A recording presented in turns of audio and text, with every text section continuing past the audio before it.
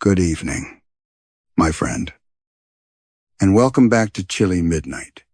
I'm Leanh, and it means a great deal to have you here tonight. I hope this moment finds you with a little time to yourself, away from the rush, the noise, and everything that has been asking for your attention today. Whether today was kind to you or unexpectedly difficult, you've made it here.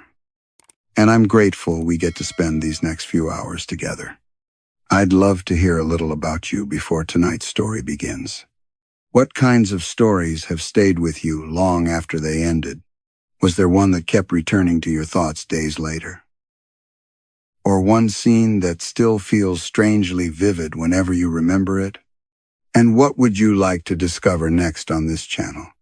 Would you enjoy more abandoned playhouses hiding impossible secrets? Small towns where everyone protects the same unsettling truth? Strange professions with darker responsibilities than anyone realizes? Or perhaps quiet supernatural tales where the real horror comes from the choices people make? Maybe you enjoy endings that refuse to explain everything, or stories that leave you wondering whether the nightmare ever truly ended. If you have a favorite or an idea you've been hoping to hear, I'd be delighted if you shared it in the comments. Many of the stories that find their way here begin with conversations like those. Now, let the outside world drift a little farther away. Find a peaceful corner. Lower the lights if you can, and allow yourself to settle into the silence. Thank you for choosing to spend part of your evening here with me. Whenever you're ready, let's see what has been waiting for us in the shadows tonight. Story 1. The last month of Caldwell Municipal Hospital began with the removal of the clocks.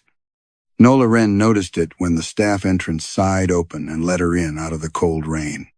The square outlines remained where the clocks had hung, pale against the walls, with 4 small holes at the corners and a clean halo in the dust. She told herself not to be sentimental. Caldwell was closing because it deserved to close. Everyone said so in the same voices they used for weather. Regretful, practical, faintly relieved. The boilers failed every winter. The lifts shuddered between floors. The wards smelled of bleach poured over damp plaster. Half the offices had been emptied, and the remaining departments worked inside a slow collapse of boxes and signs telling patients where services had moved. Nola had 3 more nights here. Then a transfer letter. Then a fellowship interview across the river at St. Halowick's, where the windows opened and the monitors did not need to be slapped awake. At least, that was how she arranged the facts. "You're early," said Priya Bell, the night charge nurse. "I'm never early," Nola said. "Everyone else is late." Priya's dry laugh became a cough. Behind her, the admissions board showed only 5 occupied beds. Whole rows had been rubbed clean until the whiteboard looked cloudy. Nola signed in, took the handover sheet, and saw a line at the bottom that should not have been there. Room 9. Occupied. Who's in 9? Priya looked up with care. Nobody. It says occupied. The system does that sometimes. The system is being decommissioned. Then it's having feelings about death. Priya reached for the sheet, but Nola moved it away. "Leave it. Dr. Wren. It's an empty room." Room 9 sat at the end of the short medical corridor, past the linen cupboard and the staff toilet with the broken lock. It had once been a single isolation room, though no one used the word isolation anymore. Now it stored infusion stands, cracked tables, and a weighing chair.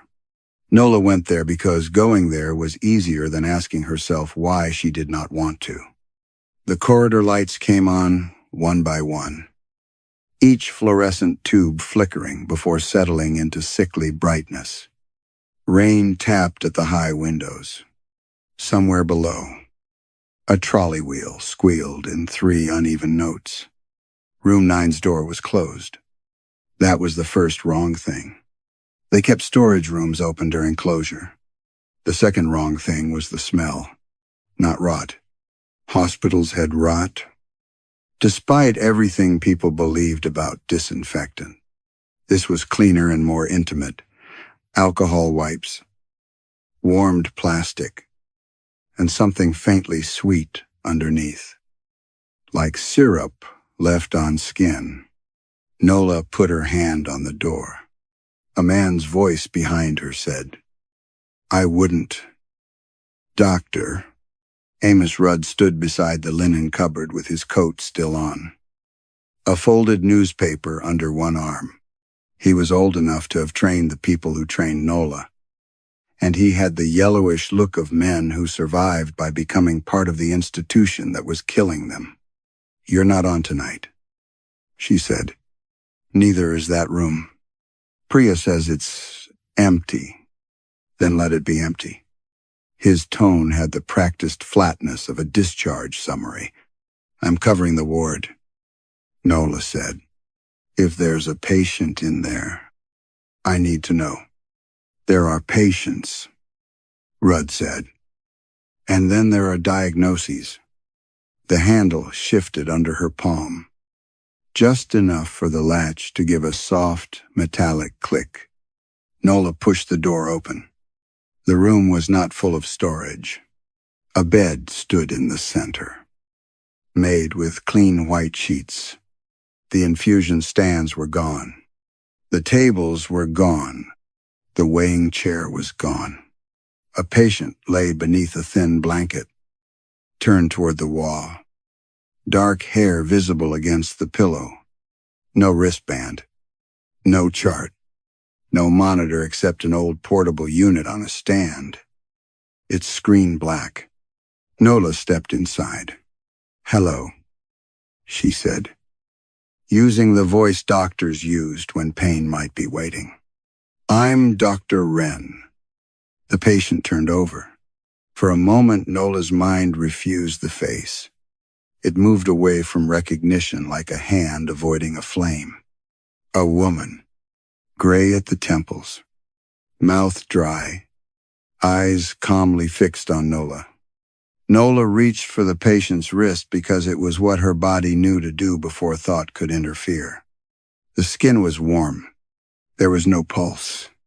Then the woman smiled and said, "You wrote that I was stable." For several seconds, Nola did not move. The woman in the bed watched her with the mild patience of someone waiting for a late apology. Her wrist remained in Nola's hand. Warm, dry, and perfectly still. No throb beneath the thumb. No faint thread. No hesitation of blood trying to prove itself. Nola let go too quickly. "I'm going to check your observations," she said. It was an absurd sentence. It came out anyway. The old portable monitor remained black. No cable ran from it to the wall. A paper chart should have hung at the foot of the bed. But there was only an empty clip, polished by years of hands. The woman's blanket was tucked neatly below her collarbones. Her hospital gown had the faded Caldwell print. Blue squares worn nearly white from laundering. "What's your name?" Nola asked. The woman's eyes shifted to the door. Behind Nola, Amos Rudd said, "Don't start taking a history." Nola turned. He had not crossed the threshold. "She's in a hospital bed. So are many things." That isn't an answer. It is the only useful one. When Nola looked back, the patient had closed her eyes. Her face seemed less familiar that way. Not unfamiliar. Exactly. But mercifully blurred, as though recognition required the eyes to hold it in place. Nola stepped out of the room and shut the door. Her hands smelled faintly sweet. At the nurse's station, Priya had begun sorting medication keys into labeled envelopes for departments that would soon no longer exist. She did not ask what Nola had seen. That was worse than curiosity would have been. "I need the admission record for room 9, Nola said. Priya's shoulders rose and fell. "There isn't one." "Check the bed manager." "No bed manager after midnight. Not for Caldwell. Calls divert to St. Halowicks now." "Then check the transfer log." Priya slid the keyboard toward her and typed. The old terminal blinked, thought about it, and displayed a list of names in pale green. Room 7, Room 8, Room 10, no Room 9. Maybe they were brought up directly from emergency room, Nola said. Emergency closed last week. Outpatient collapse. Outpatients closed before that. Ambulance diversion error. Nola. The use of her first name tightened something behind her ribs. Priya turned the monitor so Nola could see. The bed map had no room 9. It went from 8 to 10. As if the hospital's numbering had always been sensible, and Nola had invented the narrow door at the end of the corridor out of fatigue. "She's there," Nola said. Priya did not answer. Work saved her for nearly an hour. A confused man in room 3 pulled out his cannula and bled quietly onto his blanket. A woman awaiting social placement in room 6 cried because she could not remember whether her cat had been fed. Nola adjusted fluids. Signed discharge summaries. Corrected drug charts. Listened to chests. Looked at ankles. Reviewed bloods. And entered notes into a system that froze whenever she wrote more than 3 careful sentences. Every ordinary task became a place to hide. Yet hiding had its own rhythm. It opened doors. Between reviewing potassium levels and prescribing antibiotics, she remembered another ward, another winter, another woman's mouth dry beneath an oxygen mask. Not the whole memory, only its edges. Her first year at Caldwell, a bed alarm silenced because everyone was busy. A consultant who disliked being questioned. A set of observations that looked acceptable if read from a distance. A note written after the fact. Stable overnight. Nola clicked into the next patient record hard enough that her finger hurt. She had been junior then. Frightened of sounding weak. Frightened of being the kind of doctor nurses protected rather than trusted. Caldwell trained its residents in a language of survival. You learned to say pressured service when you meant unsafe. You learned to say delayed review when you meant nobody came. You learned to say unexpected deterioration when everyone had expected it and no one had wanted to be the first to write it down. By 2:30 in the morning, she had convinced herself of 3 things. First, the patient in room 9 was a confused transfer whose paperwork had been lost during closure. Second, Amos Rudd had become superstitious because old hospitals made old doctors strange. Third, memory had no diagnostic value. Then she returned to the nurse's station and found the new handover sheet waiting on top of her keyboard. Nola picked it up. The list was formatted exactly as she wrote it. Problem first. Risk second. Plan last. Her abbreviations. Her habit of underlining only names of patients likely to deteriorate.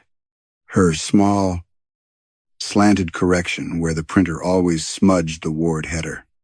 At the bottom, beneath the final, legitimate patient, a new line had appeared.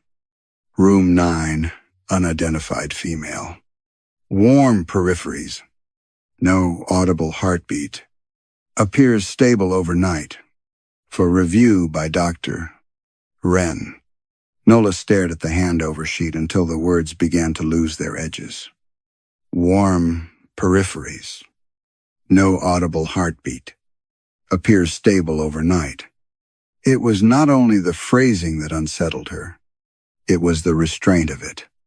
Whoever had written the line had understood exactly how doctors protected themselves from impossible things. No dramatic language. No confession. Just a condition softened into something that could survive a ward round. Priya stood at the drug trolley, pretending not to watch. "Did you print this?" Nola asked. "No." "Who did?" "The printer did." "That isn't funny." "It wasn't meant to be."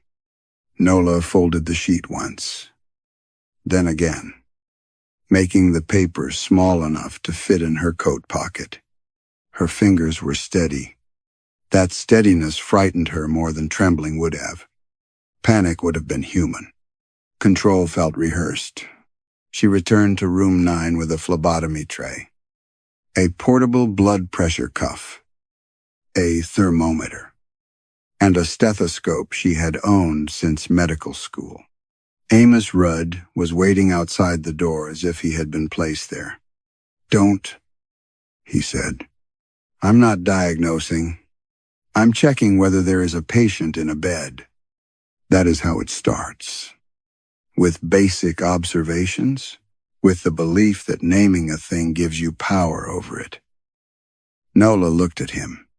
The fluorescent light made hollows beneath his eyes. "What happened here?" she asked. Rudd's mouth tightened. "Nothing that improved after being investigated." She went in. The woman lay exactly as before, turned slightly toward the wall. No one had adjusted the blanket, yet it now covered her to the chin. Her eyes opened when Nola approached, not with surprise but recognition. "I need to take some blood." The patient smiled faintly. "You always did." The sentence touched something old in Nola's mind and slipped away before she could hold it. The blood pressure cuff inflated around the woman's arm with a weary mechanical sigh. "Normal." The oxygen probe, after a long search, found a reading. Normal. Temperature normal. Respiratory rate normal. Skin warm. Pupils equal. Capillary refill brisk. Every sign of life presented itself neatly, as if trying too hard to be believed. Only the stethoscope refused to lie. Nola placed the diaphragm over the left side of the woman's chest. Silence. Not the muffled silence of poor contact. Not the distant, irregular murmur of a failing heart. Adens. Complete absence. Beneath it, faintly, Nola could hear the rub of her own fingers on metal. The whisper of the woman's gown. The rain in the walls. She moved the stethoscope. Nothing. The woman breathed calmly through it all. Nola prepared the needle. The vein rose at once, generous and blue beneath the skin. Blood entered the tube in a dark, obedient rush. For one irrational second, Nola expected it to be cold. It was not. It fogged the inside of the plastic with warmth. Back at the nurse's station, she sent the samples through the old pneumatic tube because the porters had stopped collecting from the medical ward after midnight. The canister vanished into the wall with a soft cough. The sound traveled away through pipes hidden in the building, passing through empty departments and shuttered corridors, carrying proof of something Nola did not yet know how to phrase. Results returned just before dawn. Normal renal function. Normal inflammatory markers. Normal liver profile. Normal clotting. Normal blood count. No sign of infection. No sign of shock. No sign of death. At the bottom of the screen, Beneath the laboratory authorization, the system displayed the collection details. Collected by Dr. Nola Wren. She frowned. The timestamp read, 3 minutes before the clocks were removed. Nola leaned closer. Caldwell's laboratory system had stopped recording staff-side collection times once the closure migration began. Everyone knew that. For weeks, the labels had printed without times, without locations, sometimes without names. The hospital had become careless as it approached its own end, shedding precision first. She went to the sample fridge. The tube sat in the rack for urgent anomalies, although she had not placed it there. Its white label had curled slightly from condensation. Her name was printed across it, followed by a time no machine should have remembered. Then she saw the handwriting. A black signature crossed the edge of the label, small and slanted, the way she signed controlled drugs when the ward was busy. Nola Wren. The ink was dry, and she had not signed it yet. Nola kept the sample tube in her pocket for 20 minutes before she admitted she had stolen it. Not stolen, she corrected. Removed from an unreliable chain of custody. Preserved for clarification. Protected from contamination by a hospital that had already begun forgetting how to be a hospital. The justifications came easily. That disturbed her. 2. She stood in the staff toilet with the broken lock, holding the tube beneath the bare bulb above the sink. The blood inside looked ordinary. Dark red, slightly separated near the rubber stopper. New sediment. No strange clotting. No pale threads moving through it when she tilted the plastic between her fingers. The signature remained hers. Nola washed her hands twice. Though nothing had spilled. The water came out brown for the first few seconds, then cleared. When she looked up, the mirror showed the gray shadow of exhaustion beneath her eyes, and the fixed expression she used when relatives asked questions she could not answer honestly. Stress, she told herself. Sleep debt. Closure pressure. Obsolete software. A mislabeled specimen. Someone's idea of a joke. Though no one at Caldwell had enough energy left for cruelty with imagination. By the time she returned to the ward, Amos Rudd was sitting at the nurse's station, reading the paper as if newspapers still mattered. "You took blood," he said. "I investigated an undocumented patient. You took blood. That is what investigating means." "No," Rudd said, folding the paper with great care. "That is what feeding means. When you do it in the wrong room." Priya looked away. Nola lowered her voice. "If you know something, say it plainly." Rudd's eyes moved to her coat pocket. "Plain language has killed people here. That is convenient. It is survival. For whom? For the hospital. Mostly." His answer was so quiet that she almost missed it beneath the hum of the fluorescent lights.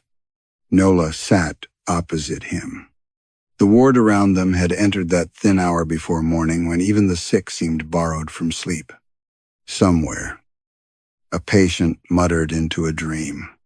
Rain tapped the windows with clinical persistence. "What is in room 9? Rudd rubbed his thumb along the edge of the folded newspaper. "A condition Caldwell learned not to diagnose. That means nothing. It means everything. There are illnesses that become real only when they are given a name. That is superstition. That is medicine," he said. "You, of all people, should know the difference is often whether the note gets signed." The words irritated her because they sounded almost true. Rudd stood, joints clicking softly. "Leave the tests. Leave the room. When the trust closes this place, let it close hungry. What happens if I don't? He looked down the corridor toward the closed door. Then it will start asking for differential diagnoses. After he left, Nola did what she always did when frightened. She searched records. The current system gave her nothing. No admission. No patient profile. No encounter number. No scanned wristband. Room 9 still did not exist on the digital bed map, though she could see its door every time she glanced left.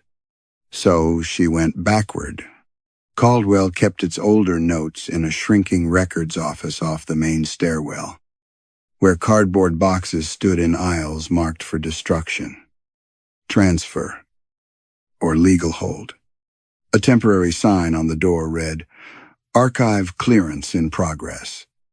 The lock had been taped open weeks earlier because nobody wanted to keep issuing keys for a dying building.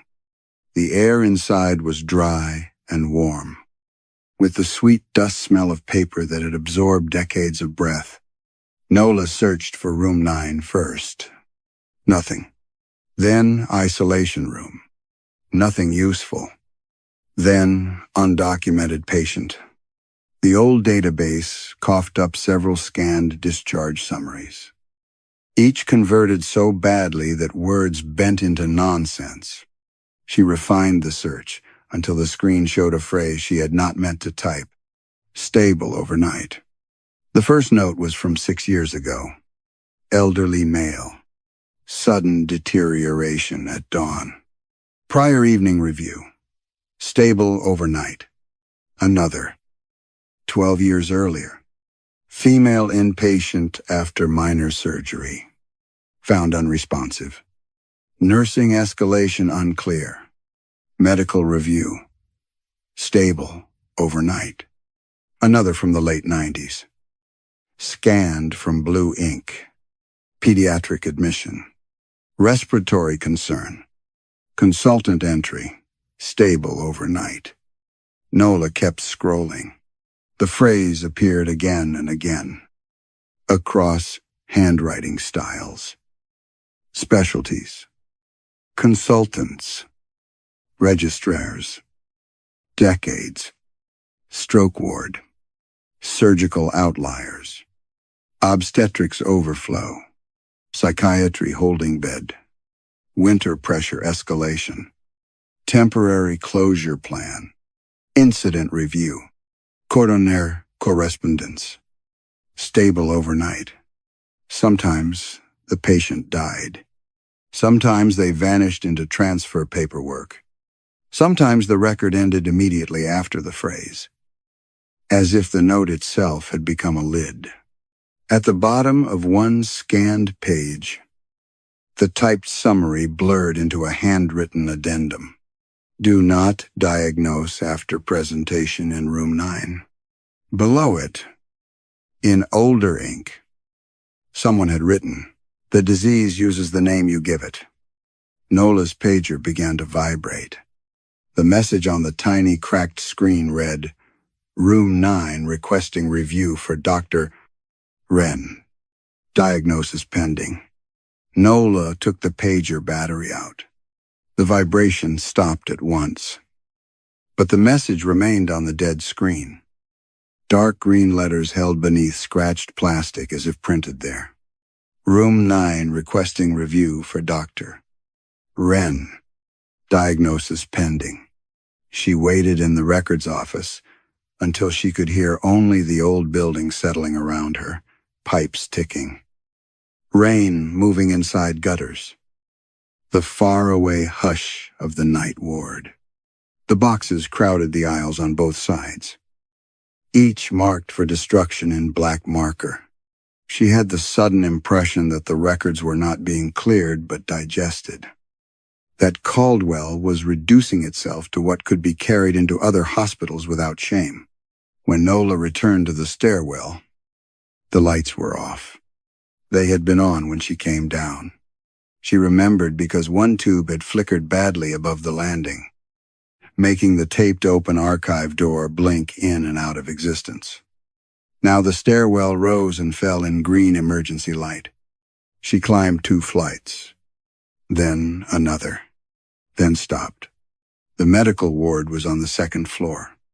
She had counted the turns automatically, the way anyone counted familiar pain, yet the stairs continued upward. Identical landing after identical landing, with the same patch of damp blooming beneath the same fire safety notice. Nola descended 1 flight. The same landing. Her mouth dried. She gripped the rail. The paint beneath her palm felt soft, almost warm. Ridiculous, she whispered. At the next landing, a cardiac monitor began beeping behind a closed door. There was no room off the stairwell. There had never been a room off the stairwell. But the sound was unmistakable. 3 bright tones. A pause. Then a flat searching alarm. She opened the door. The medical ward spread before her. But it was longer than it should have been. The nurse's station sat far away. A small lit square at the end of a corridor that seemed to have been stretched while she was below. Bed bays receded into darkness. Doors appeared where there had been blank walls. The fluorescent lights woke in sequence above her head, each one shuddering itself alive after she passed. A monitor in room 6 blinked on without being plugged into the wall. Its screen showed a pulse trace moving beautifully across black glass. The patient in the bed was asleep. The monitor leads lay coiled on the floor. Nola backed away and nearly collided with Priya. "Where have you been?" Priya asked. "The archive." "You were in the staff room." "No, I was downstairs." Priya's face tightened with the exhausted caution of nurses deciding whether a doctor was unsafe. "You were sitting in the staff room with your head in your hands. I brought you coffee." "I haven't had coffee." Priya pointed to the nurse's station. A paper cup stood beside Nola's keyboard. The lid had been removed. The coffee inside had gone cold. A pale skin forming on top. On the cardboard sleeve, someone had written her name in black marker. Her own handwriting. Nola turned toward the patient board. The rubbed clean spaces were no longer clean. Names had begun to show through the cloudy white surface, faint as bruises beneath skin. Not current patients. Older ones. Some written in block capitals. Some in slanted cursive. Some half erased by newer ink. Initials. Bed numbers. Consultant names. Warnings. Allergies. One repeated phrase so pale she had to lean close. Stable overnight. Priya wiped the board with her sleeve. The words vanished. "Stop," Nola said. "There's nothing there. You saw them. I saw you staring at an empty board. At the end of the corridor, room 9's door opened. Not fully. Only enough for the occupancy light above it to glow red. Nola walked toward it before Priya could stop her. Inside, the bed remained in the center of the room. The woman from before was gone. A boy lay in her place.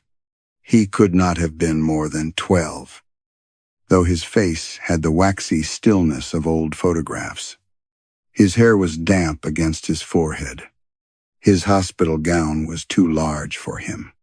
A plastic nebulizer mask rested beside his pillow, cloudy with condensation no breath had made. Nola knew him. Not his name. Not yet. Recognition came as a bodily thing, tightening throat. Cold hands. A pressure behind the eyes. She had seen his face in one of the old scanned notes. Pediatric admission. Respiratory concern. Consultant entry. Stable, overnight. The boy turned his head. No heartbeat moved beneath his thin chest. "You said the ward was busy," he whispered. Nola stepped back, and the room blinked. The boy was gone. A heavy man lay there now. Lips blue. One hand clenched around a call bell cord severed cleanly near the wall. Then a young mother with dried blood at her hairline. Then an old woman with oxygen tubing looped around her neck like jewelry. Each face lasted only a breath. Each one arrived with the same warm skin, the same impossible stillness, the same patient expectation. Nola understood then. Not fully, but enough. Room 9 did not admit the dead. It admitted the failed, and when the bed changed again, the patient lying there was wearing the same blue gown as the woman from Nola's first winter at Caldwell. The gown was the same shade of Caldwell blue. That was what held Nola in place when everything else in her insisted she step backward. Shut the door, and let room 9 become storage again. The woman in the bed had a pale plastic cannula taped badly to the back of her hand. The tape had lifted at the edges, gray with old lint. Her lips were parted around a breath that came too softly to count. Nola knew the tape. She knew the cannula. She knew the small bruise below the left eye, where an oxygen mask had pressed too hard during transfer. The woman turned her face toward Nola. Before she could speak, Amos Rudd's hand closed around Nola's wrist and pulled her out of the room. The door shut by itself. The occupancy light remained red. "Now you've seen enough," Rudd said. Nola wrenched free. "Who was she?" "You already know who she was. I know a face. That isn't the same thing.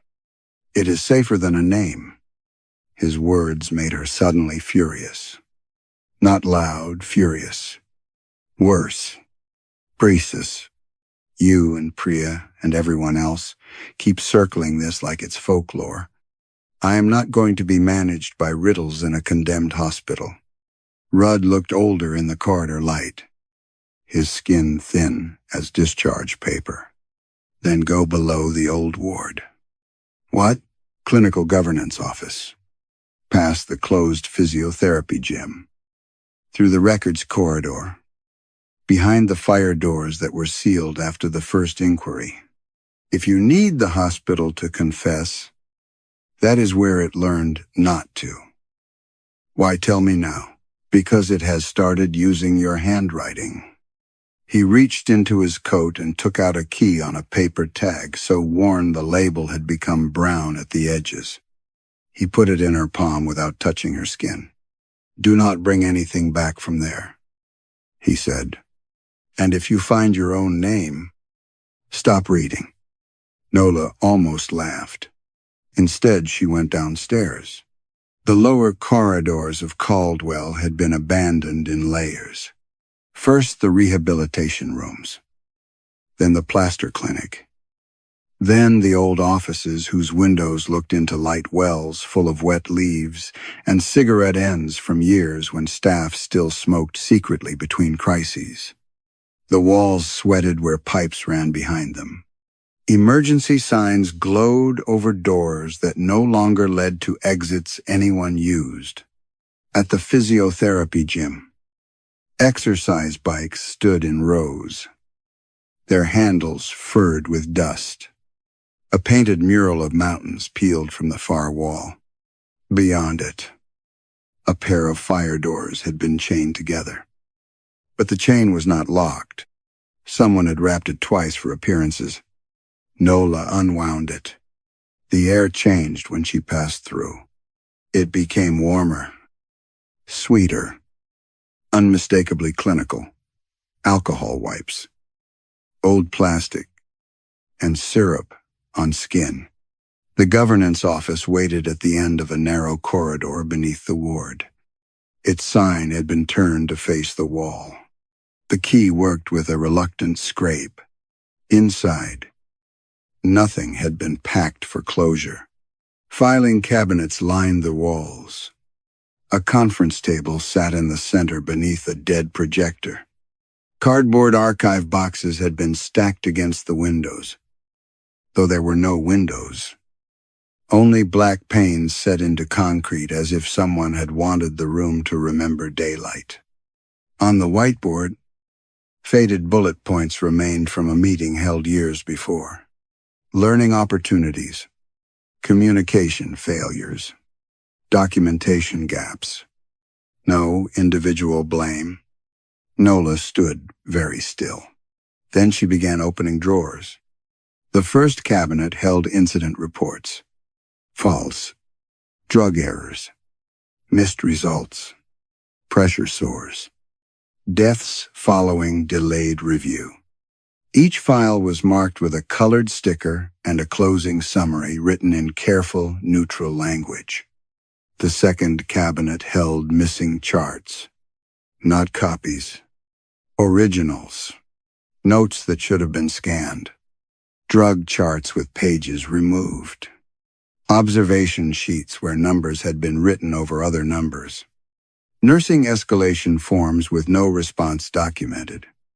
On several, a black stamp appeared beside the final entry. Do not diagnose after presentation in room 9. The third cabinet was locked. Nola broke it open with a metal paper tray, striking the edge until the old latch buckled. The sound was indecently loud in the sealed room. Inside were thin brown folders tied with string. No hospital numbers. Only names. Some she recognized from the patient board. Some from the scanned summaries. Some not at all. Across decades, different hands had written the same warning in margins, on envelopes, across the backs of referral letters. It feeds on corrected language. Do not auscultate twice.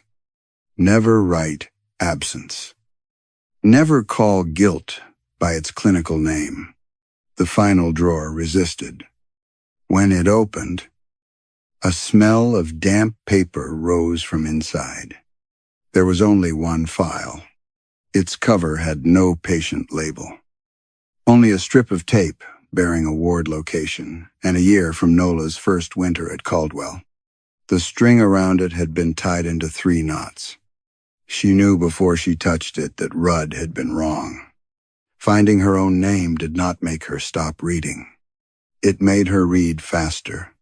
Inside lay a photocopied observation chart, a delayed escalation form, a consultant's statement, and a handwritten night note in Nola's small slanted script. At the back of the file was a photograph clipped to a single page. The woman from room 9 stared out from a staff identification badge, not a patient wristband. Beneath her face, in faded print, was the name Nola had spent years not saying, and below that, someone had written in red ink, first carrier not deceased. Returned to room 9 after Dr. M. Wren's review. First carrier not deceased. The words lay on the page with bureaucratic calm, as if death were only one possible administrative outcome and not always the most important one. Nola read the line 3 times. Each reading made less sense and more certainty. The woman on the staff badge had shorter hair than the woman in room 9, and there was more color in her face. But the eyes were the same. Calm, watchful, accusing without effort. Name: Miriam Vale. Role: ward sister. Caldwell Medical Unit. Nola knew the name. Of course she knew it. It had lived inside her for years without being allowed to stand upright. Miriam Vale had not been Nola's patient. That was the phrase Nola had kept polished. Not my patient. Not my decision. Not my note to chase. Not my consultant to challenge. Not my bed pressure meeting. Not my failing hospital. But the file did not preserve excuses. It preserved sequence. Miriam had escalated concerns about a patient named Elise Harrow, a woman admitted with chest pain during Nola's first winter rotation. Blood tests delayed. Electrocardiogram misplaced. Consultant unavailable. Ward short-staffed. The notes formed the familiar architecture of harm. Small omissions stacked so neatly they looked like circumstance. Then the reports changed. Miriam Vale reviewed patient at approximately midnight. Concerned regarding pallor. Sweating. Increasing pain. Requested urgent medical review. No documented response. Second escalation by Miriam Vale. No documented response. Third escalation. Patient found unresponsive shortly before dawn. Nola's mouth had gone dry. She turned the page. There was her note. She recognized the angle of the letters before she read the words. Her handwriting had been smaller then, more anxious, compressed by the need to appear efficient. The note stated that she had examined Elise Harrow, found no acute change, and advised ongoing observations. Stable overnight. Nola pressed her fingers against the paper.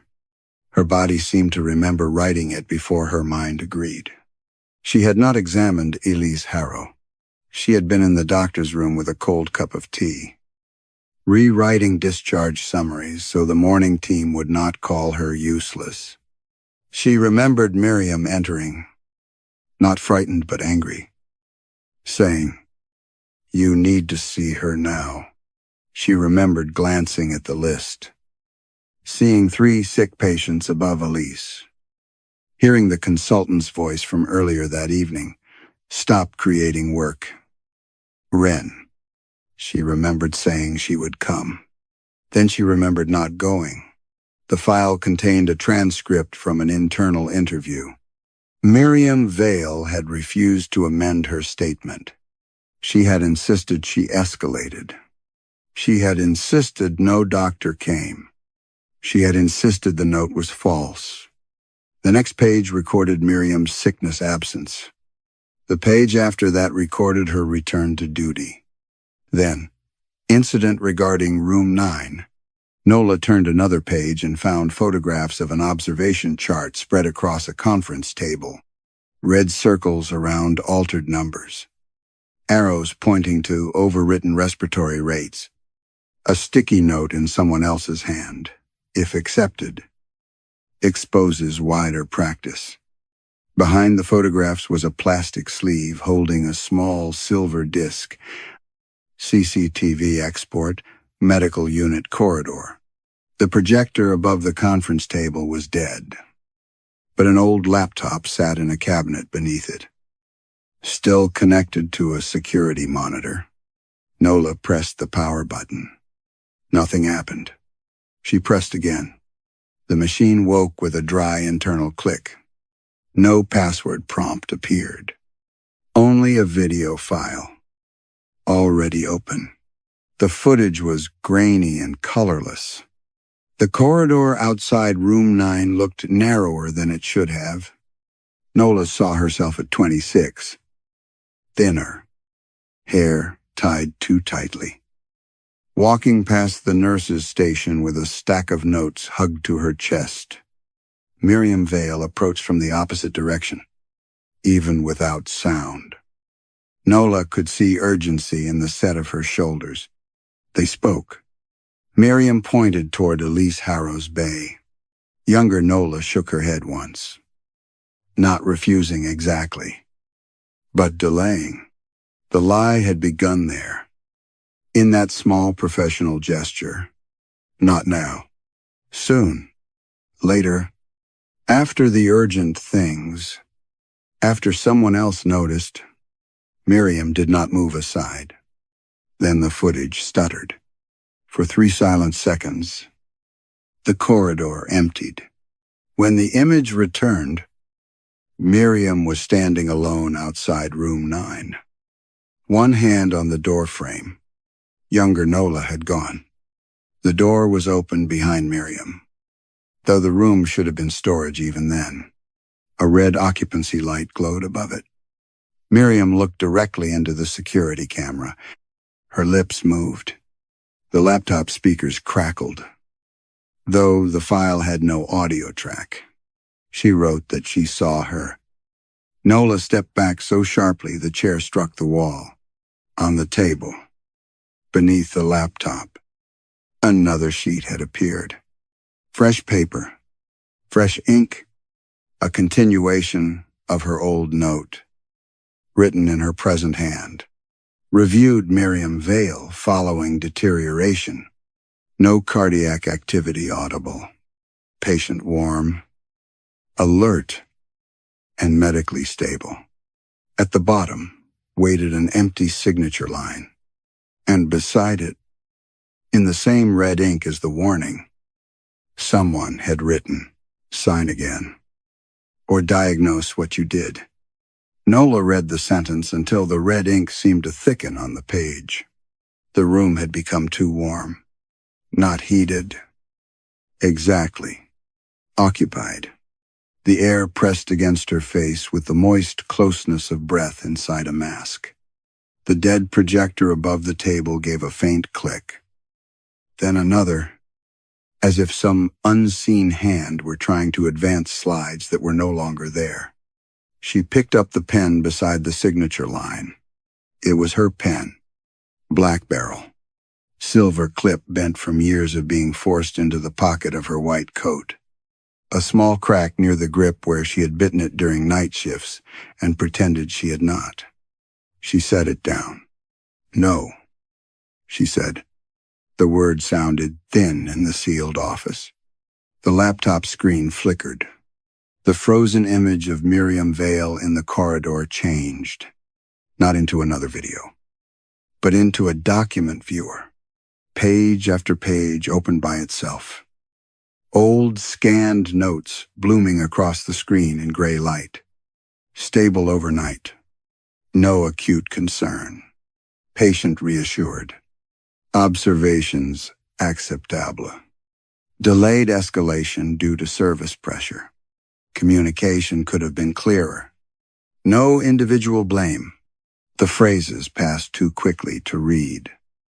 But Nola knew them anyway. They were not lies in the crude sense. That was why they had survived. Each one contained a small removable piece of truth. Each one filed harm under circumstance. Fear under workload. Abandonment under clinical judgment.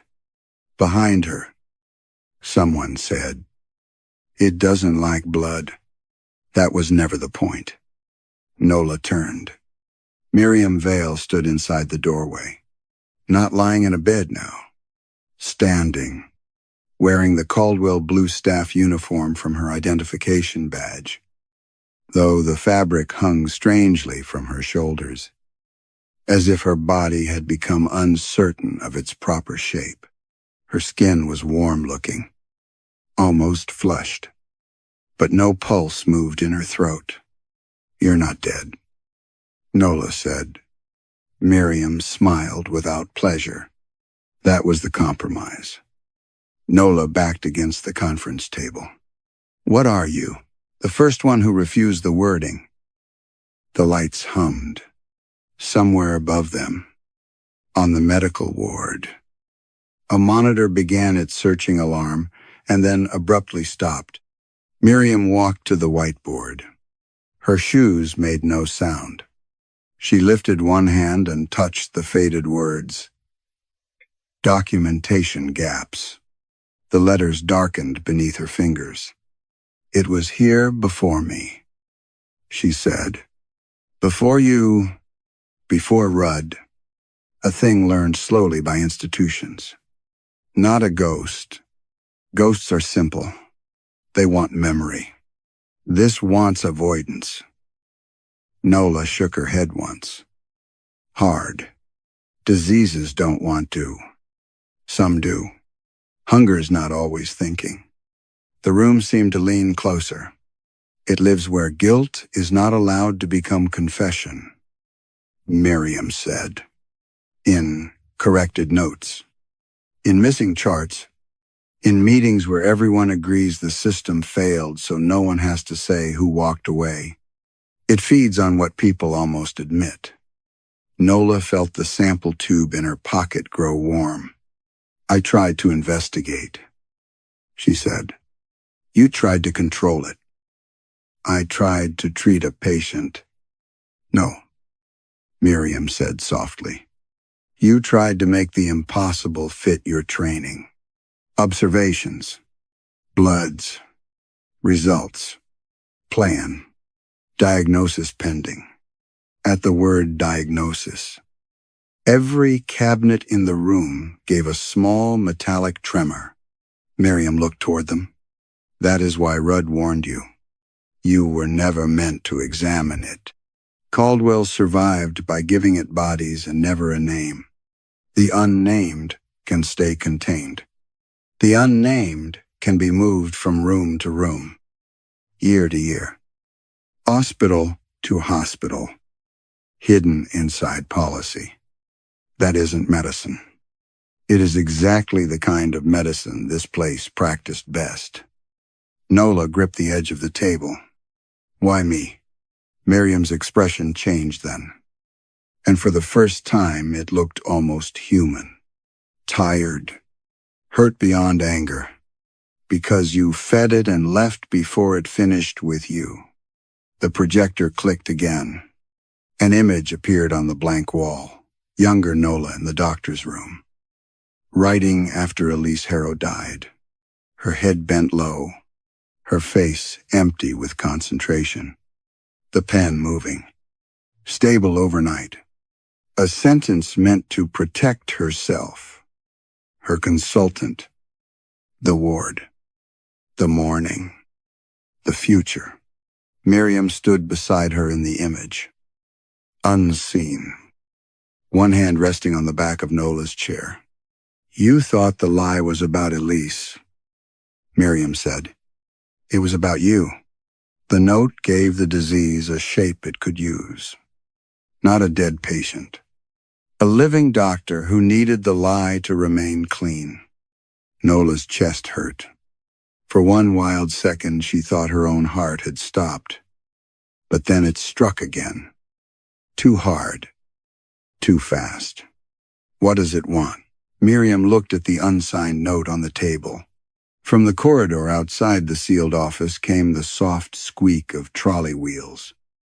3 uneven notes. Approaching through a part of the hospital that should have been empty. It wants what all diseases want, Miriam said. To be carried forward. The trolley wheels stopped outside the sealed office. Nola did not look toward the door. She kept her eyes on the unsigned note. Because looking elsewhere would have made the choice feel larger than she could survive. Her pen lay beside the signature line. Her old false wording waited patiently. Reviewed. Stable. No acute concern. The language had the calm surface of water over a deep place. Miriam Vale stood near the whiteboard. Her hand still resting against the faded phrase, no individual blame. You can sign it, Miriam said. Most stunned. Nola's voice came out hoarse. And then the room closes around what you almost admitted. You leave. Your fellowship begins. Your references remain clean.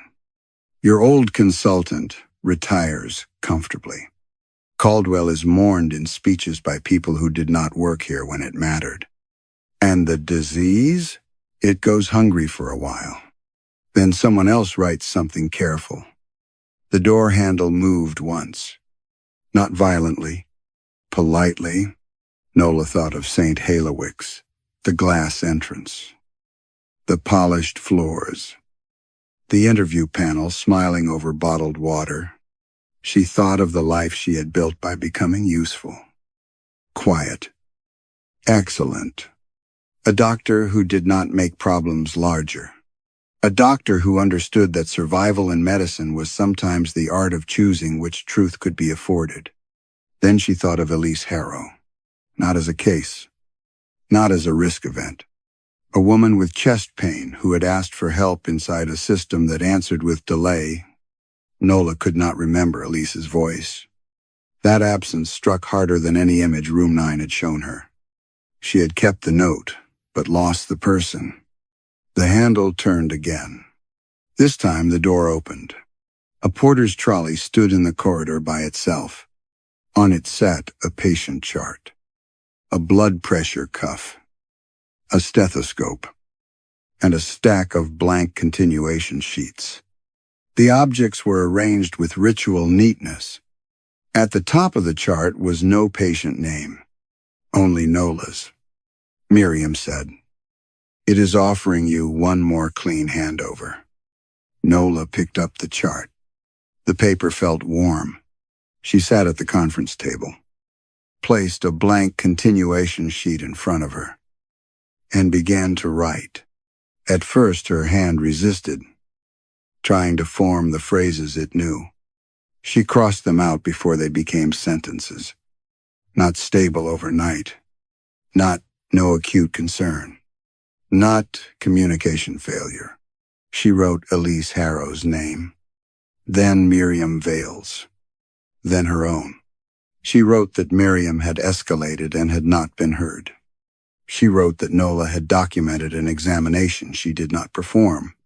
She wrote that Caldwell's practice had protected hierarchy over patience, reputation over accuracy, and language over life. She wrote that Room 9 was not an anomaly but a symptom, the place where the hospital stored the guilt it refused to assign. At the bottom, she added a diagnosis: institutional guilt with parasitic continuation through falsified clinical language. The pen stopped. Every light in the room went out. For a moment, there was only Nola's breathing, too loud in the dark, and the soft answering breath of something much larger in the walls. Then the laptop woke.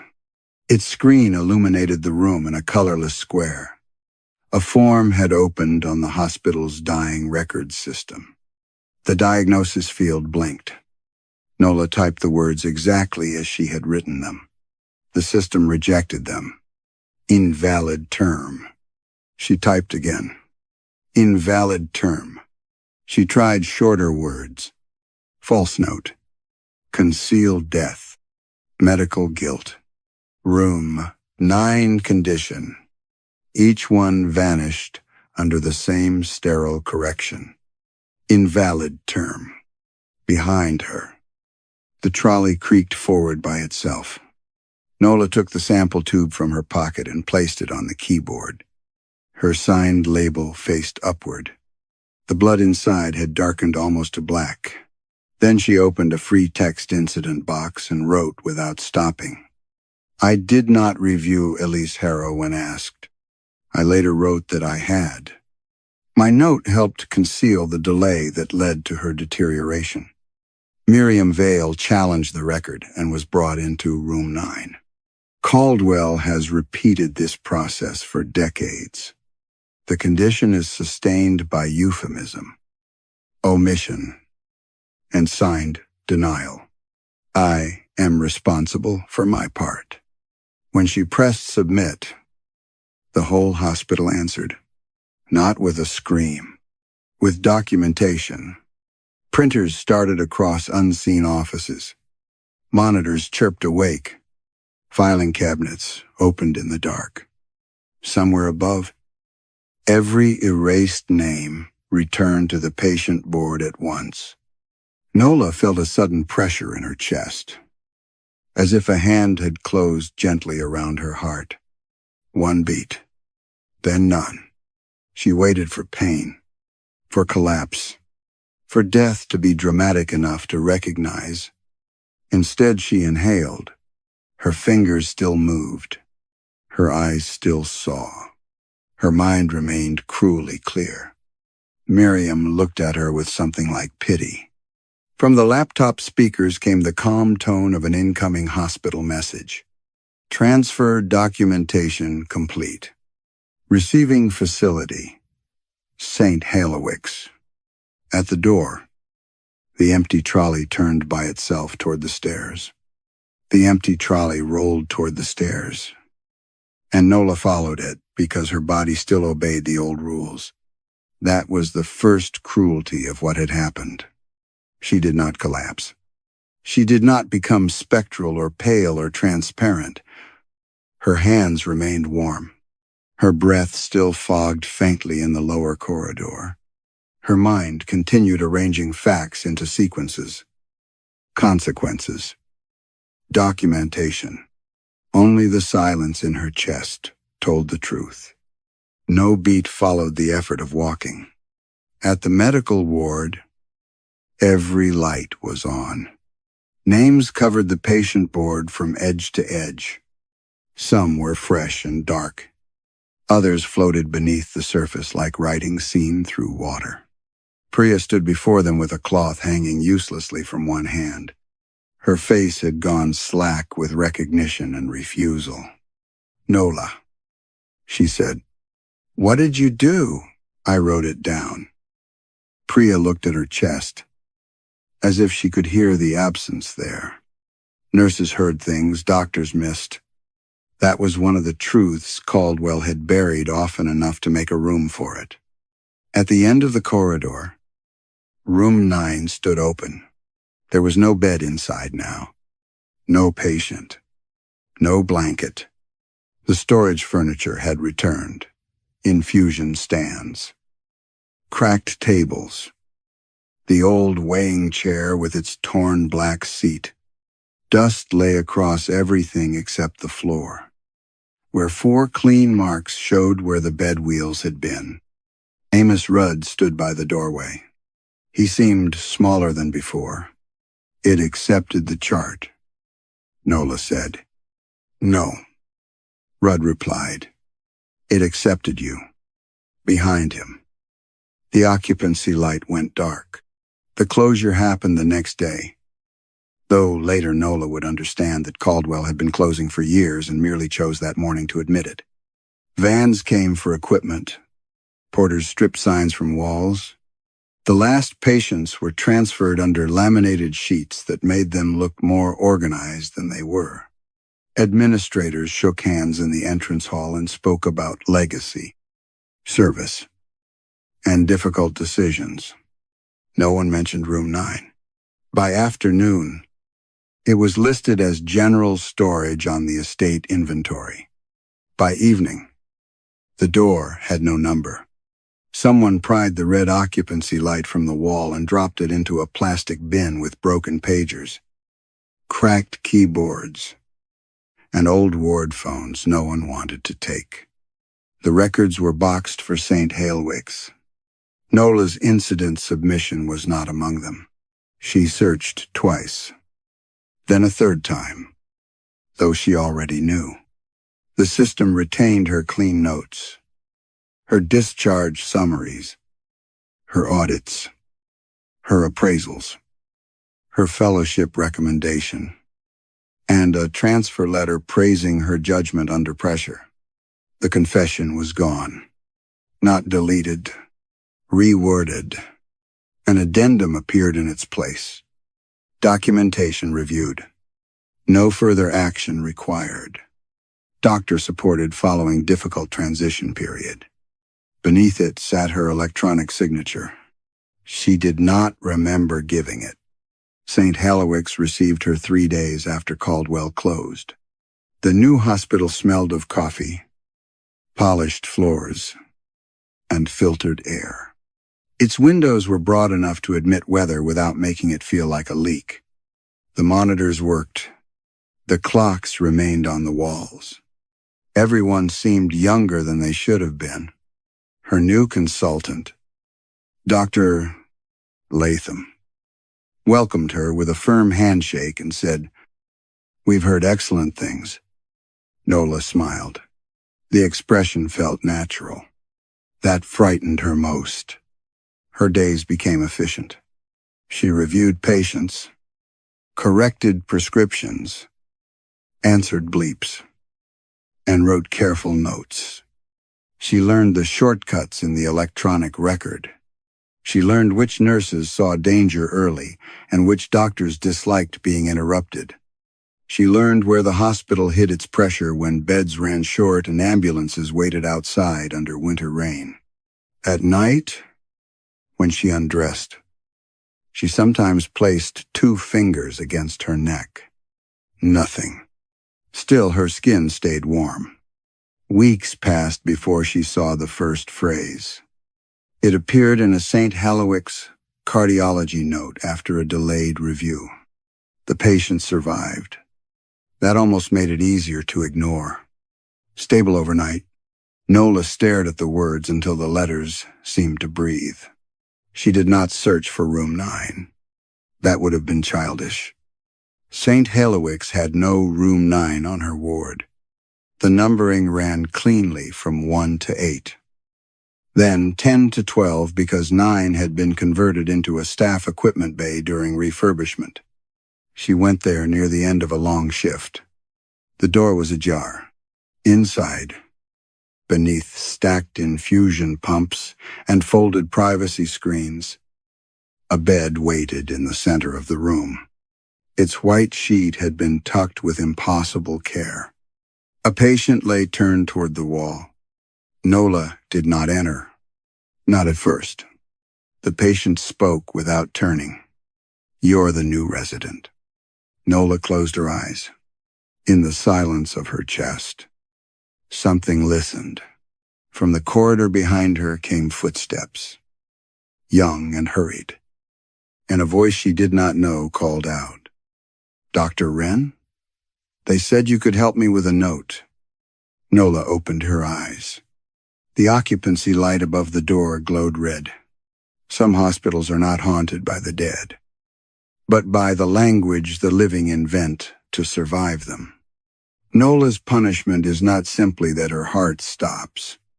It is that she continues, useful and respected, carrying forward the very condition she tried to name. The horror in room 9 asks a quiet question. When harm is softened into procedure, when guilt is rewritten as pressure, when a false note protects a future, where does the truth go? Perhaps it waits in the next clean hospital, under a new light, for the next person willing to call a lie stability. Story 2. The first thing Alden Pike noticed about the apartment was not the smell, though the smell was difficult to ignore. Tallow House had the damp odor of old buildings cleaned too often and repaired too cheaply. It lived in the stairwell, inside brass mailboxes with names taped over other names, and in the radiator that knocked like someone asking, politely, to be let out. Alden had not come expecting kindness. He had come because the rent was low. The deposit was negotiable, and the listing had used compact instead of small. After the divorce, words like that mattered. Words were his trade. He cleaned deposition transcripts for attorneys who wanted hesitation removed without meaning altered. He knew the polite disguises for damage. Compact meant nearly unlivable. Charming meant the pipes complained. Historic meant cold. Still, he signed. The landlord, Helena Voss, watched him from behind a folding table. She was narrow, white-haired, and buttoned into a gray cardigan so tight it seemed less worn than enforced. She gave him 3 keys and told him the front door stuck in rain. "The window latch is stiff," she added. Alden looked up. "There's a window?" "One." She said it as if one were generous. Apartment 4C sat at the end of the 3rd-floor corridor, where the carpet darkened around a water stain shaped like a country Alden could not name. Each door had an old peephole and a different silence behind it. Inside, a short entry opened into a living room, barely large enough for a sofa. A table, and the green upholstered chair left facing the window. Beyond that were a kitchenette, a narrow bedroom, and a bathroom mirror blooming with silver wrought. The chair was the only furniture. It was not antique, valuable, or clean. Its arms were polished dark where hands had rested for years. The cushion sagged in the middle with a body's resigned shape. Under its legs, the floorboard showed pale squares in the dust. Exact and bright. Alden tried to lift it. It was heavier than it looked. He set his boxes around it. The only window occupied the center of the far wall. It was tall and narrow, its trim softened by too many coats of paint. Alden expected an air shaft, a brick wall, perhaps the backs of other apartments. Instead, when he wiped a crescent through the grime with his sleeve, he saw nothing he could identify. Not darkness. Exactly. Depth. The glass looked out on a space without streetlight. Wall. Sky. Pipes. Or neighboring windows. It was black, but not flat. Not like a covered mirror or a dead television. This darkness had distance in it. If he opened the sash and leaned out, he felt his breath would take several seconds to return. He checked the wall, then rebuilt the outside of the building in his mind. 4C should have faced Milner Street. He had seen the front windows from the curb, 3 floors, overlooking the laundromat awning. But this window showed no street at all. A moth bumped softly against the overhead light. Alden stared at it, wondering where it had come from. The room had been closed when he entered. Old buildings had tricks, he told himself. Additions, blind walls, a sealed courtyard behind renovations. He was tired. He had spent the morning dividing his life into boxes: kitchen, books, work, clothes, things Leona said she did not want. He turned away from the window and found the green chair facing him. It had been facing the glass. He remembered because he had thought it looked staged, like a seat reserved for a view worth guarding. Now its back was to the window, its sunken cushion angled toward the room. Alden gave a small, breathless laugh. He must have turned it when he tried to lift it. Memory was not sacred. He knew how easily a record changed when the person giving it wanted comfort. He dragged the chair back toward the window. Its legs resisted, not scraping so much as holding. From beneath the cushion, something pale fluttered onto the floor. It was a strip torn from a child's drawing. Only 3 crayon marks remained: a green square, a black rectangle, and 4 small figures standing in a row. On the back, in careful block letters, someone had written, "Don't turn it around." The radiator knocked once behind him. Alden looked at the window. In the black glass, reflected faintly over his shoulder, the green chair was occupied. In the reflection, someone sat in the green chair with Alden's shoulders and not his face. He turned so quickly his ankle struck one of the boxes. The room behind him was empty. The chair faced the window. Its cushions sagged in the old way, holding only the impression of former weight. The torn strip of drawing lay near his shoe, pale against the dusty floorboards. Alden picked it up between 2 fingers. "Don't turn it around." The words were written in a child's careful hand. Each letter pressed so hard the pencil had bruised the paper. He looked beneath the cushion, then under the chair, expecting more scraps. Perhaps a joke left by a previous tenant. Something ordinary enough to be irritating instead of strange. There was nothing but dust and one dead moth curled against the rear leg. He slept badly that night on a mattress laid directly on the bedroom floor. Sleep came in thin sheets. At some point, he woke certain that someone had breathed near his ear. The bedroom door stood open, though he remembered closing it because the living room window made him uneasy. Through the doorway, the green chair sat in its patch of dark, facing the glass.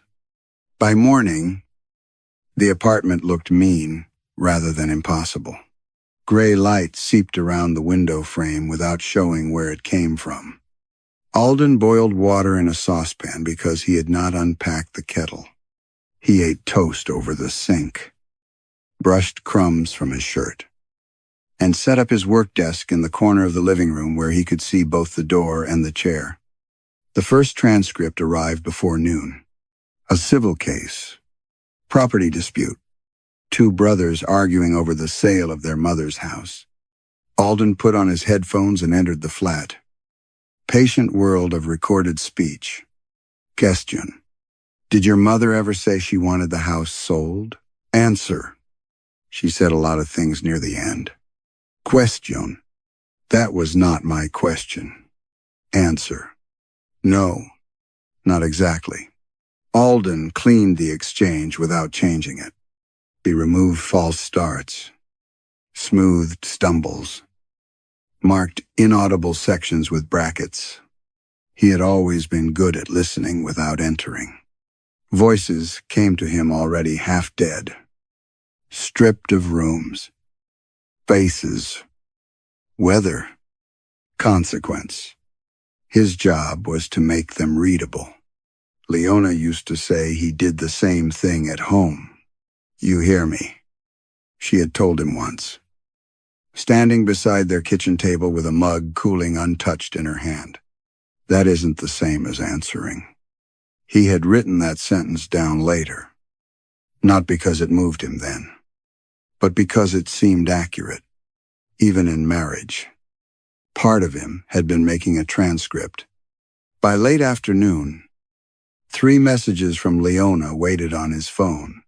The first asked whether he had found the box of tax documents.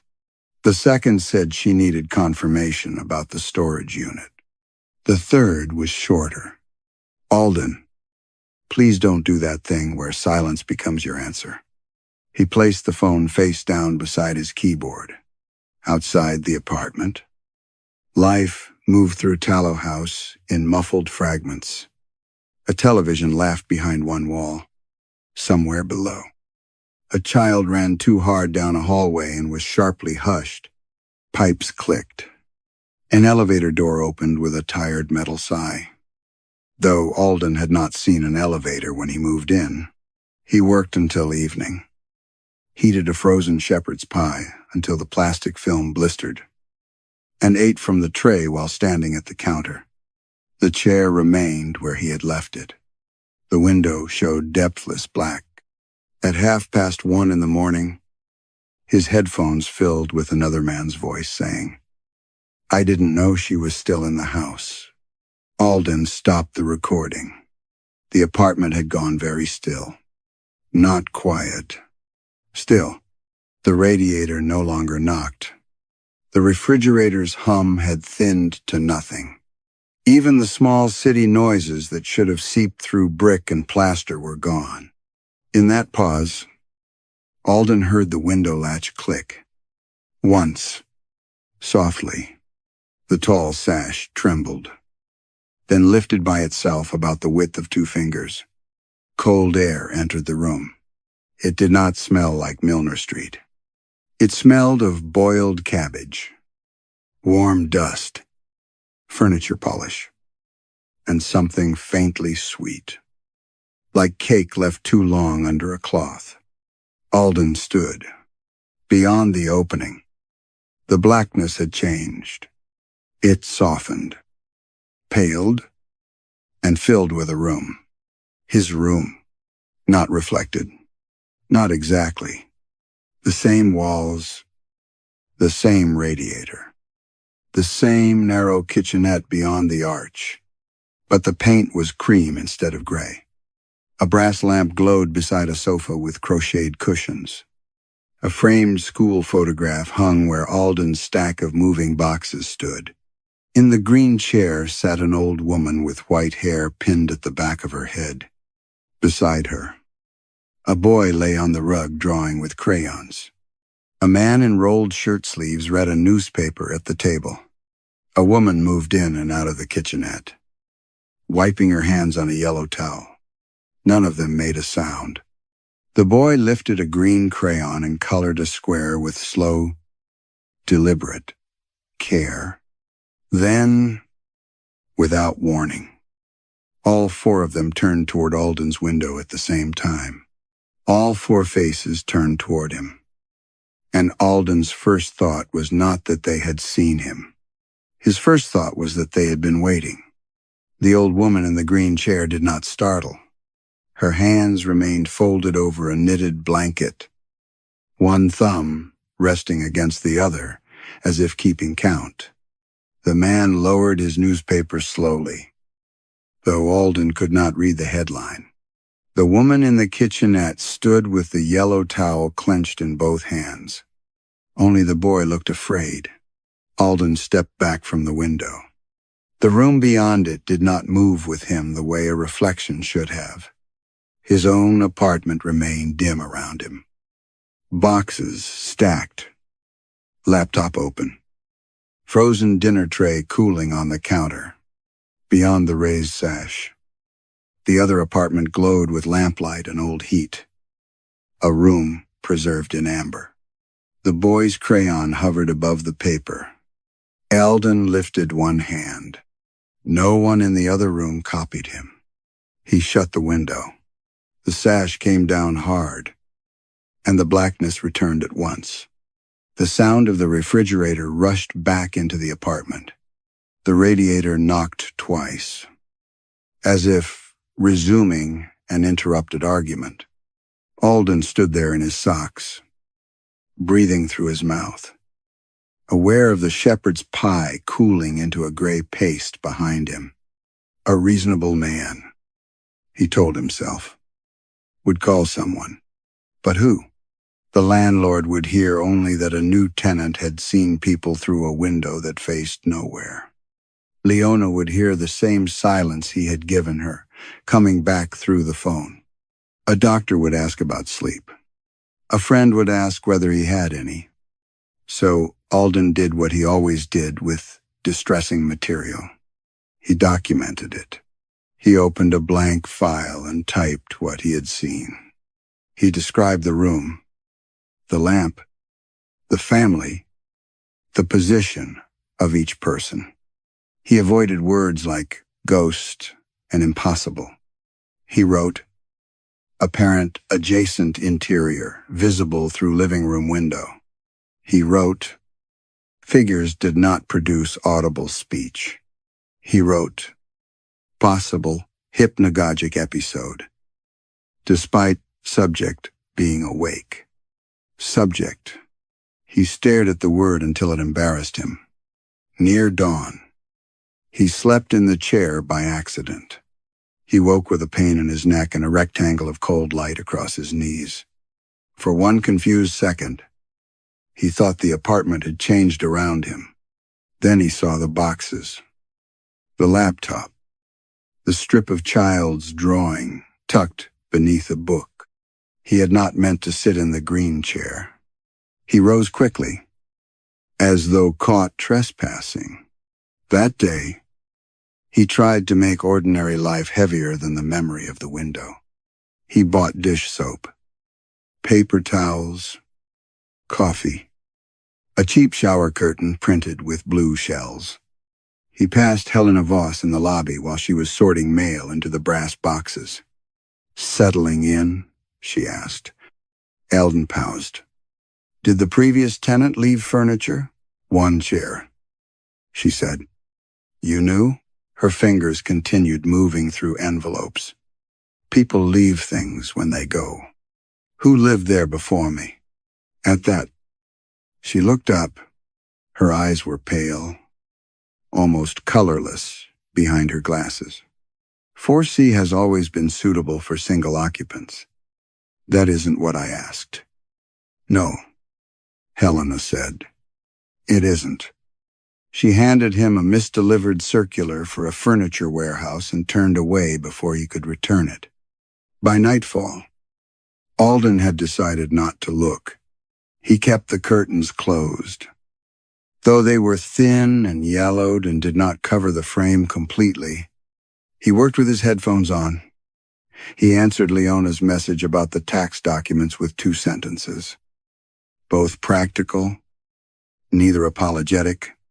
Then he stared at the sent message, waiting for relief. None came.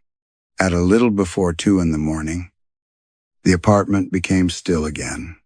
The curtain stirred inward. Alden removed his headphones. On the audio file, a witness kept speaking unheard, her mouth opening and closing in the waveform. The latch clicked. No, Alden said aloud. The window rose behind the curtain. Warm light bled through the fabric. Shapes gathered there, softened by yellow cloth. Alden stood, crossed the room, and pulled the curtain aside. The family was there. This time, the scene began with the old woman asleep in the chair. The father sat at the table. The mother folded a small shirt. The boy drew on the rug. It was nearly the same arrangement, but not identical. The newspaper lay unopened. The yellow towel hung from the oven handle. A white cake sat under a glass dome on the counter. A clock ticked on the wall above the sofa. Alden watched the mother fold the shirt, place it in a basket, then lift it again and fold it once more. The father turned a page in a newspaper he had not opened. The old woman's thumb moved against her other thumb. The boy colored a green square, then a black rectangle, then 4 figures. Alden's mouth dried. The boy stopped drawing. Slowly. He looked up, not toward the window generally, not toward the darkness beyond it, but directly into Alden's eyes. His lips moved.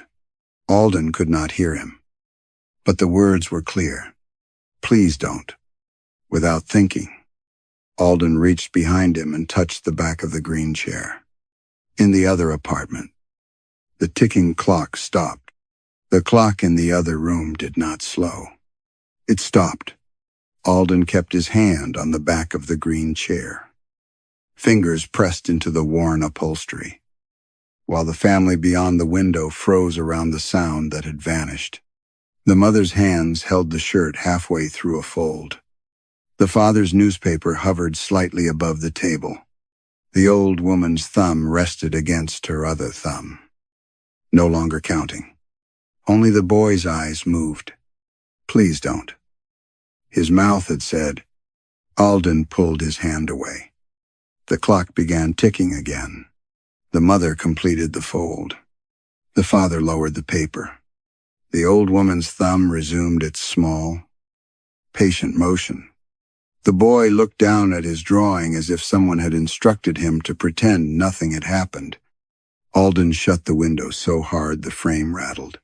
For several minutes, he stood with both palms flat against the sash, holding it closed like a door against wind. But there was no wind. There was only the wet smell of old plaster, the refrigerator's hum, and his own breath coming too fast through his nose. By morning, he had built explanations. The glass was old and flawed. There might be another apartment visible through some architectural gap he did not understand. The stopped clock could have been coincidence. The boy's words could have been Alden arranging silent lips into the sentence he expected because of the drawing. Stress did things. Divorce did things. Cheap apartments did things. He wrote these explanations down in a new document, one beneath another, as if numbering them would make them sturdier. By noon, they looked ridiculous. He went downstairs to find Helena Voss. She was in the lobby polishing the brass mailboxes with a cloth that had gone black at the corners. Morning light came through the front door and showed how little of it reached the building. The lobby seemed to drink brightness before it could touch the walls. "I need to ask about the window," Alden said. Helena did not look surprised. She folded the cloth once over her fingers. "It sticks. It opens by itself. Old wood swells and shrinks. It opens at the same time. Buildings have habits. I saw people through it." Her hand paused on the mailbox for 4C. Alden heard the pause more clearly than any answer she might have given. "What people?" she asked. "A family?" Helena resumed polishing. "There are families in buildings. Not outside my window. No," she said softly. "Not outside." The distinction chilled him. Alden stepped closer. "Did someone live there before me who complained about this?" "Tenants complain about many things." "About seeing another room?" She put the cloth into her cardigan pocket and turned to face him fully. "Mr. Pike, old apartments are very responsive to loneliness. They magnify ordinary noises. They make company out of drafts.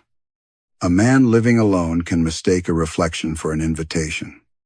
"That's not an answer." "No," Helena said. "It's advice." "What advice?" Her face softened, though not with kindness, more like weariness.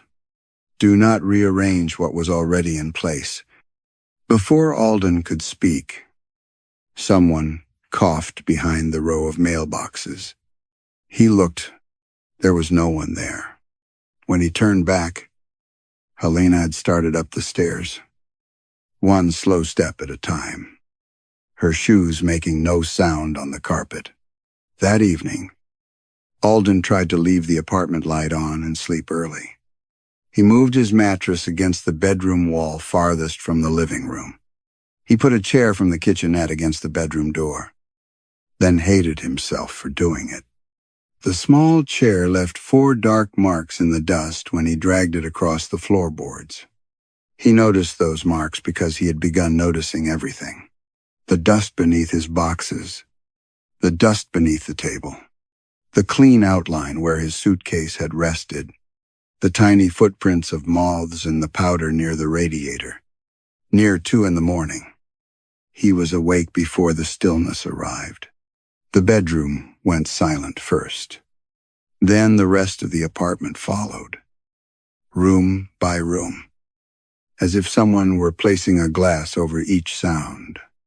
The window latch clicked beyond the door. Alden did not move. Warm light entered the hallway under the bedroom door. Then came a sound he had not heard before. A soft tapping, not on the glass, on wood. He removed the chair from beneath the doorknob and opened the bedroom door. The window was raised. The other apartment glowed beyond it. The family stood close together on their side, all 4 of them facing him. The mother's face was wet with tears. The father gripped the boy's shoulders. The old woman pointed, not at Alden, but behind him. Their mouths moved together. He still could not hear them. Alden turned. The green chair sat in the center of his living room, several feet from the window. He had not moved it. Its legs rested on bare floorboards. All around it, the dust lay perfectly smooth, unbroken, without one mark to show how it had crossed the room.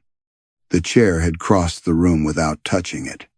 Alden stood in the bedroom doorway, looking first at the green chair, then at the unmarked dust beneath its legs. Then at the family framed inside the open window. They were still speaking without sound. Their mouths shaped the same sentence again and again, with the desperate clarity of people shouting through water. "Do not move it." The boy's face had gone white around the lips. The father held him too tightly, fingers denting the shoulders of his nightshirt. The mother shook her head at Alden, not angrily, but with the exhausted terror of someone watching a child step toward traffic. The old woman had stopped pointing. Her hand rested flat against her own side of the glass, palm outward. Alden did not approach the chair. "I didn't move it," he said. The family could not hear him, or pretended not to. He looked down at the floor again. Every object he had brought into the apartment had announced itself in dust. His suitcase had left a long, pale rectangle by the wall. His cardboard boxes sat in their own clean islands. The kitchenette chair had dragged 2 crooked black trails from the bedroom door to the hall. But the green chair belonged to the room so completely that the room did not record its passage. Alden backed away until his shoulder touched the bedroom frame. The apartment seemed smaller than it had that morning. Not in any measurable sense. The wall had not moved. The table remained beside the kitchenette. The boxes were where he had left them, yet the space between things had thinned. The narrow path around the chair looked narrower. The ceiling pressed lower over the lamp. The hallway seemed to have inhaled and held itself. He shut the window with a trembling hand. The warm, other-room light vanished. His living room returned. Gray walls, old floorboards, green chair in the wrong place. He did not sleep again. By breakfast, he had decided to test the floor, the chair, and himself. He placed a strip of masking tape along each chair leg and marked the dust around it with pencil lines. His hands felt foolish doing it, which comforted him. Foolishness belonged to the world he understood. Madness, if documented precisely enough, could resemble maintenance. Then he tried to push the chair back toward the window.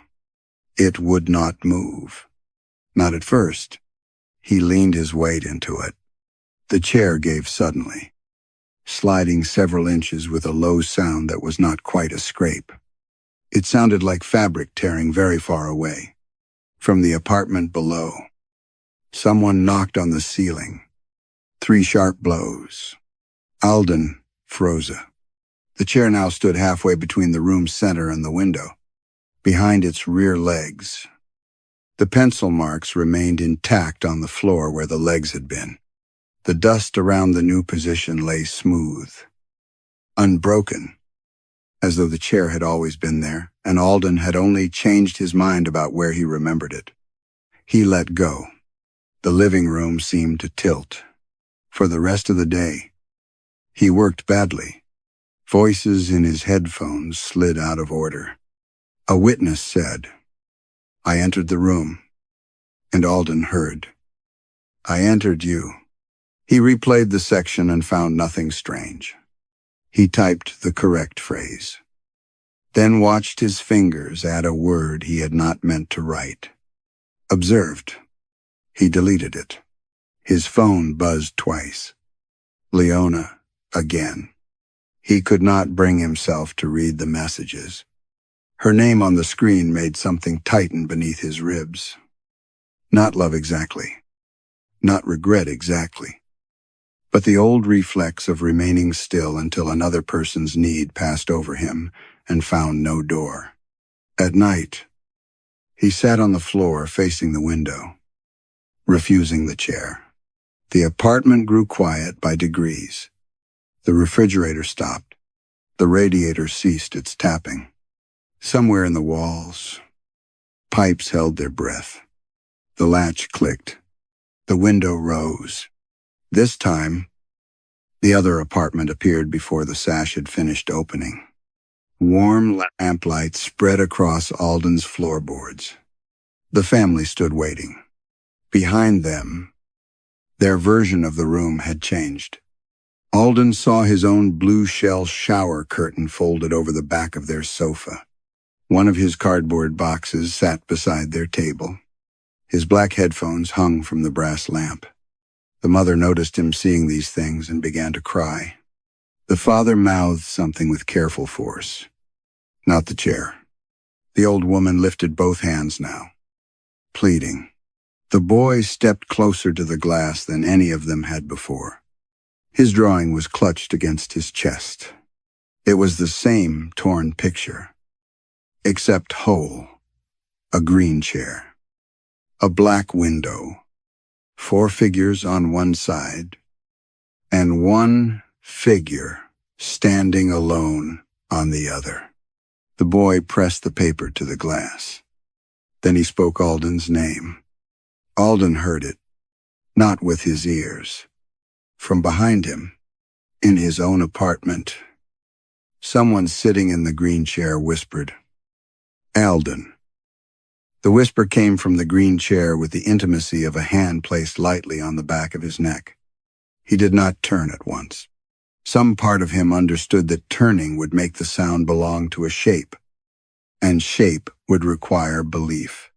Instead, he stared at the boy beyond the window. The child still held the drawing against the glass. His eyes were wide, not with the fear of seeing Alden, but with the fear of what sat behind him. Alden. The voice whispered again. This time it was closer.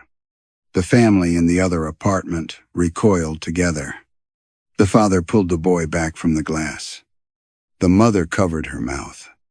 The old woman, still in her chair on their side, looked not at Alden but past him, with the sorrowful recognition of someone watching an accident repeat. Alden turned. The green chair was empty.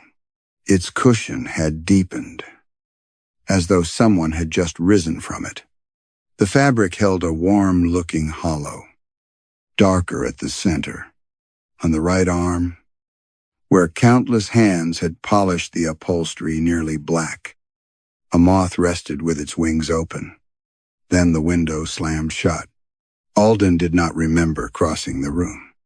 He only knew that his hand was on the apartment door, that he had no shoes on, and that the hallway outside smelled more strongly than usual of varnish and damp wool.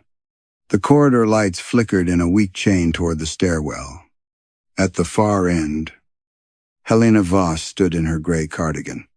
She was watching him as if she had expected him to come out barefoot. I need to see what this is, Alden said. Her expression did not change. You already have? No. I've seen what it does. That is what most people mean by what something is. He moved toward her. Who are they? Helena looked at the door of 4C. Then, at the wall beside it, where old paint had buckled in long vertical cracks. They were tenants. Where? RRM, in the way the building keeps things. That doesn't mean anything. It means exactly as much as it needs to. Alden felt anger arrive with relief. Anger, at least, was warm and human. You knew about the window. You knew about the chair. Helena began walking toward the stairwell. Every apartment has furniture. He followed. She did not ask him to. She did not tell him not to. That frightened him more than either answer would have. The stairwell descended past the lobby, past the laundry room with its one dead fluorescent bulb, past a door marked boiler in faded red paint. Below that was another flight Alden had not noticed when moving in, narrow and unfinished. The concrete steps worn smooth in the middle. The air cooled as they went down. At the bottom, Helena unlocked a metal door with a key she wore on a chain beneath her cardigan. The room beyond smelled of paper, rust, mildew, and something sweetly stale, like cake under glass. A single bulb clicked on. The basement archive was larger than the building above should have allowed. Metal shelves stretched into shadow. Cardboard files leaned against leather-bound ledgers. Old tenant mail was bundled with string. Photographs hung from lines clipped to the pipes overhead. Their edges curled from damp. Alden stepped inside. On the nearest table lay a ledger open beneath a pane of cracked glass. Its columns had been ruled by hand. He expected names, rent amounts, deposit records.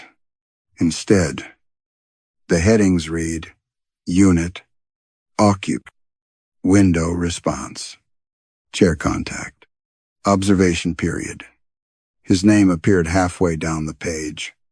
Alden Pike. The entry was written in blue-black ink. Still glossy. Under Window Response, Prompt. Under Chair Contact, Partial. Under Observation Period, Pending. Alden stared until the words loosened from meaning. This is illegal.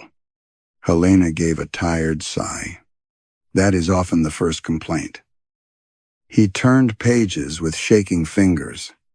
Decades of names moved beneath his hand. Some were crossed out. Some were circled. Beside several entries, someone had written failed to maintain watch. Beside others, transferred inward. One page had only a child's drawing pasted where the record should have been. Green chair, black window. 4 figures. 1 alone. Alden backed into a line of hanging photographs. They trembled above him like disturbed birds. He saw the green chair in rooms he did not know, beside a coal stove, under floral wallpaper, before a metal-framed television, in a room with orange carpet, in another with bare bulbs and peeling plaster. Different apartments, different decades. Always the same chair, always facing a window that showed too much darkness. Then he saw 4C. The photo was recent. The boxes were his.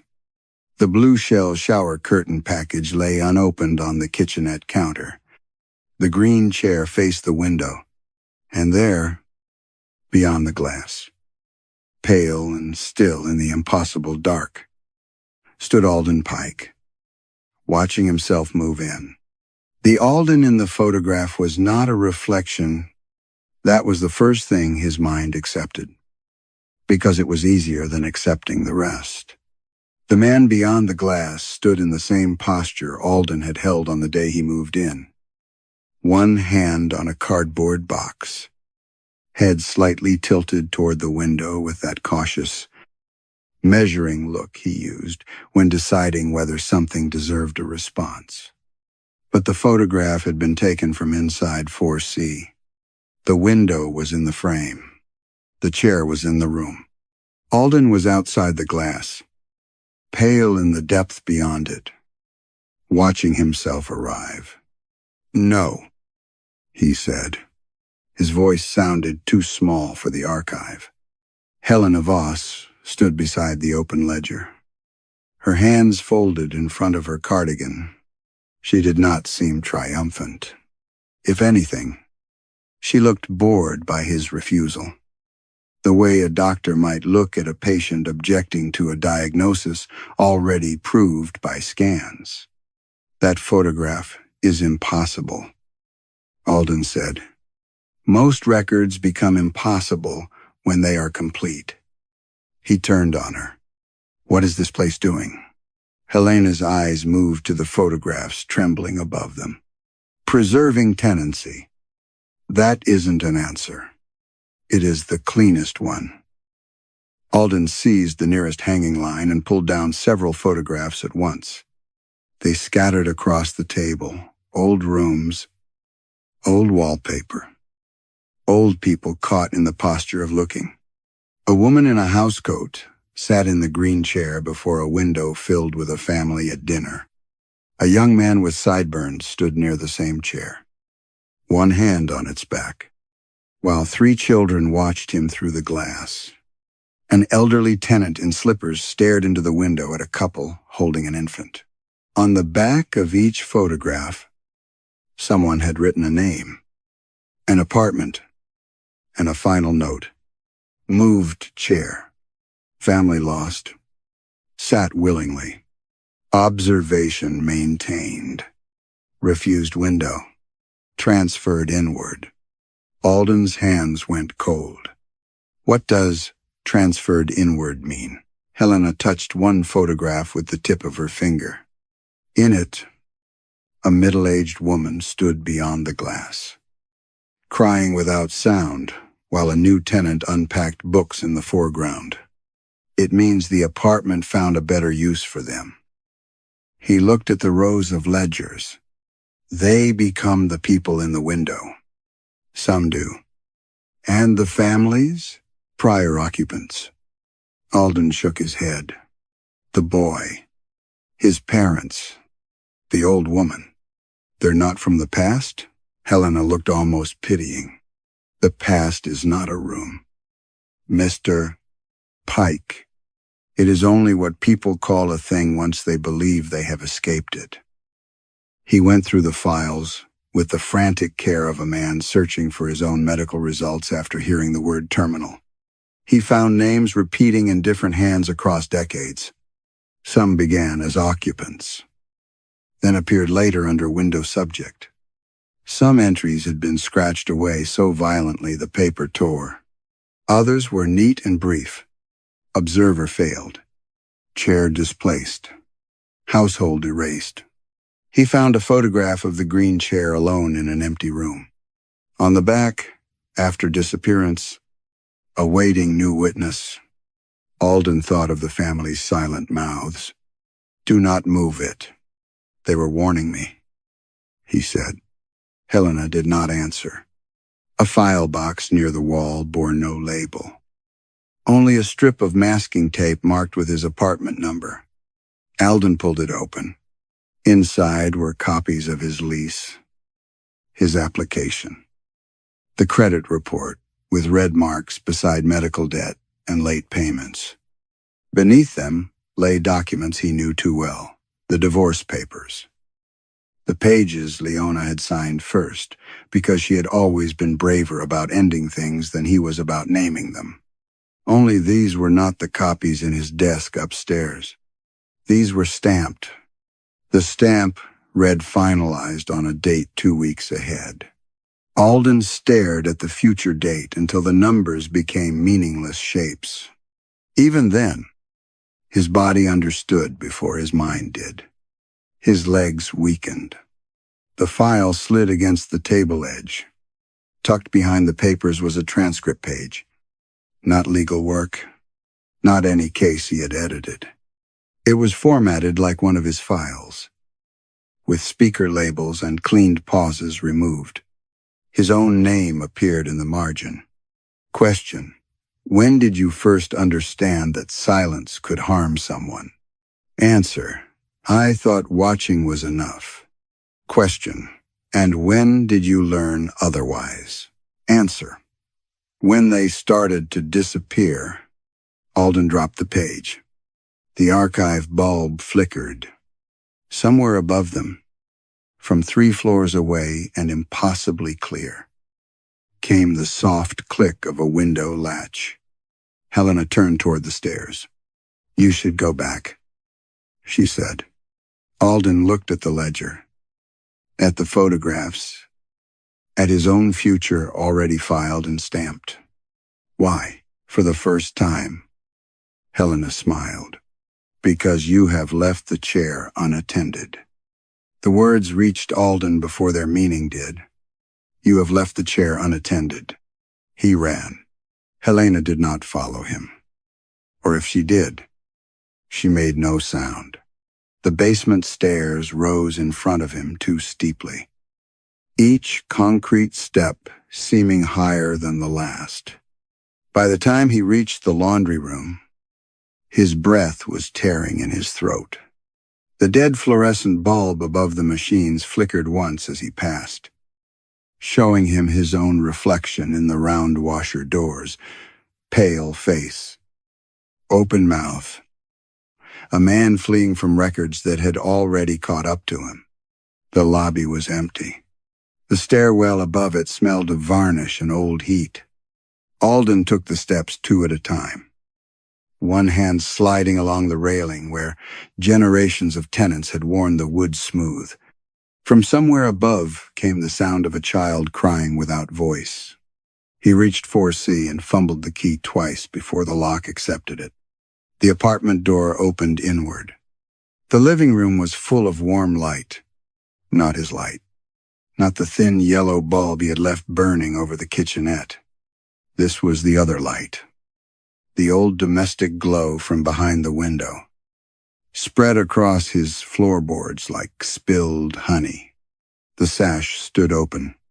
The green chair was no longer in the center of the room. It had moved back to the window, facing inward. Alden stopped just over the threshold. On the other side of the glass, the family stood gathered where he had last seen them. The mother held the boy against her. The father's face had slackened with a kind of exhausted defeat. The old woman sat in her own green chair. But now Alden saw that it was not truly another chair. It was the same chair seen from the other side, mirrored through years of watching, worn by bodies that had taken turns pretending they were only witnesses. The boy lifted his head. His lips formed Alden's name again. This time, Alden heard the word from the room itself. It came out of the radiator. The floorboards, the open boxes, the hollow beneath the chair cushion. Alden. He stepped inside and shut the door behind him. The apartment seemed to relax. For a moment, he saw the truth, the way one sees a shape in wallpaper after staring too long. The family beyond the window were not a family preserved from some earlier year. They were arranged like one because the building preferred forms that made sense to lonely people. Mother, father, child, grandmother, a whole household, something warm enough to make a man ashamed of his empty rooms. But their faces did not belong together. The father had appeared in a photograph under floral wallpaper, young and alone, with a cigarette burning between his fingers. The mother had been the woman in the housecoat, sitting before the window, while another family ate dinner beyond it. The old woman had once stood beside the coal stove, one hand on the chair, staring at people Alden had never seen. Even the boy had been in the archive, older in one picture than he was now, younger in another, as if childhood were only the shape the building had chosen for his fear. They were not blood. They were prior occupants, people who had watched, failed, moved the chair, or looked away. People gathered into a household because the apartment knew Alden would believe in a family more readily than in a pile of consequences. He thought of Leona standing in the kitchen, waiting for him to answer a question whose answer would have ended their marriage cleanly if he had given it then. He thought of all the nights he had watched her cry with the careful stillness of a man waiting for weather to pass. Observation is not innocence. The transcript page had said without saying. The chair creaked. No one sat in it. The sound was an invitation. Alden backed toward the kitchenette. I'm not your observer. The apartment answered by dimming. The walls drew closer. Not visibly, but by removing the air between them. His boxes leaned inward. The ceiling lowered into the top of his vision. On the other side of the window, the mother began to shake her head. The father mouthed. Too late. The boy pressed both palms to the glass. not observer, he mouthed. Alden stared. The boy repeated it slowly, carefully, as if teaching him a difficult word. Not observer. Then the old woman lifted her hand and pointed at Alden. Not chosen because, you see. Her lips shaped. The father finished it. Chosen because you let yourself be seen. The room seemed to open beneath him. Alden understood then why Helena had not cared whether he believed. Belief had never mattered. The building had not selected him for curiosity, courage, sensitivity, guilt, or any gift of sight. It had selected him for vacancy, for the habit of standing outside his own life while others begged from the other side of glass, for his talent at being present without answering. The chair waited. It did not want him to look through the window. It wanted him to sit where the next tenant would look through and find him already arranged into meaning. Behind the glass, the family began to fade at the edges. The boy mouthed one final word. Please. And from the green chair in Alden's room, in a voice that sounded almost like his own, came the answer he had given too many people without speaking. Silence. Silence answered from the chair. And Alden recognized it, not as sound, as habit. It was the exact shape of the pause he used when Leona asked whether he was happy. The pause he gave his father during the last hospital call.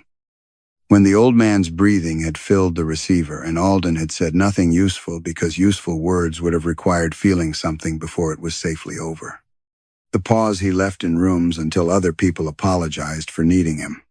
The apartment had found no monster in him. Only room, beyond the window. The gathered household thinned at the edges. Their outlines trembled in the warm light. The way heat rises above pavement. The mother clutched the boy with hands already becoming transparent. The father's mouth opened and closed around unheard words. The old woman sat very still, her eyes on Alden, not pleading now, but measuring. The green chair waited between him and them. Alden understood the choice without anyone explaining it. The apartment had made the lesson simple enough for even him. Move the chair, and the family would be erased. Not killed, exactly. Erased was worse. No body. No record. No echo except perhaps a line in Helena's ledger and a new emptiness behind glass. He might survive. He might walk out of 4C, break the lease, sleep in his car, call a lawyer, pretend for years that the worst thing in the apartment had been stress. Sit, and they would remain. But he would not. At least, not as he understood remaining. His phone lay on the table beside the laptop, face down where he had left it after ignoring Leona's messages. Alden picked it up with hands that felt clumsy and far away. The screen showed no signal, though he had received calls there before. He tried anyway.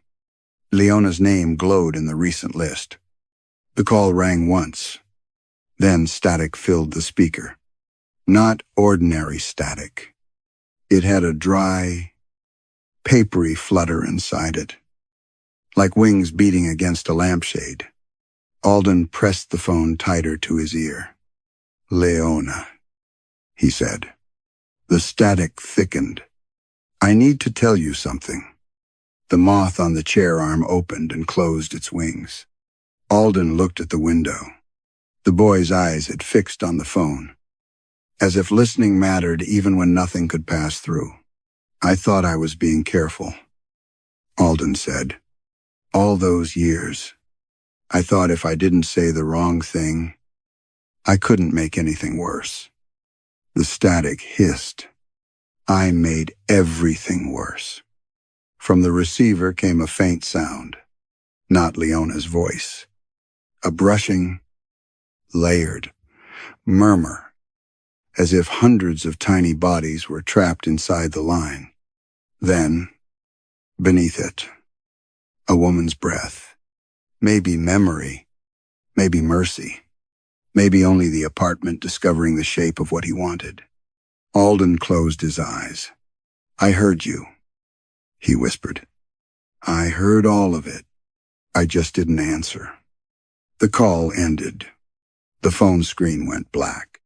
When he lowered it, 3 moths crawled from the speaker grill, their wings dusted with gray powder. They lifted into the warm light and circled the chair. Beyond the glass, the family had faded until Alden could see the dark behind them.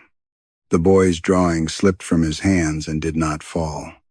It hung between worlds. Green square, black rectangle. Figures waiting to be kept. Alden stepped toward the chair. The room tightened. Expectant. Floorboards clicked under his weight. The upholstery gave off the smell of old dust, varnished hands, and a sweetness gone stale. He placed one hand on the chair's back. In the other apartment, all 4 faces sharpened. Alden almost laughed. Not from humor, but from the cruelty of arriving at courage only when courage could no longer save the life he had ruined. "I'm looking," he said. Then he sat. The cushion accepted him with a soft, exhausted sigh. Cold moved through his spine. The apartment stretched outward and inward at the same time. His boxes receded. The kitchenette blurred. The window widened until it filled the wall. The room. His sight. The family remained. They were no longer fading. The boy pressed his palm to the glass. And for one brief second, Alden thought he felt a child's small hand against his own knee. Then the warm room beyond them dissolved. A new apartment appeared in the window. Empty, gray, waiting. A suitcase stood near the door, and a woman Alden had never seen before stepped inside, carrying a box labeled kitchen, and looked straight toward the green chair. The woman with the box labeled kitchen stood in the doorway of 4C and smiled the careful smile of someone trying to believe she had made a practical decision. Her name, Alden would learn from the mail later, was Corinne Vallée. She was younger than he had been when he entered, perhaps in her late 30s, with dark hair pinned badly at the back of her head and a pale groove on one finger where a ring had recently been. She wore a coat too thin for the weather and carried exhaustion in the set of her shoulders. Helena Voss stood behind her in the hall. "The rent includes heat," Helena said. Corinne looked around the apartment. The boxes, the kitchenette, the narrow bedroom beyond the half-open door, the green chair waiting near the window. "Only one window?" she asked. "One," Helena said. Corinne gave a small laugh. Not because anything was funny, but because low rent required good humor. "I suppose one is better than none." "That depends on the tenant." Corinne did not seem to hear that. She set the box on the floor and crossed to the window. Alden watched from the other side of the glass. He wanted to warn her. For a time after he sat in the chair, wanting had remained. That had been the cruelest part. The apartment had not taken thought, memory, or shame. It had arranged them. It had placed him in a room where all feeling could continue without consequence. Like voices preserved in a transcript no one would read aloud. At first, he had been alone beyond the window. Then the others returned. Not all at once. The boy came first, standing near the rug with his drawing pressed to his chest. The mother appeared in the kitchenette, not cooking, only holding the yellow towel. The father sat at the table with the unopened newspaper. The old woman took the green chair when Alden was not in it, though he never saw her cross the room. They were not a family. He knew that now. Yet the apartment made them resemble one whenever someone looked in. It gave them warmth. It gave them lamplight. It gave them a cake under glass, a school photograph, folded shirts, domestic clutter tender enough to wound. It knew what every lonely person needed to see before mistaking curiosity for care. Alden tried to speak when Corinne touched the sash. His mouth moved. No sound crossed. From her side, she saw only a dim figure standing in what might have been a reflection. Alden could tell by the way she squinted, then looked over her shoulder at the empty room behind her. She frowned at the glass and wiped a crescent clear with her sleeve. Outside the window, there was no street. Only him. Only them. Corinne leaned closer. Alden raised both hands and placed them against the glass. The boy came beside him and did the same. The mother stood behind them, eyes wet. The father turned away as if unable to watch another beginning. The old woman sat in the chair, counting silently with her thumbs. Corinne stepped back. For a heartbeat, Alden thought she understood. Then Helena spoke from the doorway. "The latch is stiff," she said. Corinne looked at the old painted frame. "Does it open?" "When it needs to." Helena's eyes passed over the green chair, then through the window, and settled briefly on Alden. She did not smile. She did not pity him. In her expression was only the steady patience of a caretaker, checking that everything remained in its proper place. Corinne thanked her and began unpacking. That was how the loop continued, not with screaming, not with blood, but with reasonable decisions made by tired people. A plate set in a cupboard, a coat hung on a hook, a phone placed face down to avoid answering someone who still hoped to be heard, a chair noticed, disliked, then left alone because moving could wait until morning. Alden watched her arrange her life around the room. He watched her avoid the window after the first glance. He watched her read a message on her phone and not reply. The apartment grew warm around him. The family took their places. The old woman rose from the green chair and left it empty. On Corinne's side, the same chair waited in the living room, turned slightly toward the window. Alden pressed his palm harder against the glass. The boy looked up at him with a sorrow older than childhood and shook his head. Near morning. Corinne finally sat on the floor among her boxes and cried without making a sound. Alden stayed where he was, watching, unable to help, unable to leave. Learning at last that witnessing was not mercy when the glass remained between you. Behind Corinne, the green chair shifted by less than an inch. No mark appeared in the dust. Some haunted places do not trap people because they are cruel in a simple way. They trap them by understanding the shape of their excuses. Alden believed watching was harmless, that silence could keep him innocent, that not answering was not the same as abandoning someone.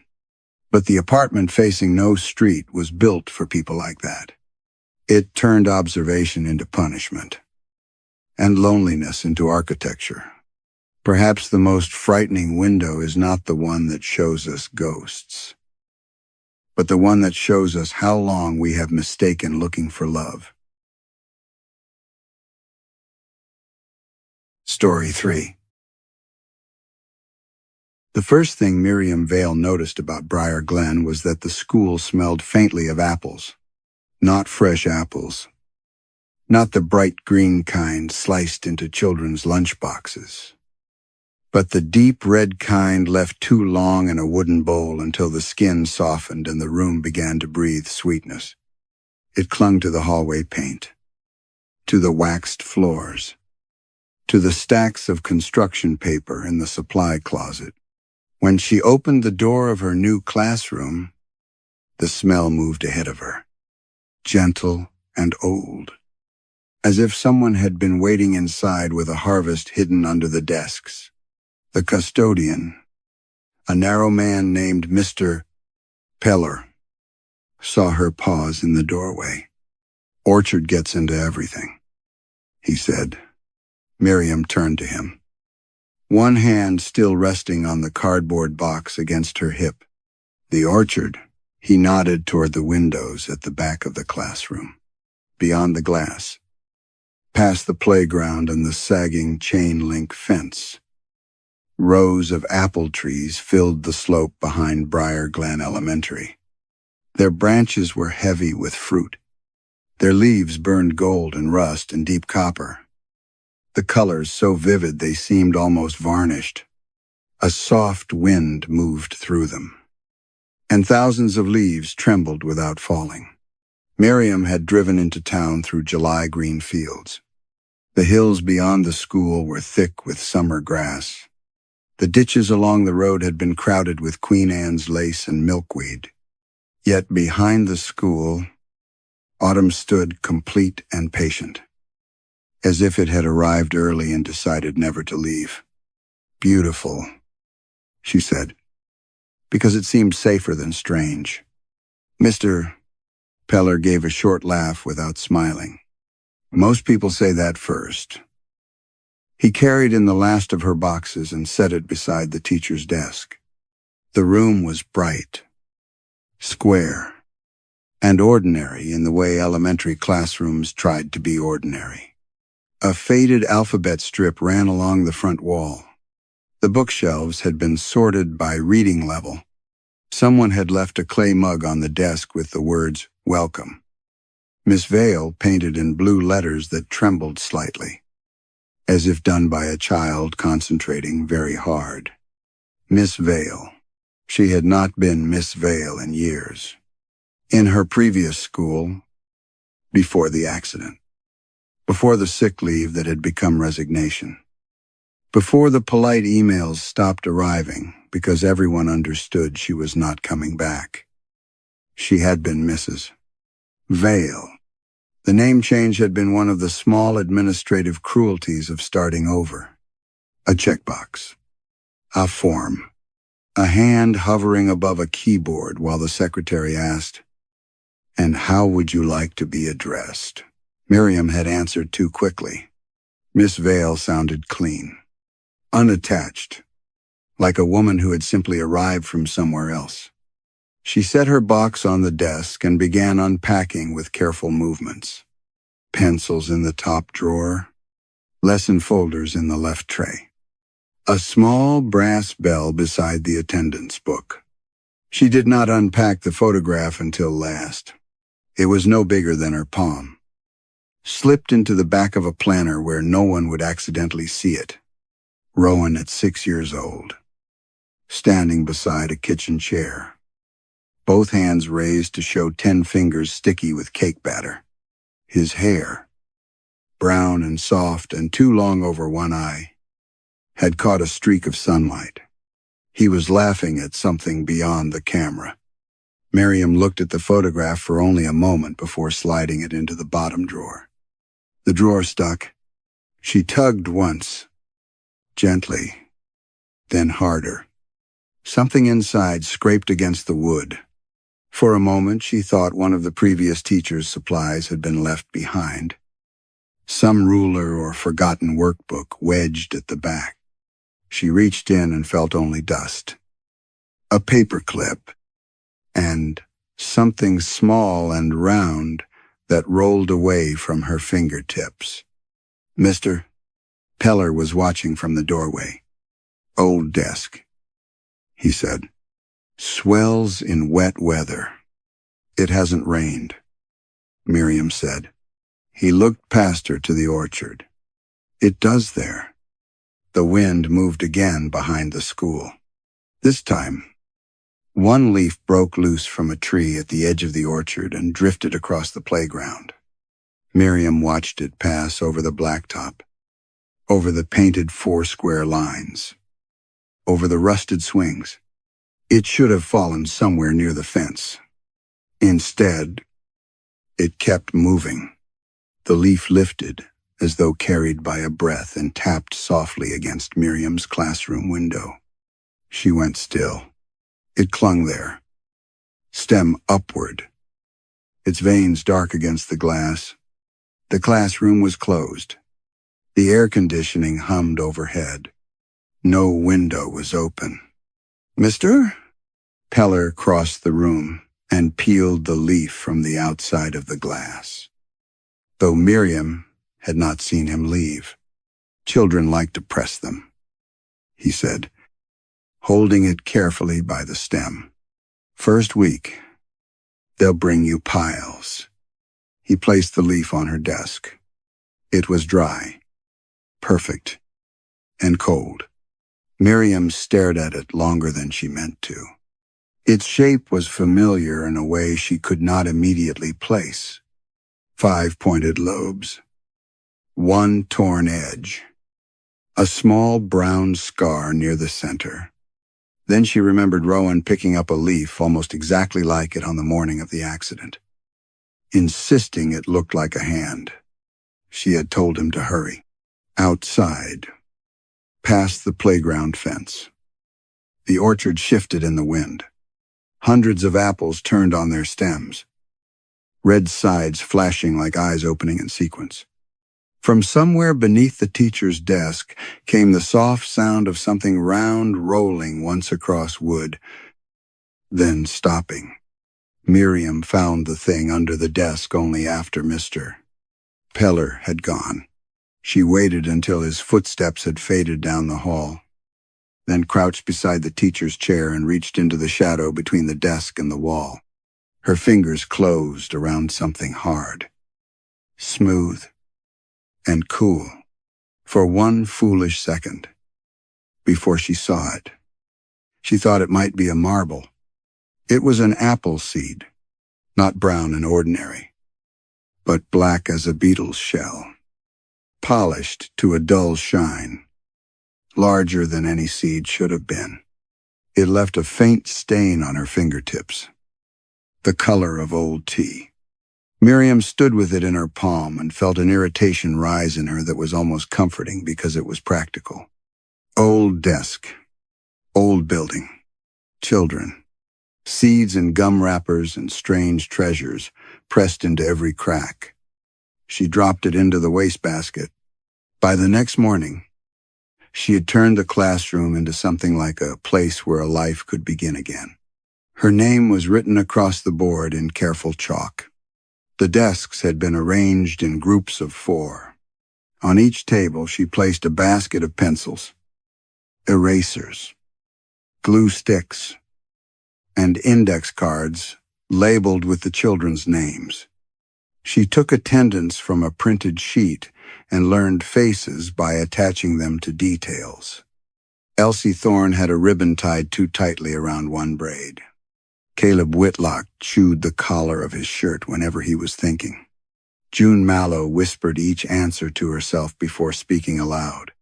A red-haired boy named Arthur Pike watched the orchard more than he watched Miriam. Children were easier when she treated them as facts. Facts could be sorted. Needs could be anticipated. A child with untied shoes needed tying. A child who struggled with subtraction needed blocks. A child who stared too long out the window needed his name spoken gently, then again with firmness. Grief, Miriam had learned, did not respond to classroom management. It waited in ridiculous places. It waited in the small blue backpack. Arthur Pike hung on the wrong hook because Rowan had owned one almost the same color. It waited in the soft thud of lunch boxes being set on desks. It waited when Caleb complained that apple slices went brown too quickly and Miriam nearly told him to dip them in lemon juice. the way she used to do for her son. Instead, she said, "Then eat them first." The children laughed because she had said it dryly, and the sound loosened something in the room. For most of the week, routine held her together. Morning reading, spelling lists, weather chart, handwriting practice. The pledge, recited in thin, uneven voices, at recess. The children pressed themselves against the fence behind the playground and stared into the orchard as if watching older children play a game they were not yet allowed to join. Miriam asked another teacher about it in the staff room. "Do they ever go in there?" Mrs. Bellwether, who taught second grade and wore cardigans despite the heat, glanced toward the back windows. "Not during school hours." That wasn't really my question. "No," Mrs. Bellwether said, stirring sugar into her tea, though she had already done so twice. "I suppose it wasn't." Then the copier jammed, and the conversation ended with the soft violence of paper being pulled from teeth. On Friday, Miriam gave the class a quiet assignment: draw a picture of a place that made them feel safe. The results were ordinary enough to ache. Houses with yellow windows, bedrooms, grandmothers' kitchens, a dog sleeping under a table. One child drew the school library, with every book colored the same careful blue. Elsie Thorne drew the orchard. Miriam noticed it because Elsie did not use autumn colors. The trees were black, their branches thin and reaching. The apples were small, red circles, each with a white dot at the center. Beneath the largest tree stood a boy with brown hair over one eye. He was smiling, but Elsie had drawn his mouth too wide. Not with cruelty, only with the uncertainty of a child trying to copy something she had seen from far away. Miriam's hand tightened around the stack of papers. "Elsie," she said softly. "Who is this?" The girl looked up, her ribbon pulling one eyebrow slightly higher than the other. "The boy?" "What boy?" "The one who stands there sometimes." A few children nearby had gone quiet. Miriam kept her voice even. "Does he go to school here?" Elsie shook her head. "He doesn't come through the fence." Arthur Pike, still looking down at his own paper, whispered, "They're not supposed to." Miriam heard him. So did the others. The room changed around the sentence. Not dramatically. Not like fear in a movie. But in the small, disciplined way children went silent when they realized an adult had noticed something they usually kept among themselves. Before Miriam could ask more, the bell rang for dismissal. The children rose in a scrape of chairs and swinging backpacks. Elsie left her drawing on Miriam's desk, face down, as if she no longer wanted it. By the time the buses had pulled away and the hallway had emptied, the classroom smelled strongly of apples again. Miriam stayed late, correcting spelling books. Most of the children had made the usual errors. Necessary lost a letter because gained one. Orchard appeared on several lists, though she had not assigned it. Then she opened Caleb Whitlock's book. The page was filled with neat columns of practice words. Between mother and morning, written in a child's rounded pencil hand, was a name Miriam had not spoken aloud in months. Rowan. Miriam did not touch the name at first. She sat with Caleb Whitlock's spelling book open beneath the classroom lights while the smell of apples thickened around her. Sweet enough to taste at the back of her throat, Rowan had been written in pencil. The letters round and uncertain, pressed too hard at the beginning and fading slightly at the end. It was not copied from anywhere. Miriam had checked the board. The worksheets, the vocabulary list, even the labels on the coat hooks. As if her son's name might be hiding in plain sight among ordinary nouns. It was not. On Monday morning, she called Caleb to her desk during handwriting practice. He came slowly, dragging one sneaker along the floor. There was a gray smudge of graphite on the side of his hand, and his shirt collar had already been chewed dark. "Caleb," Miriam said, turning the spelling book toward him. "Can you tell me why you wrote this word?" He looked at the page. His expression did not change, but his chewing stopped. "That's not a word," he said. "I know. I didn't mean to put it there. Did someone tell you to write it?" Caleb shook his head. His gaze moved past Miriam to the windows, where the orchard shone in the late morning sun. Each tree lit in impossible rust and gold. Sometimes names get in your hand. Miriam kept very still. "What does that mean?" He shrugged. Not carelessly, but with the helplessness of a child repeating something adults had failed to explain. "Mrs. Bellwether says not to worry if it happens before Tree Day." The phrase passed through the room like a draft. At the nearest table, June Mallow's pencil stopped moving. Arthur Pike lowered his head farther over his paper. Elsie Thorne began rubbing at an eraser crumb until it smeared gray across her worksheet. Miriam closed Caleb's book. "What is Tree Day?" she asked. No one answered. That afternoon, she found out by looking around instead of asking directly. The town had begun preparing itself. At the grocery store, bushel baskets of apples stood by the entrance. Though no one seemed to buy any, the church bulletin board announced an evening gathering at the orchard gate. The hardware store displayed small wooden spades in the front window, polished and tied with strips of black ribbon. Outside the post office, an old woman in a blue raincoat carried a shoebox against her chest as though it contained something sleeping. By Wednesday, nearly every child brought something to school they would not let out of sight. Caleb had a brass button in a plastic sandwich bag. June kept a folded handkerchief tucked into the sleeve of her cardigan. Elsie carried a photograph turned backward in a pink envelope.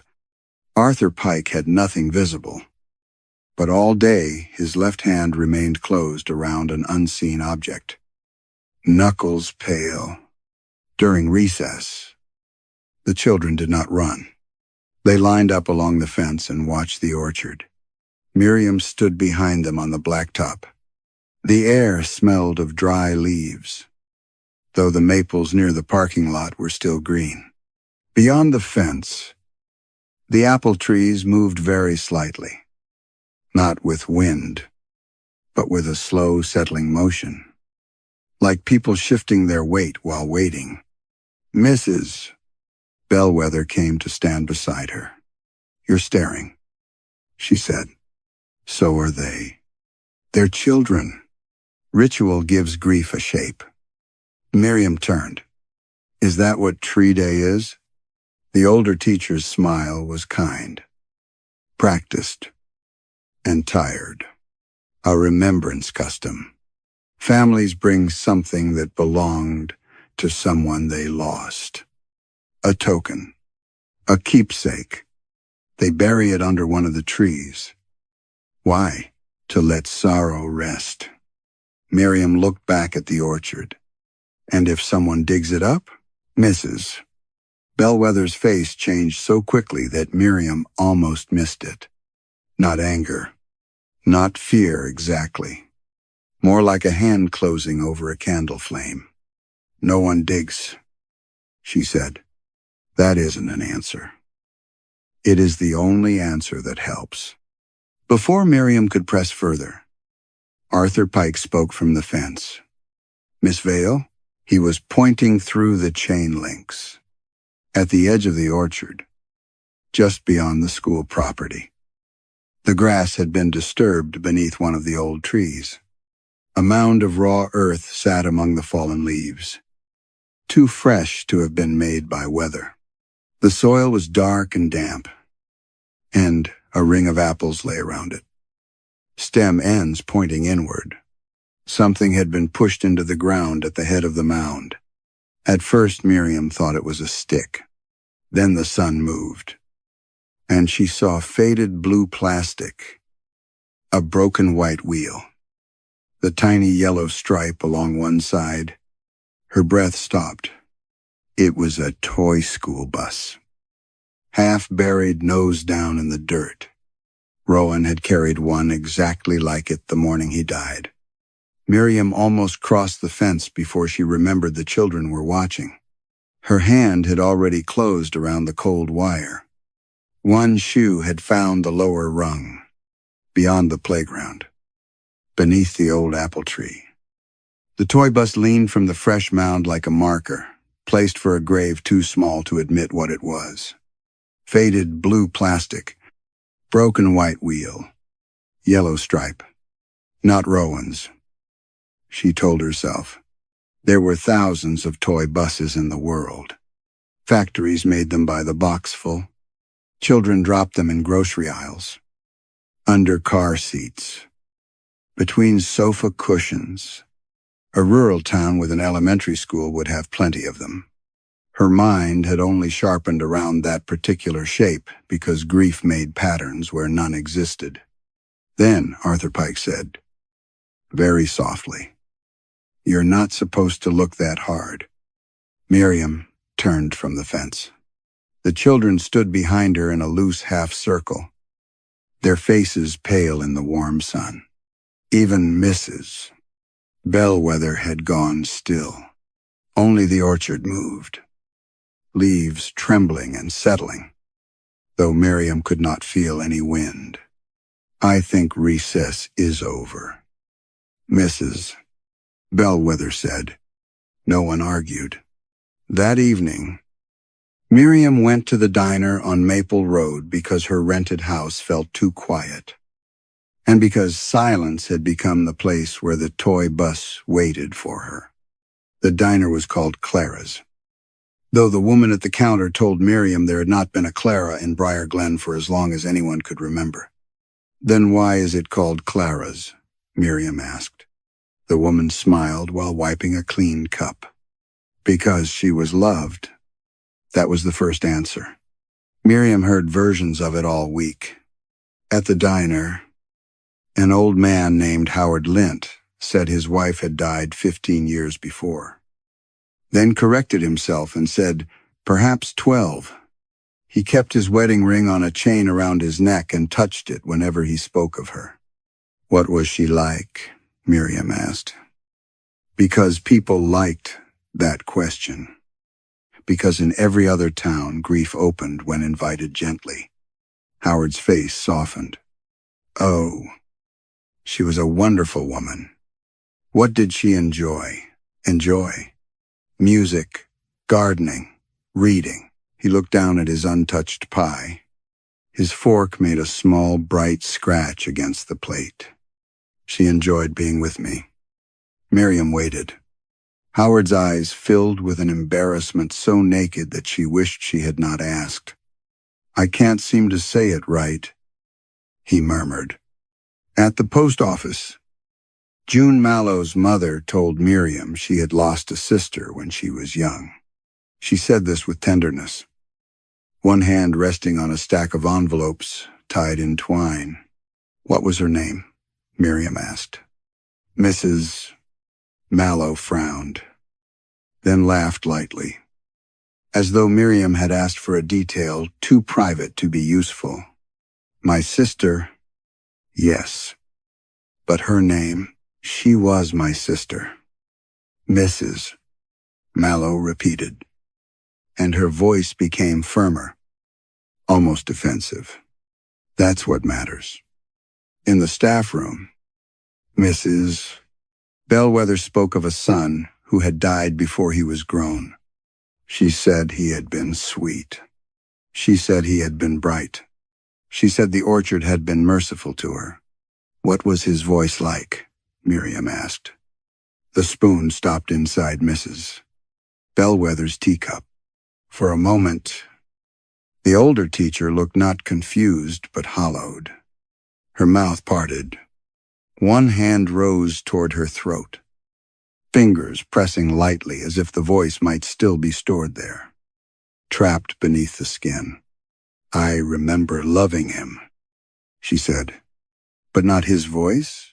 Mrs. Bellwether looked toward the window. Love is the part worth keeping. Miriam wanted to reject that sentence immediately. It sounded too smooth, too practiced, like a hymn repeated until nobody heard the words. But the worst thing was that some part of her understood the hunger underneath it. How many nights had she begged? Not aloud, but with her whole body. To remember Rowan without the road, without the rain-slick bend, without the sharp little argument in the kitchen because he could not find his other shoe, without the last impatient words she had thrown over her shoulder. Hurry up, Rowan. I'm tired of waiting. She had loved him. That was true. But love did not erase the rest.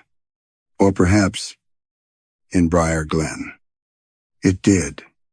The next afternoon, Miriam kept the children inside during recess under the excuse of incoming weather. Though the sky was clear, she gave them silent reading and watched their faces instead of the pages. When Caleb laughed at something in his book, the sound struck her so hard she had to grip the edge of her desk. Rowan had laughed like that once. No, not like that. She tried to summon his exact laugh and found, with sudden nausea, that her mind offered only the idea of it. After dismissal, she unlocked the bottom drawer and pulled out Rowan's photograph. Cake batter on his fingers, sunlight in his hair, one eye half hidden. She stared until the image steadied her. Then she noticed the change. The photograph was the same in every detail except one.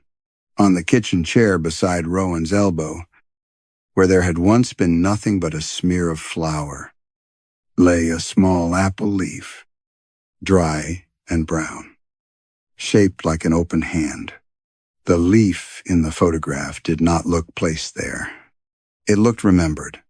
Miriam held the picture beneath the desk lamp in her rented kitchen, turning it slightly, searching for gloss, crease, trick of light, some mark on the plastic sleeve that might have resembled a leaf if viewed from the wrong angle. But the leaf stayed where it was, a dry brown hand beside Rowan's elbow, its stem pointing toward him, its torn edge matching the one that had tapped her classroom window on her first day. She checked the back of the photograph for damage. She held it near the window, then under the overhead light, then against the refrigerator door, where the white surface made every shadow visible. Nothing changed. The kitchen smelled of apples. At first, Miriam blamed the town. Briar Glen breathed that smell through vents and mail slots, through grocery bags and wool coats. The scent followed people indoors like wood smoke. But by the next morning, the smell in her house had deepened into something damp and private, rising from below rather than drifting in from outside. It was strongest in the hallway. She knelt there before school, still wearing one shoe, and pressed her palm to the narrow floorboards. They were cold, not winter cold, but cellar cold, as if the earth beneath the house had climbed up into the wood. When she leaned closer, she could smell leaves after rain, split apple skins, and the faint mineral darkness of turned soil. The house had no basement. The rental agent had told her so twice. Just a crawl space. Sealed years ago. Nothing down there worth bothering with. Miriam stood and went to work. For 3 days. She taught as if good posture could hold a person together. She corrected pencil grips. She praised neat margins. She read aloud from a chapter book about a family crossing a mountain in winter. And when June Mallow asked whether the youngest child survived, Miriam heard herself say, "Stories sometimes let children survive because the adults need them to." The room went quiet. Miriam closed the book. "That came out strangely," she said. But the children were looking at her with an expression she had begun to recognize in Briar Glen. Not surprise. Recognition. At lunch, Mrs. Bellwether appeared at Miriam's classroom door with 2 paper cups of tea. "You look tired," she said. "I haven't been sleeping. New places do that. Do they change photographs?" Mrs. Bellwether did not ask what she meant. Her eyes moved, very briefly, to the bottom drawer of Miriam's desk. The gesture was small, but Miriam saw it. "What do you know about my son?" she asked. The older teacher's face tightened. "Only that you brought him with you." "I didn't." "Not in a suitcase." "No." Miriam stood so quickly her chair struck the wall behind her. The brass bell on her desk trembled once, giving off a tiny, accidental note. Mrs. Bellwether set the tea down untouched. "The orchard is kinder when people don't fight the first softening." "Softening?" "The sharp parts wear away." "I don't want anything worn away." The lie came out strong enough to frighten her. That evening, Miriam sat on the kitchen floor with every object she had brought from her old life spread around her in a circle. Rowan's photograph, his blue mittens, a birthday card written in uneven letters, a paperback about a rabbit prince that had been his favorite. Or had it? She stared at the cover. A rabbit with a wooden sword stood beneath a moon. She knew she had read it to him many times. She remembered the weight of him leaning against her. She remembered the smell of his shampoo. But when she tried to recall the title in his voice, the way he used to ask for it, her mind slid away. Her hands began to shake. She reached for the mittens. They were blue. No, darker than blue. Navy? Teal? Had his coat matched them? Or had the coat been green? She closed her eyes and tried to rebuild the last morning. Rowan at the door. One shoe missing. Backpack open. Rain against the kitchen window. His coat hanging from one shoulder. What color? The memory blurred where color should have been. Miriam made a sound she did not recognize and stood, knocking the objects across the floor. The birthday card slid under the radiator. The mittens landed near the hallway, where the apple smell rose rich and warm between the boards. Someone knocked at the front door. Not loudly, politely. When she opened it, half the street seemed to be standing on her porch and in the wet grass beyond it. Mrs. Bellwether.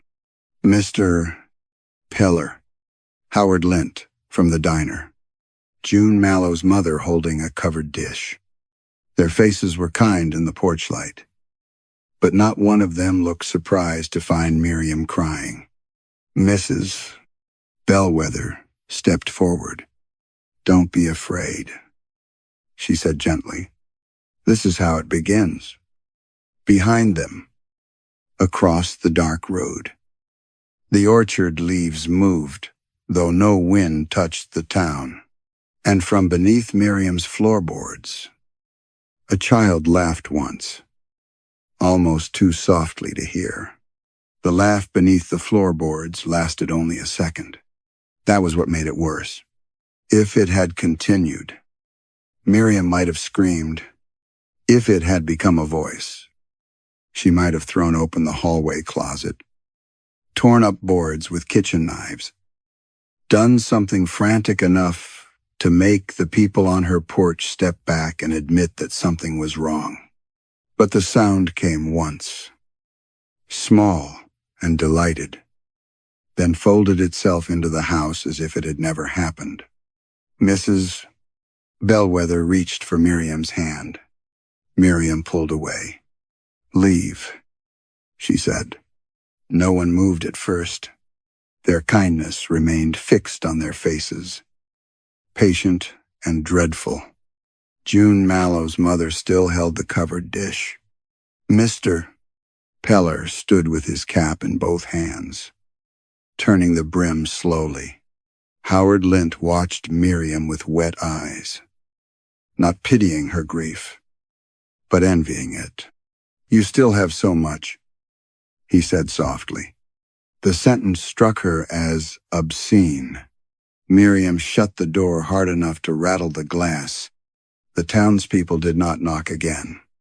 Through the curtains, she saw them remain in the yard for a long while, their shadows standing separate from their bodies in the porchlight. Then the first rain began. It came all at once. Not a summer shower, but a cold, furious storm that bent the trees along the road and filled the gutters with leaves that should not have fallen yet. Wind pushed against the house from every side. Somewhere in the sealed crawl space, the boards answered with dull little knocks, as if roots were testing the underside of the floor. Miriam did not sleep. She sat in the kitchen with Rowan's things gathered into a shoebox between her feet. Every few minutes, she opened the photograph to check his face. The apple leaf remained beside his elbow. At some point before dawn, while thunder moved over the hills, she realized she could no longer remember whether Rowan had lost his first tooth at the kitchen table or in the bathroom sink. She remembered blood. She remembered laughing. She did not remember which of them had laughed first. By morning, half the town was outside. The storm had passed, leaving Briar Glen washed and strangely silent. Branches littered the road. A power line hung loose near the church. At the edge of the school playground, part of the fence had buckled inward beneath the weight of fallen limbs. Beyond it, the orchard had been wounded. 3 of the oldest apple trees had come down in the night. Miriam saw them from the classroom window before the children arrived.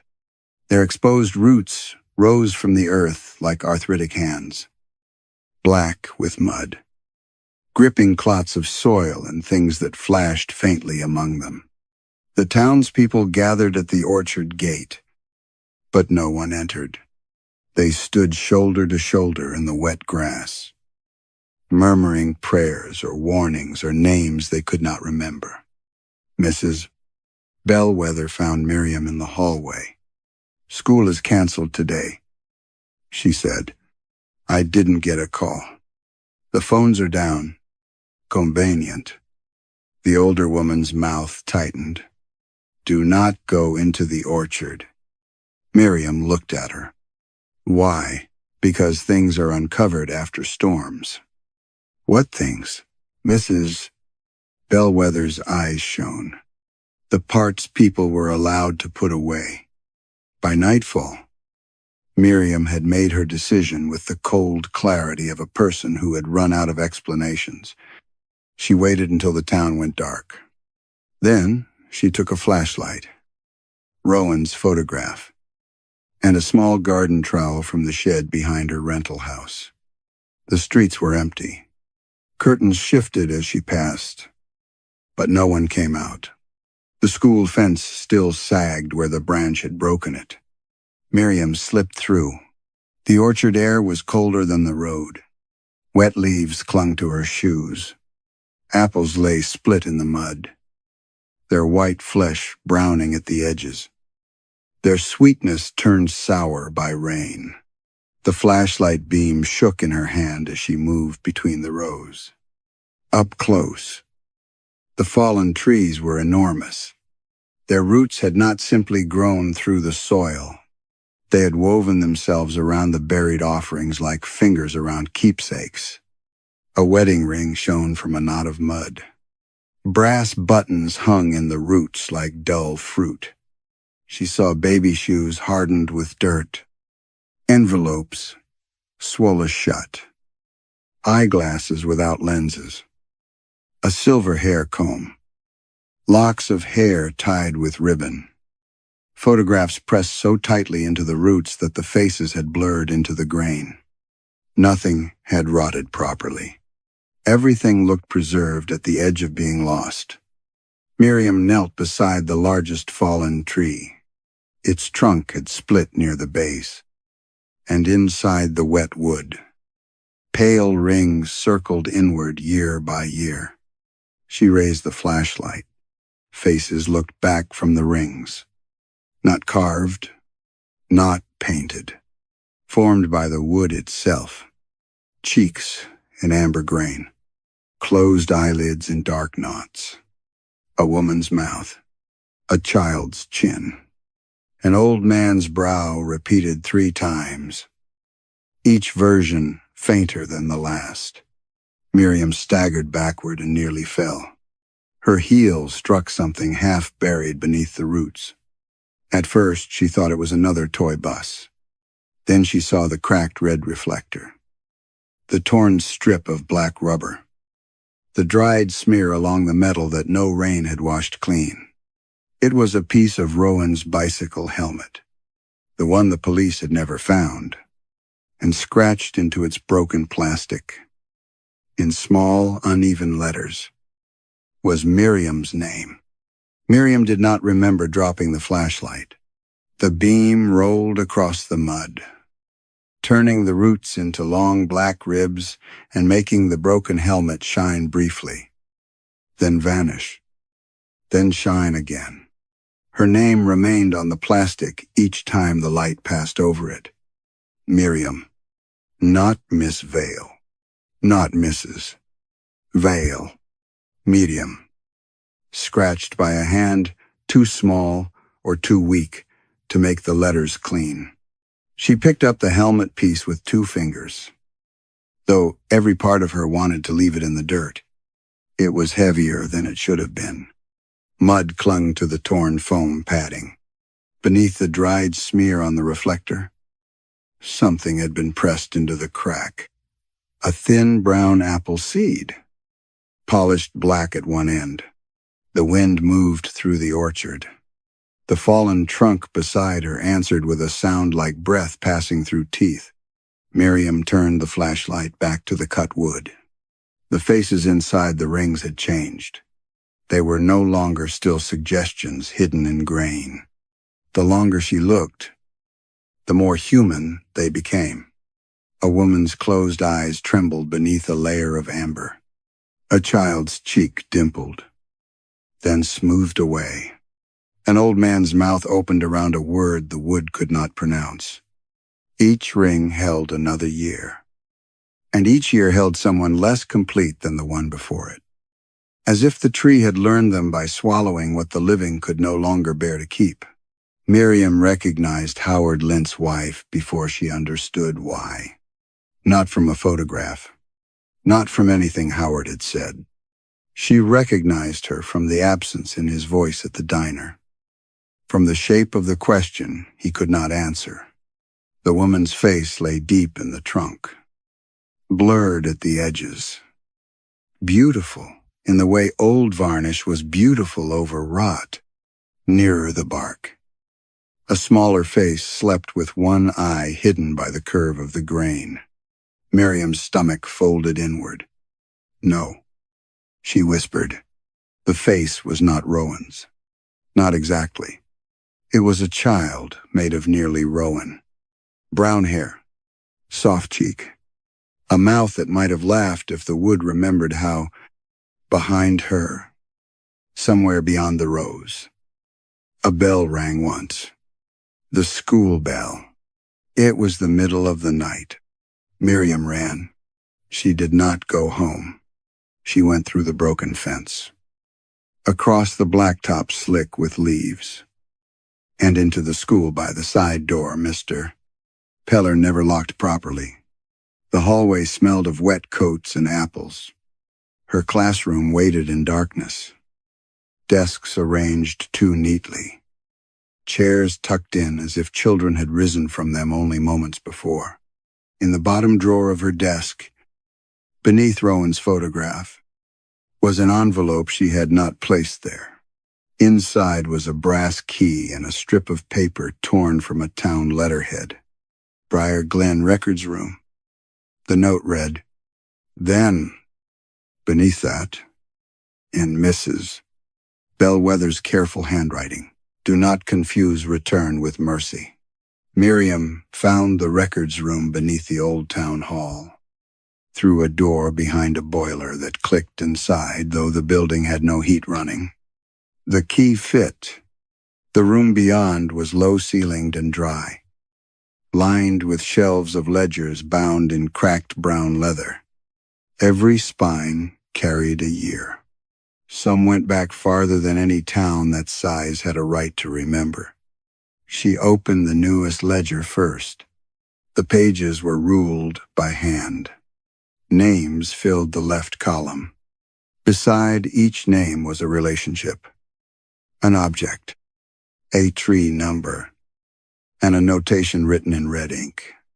Howard Lint, wife, wedding ring, tree 6. Voice yielded. Marjorie Bellwether, son, tin, whistle, tree 11. Laugh yielded. Celia Mallow, sister, white ribbon, tree 4. Name yielded. Miriam turned page after page. The same words returned in different arrangements. Voice yielded. First meeting yielded. Favorite song yielded. Temper yielded.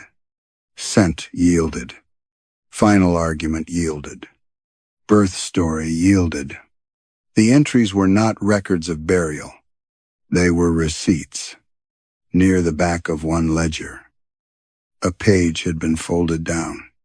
Returned forms observed after first yielding. It read, speech adequate. Affectional recognition present. Personal detail diminished. Subjects report relief. Continued offerings required to prevent collapse. Below that was a drawing of an apple tree with human faces nested in its rings. Miriam covered her mouth. The dead of Briar Glen had not come back. Not in any whole sense. They had been preserved out of other people's surrender. Assembled from habits. Outlines. Tenderness without history. The town had mistaken the shape of love for love itself and fed the difference to the trees. A sound came from the shelves behind her. Paper shifting. Miriam turned. A ledger had opened by itself on the table at the center of the room. It was not old. Its cover was clean. Its pages new enough to smell faintly of glue. On the first line, written months before she had answered the school's advertisement, was her full name. Miriam Vale. Son. Bicycle helmet. Tree 1. Selection confirmed. Under the final column, the red ink was still wet. First, memory pending. Miriam read the words until they lost their shape. The wet red ink shone under the records room lamp, glossy as blood before it darkened. She did not touch it. Some instinct told her that if she put her finger to the page, the ink would come away warm, and whatever had written it would know she had accepted the ledger as real. Behind her, the boiler clicked once. Then Mrs. Bellwether said, "It waited longer than usual with you." Miriam turned so quickly the chair struck the table. The older teacher stood in the doorway with her cardigan buttoned wrong. one side hanging lower than the other. Mud marked the hem of her skirt. Her face, usually arranged into soft schoolroom patience, looked older in the basement light. "You followed me," Miriam said. "We all did, in one way or another." Miriam's hand closed around the broken helmet piece in her coat pocket. "You put this here. You put my son's things in the orchard." "Mrs." Bellwether shook her head. "No. The orchard finds what grief keeps carrying." "That's nonsense." "Yes." "Mrs." Bellwether said. At first, she came no farther into the room. Her eyes moved to the open ledger, to Miriam's name, to the red column waiting like a wound not yet opened. "I thought it brought him back," Miriam said. "Your son." The older woman's face altered at the word son. Not grief, not quite. Something softer and emptier, like a room kept clean for a guest who would never arrive. "It brought back what I could survive," she said. Miriam wanted to hate her. It would have been easier if the town had been cruel, if the people had dragged sacrifices to the trees and lied with sharp teeth. But Mrs. Bellwether only looked tired, and behind the tiredness was a gratitude so terrible Miriam could barely stand to see it. "He had a tin whistle," the teacher said. "That much I know because it's written down. He used to play it until I threatened to throw it in the stove. That is written down too. I remember loving him. I remember the shape of him at the table. I remember folding his shirts. I remember that there was light on his hair when he stood in the doorway." Her voice thinned. "I don't remember the sound. The ledger says you yielded his laugh. I was losing my mind from it." Mrs. Bellwether's mouth trembled. Every room had it. Every hallway. Every morning, when the school bell rang, I heard him laughing because he had once hidden my chalk and thought himself very clever. After he died, that laugh rotted in me. It made everything else impossible. The orchard took it. Then it let me see him again. Miriam's skin tightened. "See him how?" Mrs. Bellwether looked past her, toward the dark shelves, sometimes at the edge of the trees, sometimes in dreams that did not hurt. Once, standing by my kitchen door with mud on his shoes, he asked whether I was angry about the whistle. Was he real? The question seemed to embarrass them both. He was gentle. Mrs. Bellwether said. That was not an answer. It was worse than an answer. Miriam backed away from the table. "You understand what this is doing, don't you? It isn't giving anyone back. No, it's hollowing them out. It hollows us first." The basement air smelled of paper, dust, and apples beginning to split. Miriam looked at the shelves around her, at the years of ledgers, at all those careful columns of surrendered details. Briar Glen had not conquered death. It had made an arrangement with absence. A voice for a visit, a name for a shape at the window, a first kiss for a hand on the shoulder, a final argument for one more evening of someone sitting quietly in the chair where they used to sit. The dead did not return. The living became less exact until the imitation no longer had anything to contradict. Miriam thought of Howard touching his wedding ring and saying only that his wife had been wonderful. She thought of Mrs. Mallow-insisting sister was a name enough. She thought of the children at the fence, learning silence before they learned long division. And then she thought of Rowan. His laugh was already slipping. His coat had lost its color. His favorite book had become a cover, without a voice asking for one more chapter. Mrs. Bellwether saw the change in her face and whispered, "It is kinder if you choose the first memory yourself." The ledger pages fluttered, though the room had no wind. Miriam's entry stretched before her. New words formed beneath, first memory pending. The red ink threading itself across the paper in a hand that was almost a child's. Last morning recommended. Miriam stopped breathing. The records room door creaked open wider behind Mrs. Bellwether, though she had not touched it.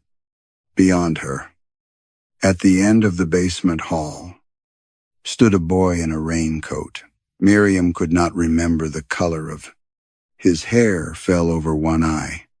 In his small hand, he held a wooden spade tied with black ribbon. And when he smiled, Miriam understood that the orchard did not want her grief. It wanted the reason she still deserved it. The boy at the end of the hall did not come closer. He waited with the obedience of a child who had been told not to cross a threshold. Mud darkened his shoes. Rainwater clung to the ends of his hair. Though no rain fell inside the town hall, his face was almost Rowan's. Close enough to wound her, and wrong enough to make the wound hesitate. Miriam took one step toward him. The boy lifted the wooden spade. Mrs. Bellwether moved aside without speaking. "No," Miriam said, though she did not know whether she meant the orchard, the boy, the spade, or the part of herself that had already begun to move. The basement hallway stretched longer than it should have. Each bulb overhead burned with a dim yellow patience. As Miriam followed the boy, the walls smelled less of stone and boiler dust and more of damp leaves packed tightly around something sweet. The ledgers whispered behind her. Pages shifting over names, over objects, over all the little pieces of love people had mistaken for splinters and given away. At the stairs, the boy paused. He looked back for one terrible moment. Miriam saw Rowan exactly as he had been on the last morning. Not whole, not resurrected, but remembered. His hair still sleep-tangled, one sleeve turned inside out. His small mouth stiff with the injustice of being rushed. The toy school bus clutched in one hand because he had wanted to bring it for show and tell, even though it was not his day. Then the image blurred. The raincoat became colorless again. The orchard was waiting when she reached it. Town lights glowed far behind her. But no one followed. Perhaps they were watching from their windows. Perhaps they had already performed this part so many times that attendance was unnecessary. The broken fence hung open at the schoolyard like a permission the world would deny giving. The boy led her through the rows. Tree 1 stood at the heart of the orchard. It had not fallen in the storm. It was older than the others, wider than a room. Its trunk twisted around black hollows where branches had once been cut away. Apples hung from it in perfect red clusters, untouched by wind. Beneath its roots, the soil had already opened. A shallow grave waited there. Miriam stopped at its edge. The boy offered her the spade. She did not take it. "I know what happened," she whispered. "I don't need to give it to you." The orchard answered by giving it back. The memory rose whole. The kitchen, rain at the window, Rowan crying because one shoe was missing, Miriam's headache pulsing behind her eyes, the school calling to ask whether she could come in early for a meeting, Rowan trying to show her the leaf he had found on the back step, holding it up between damp fingers.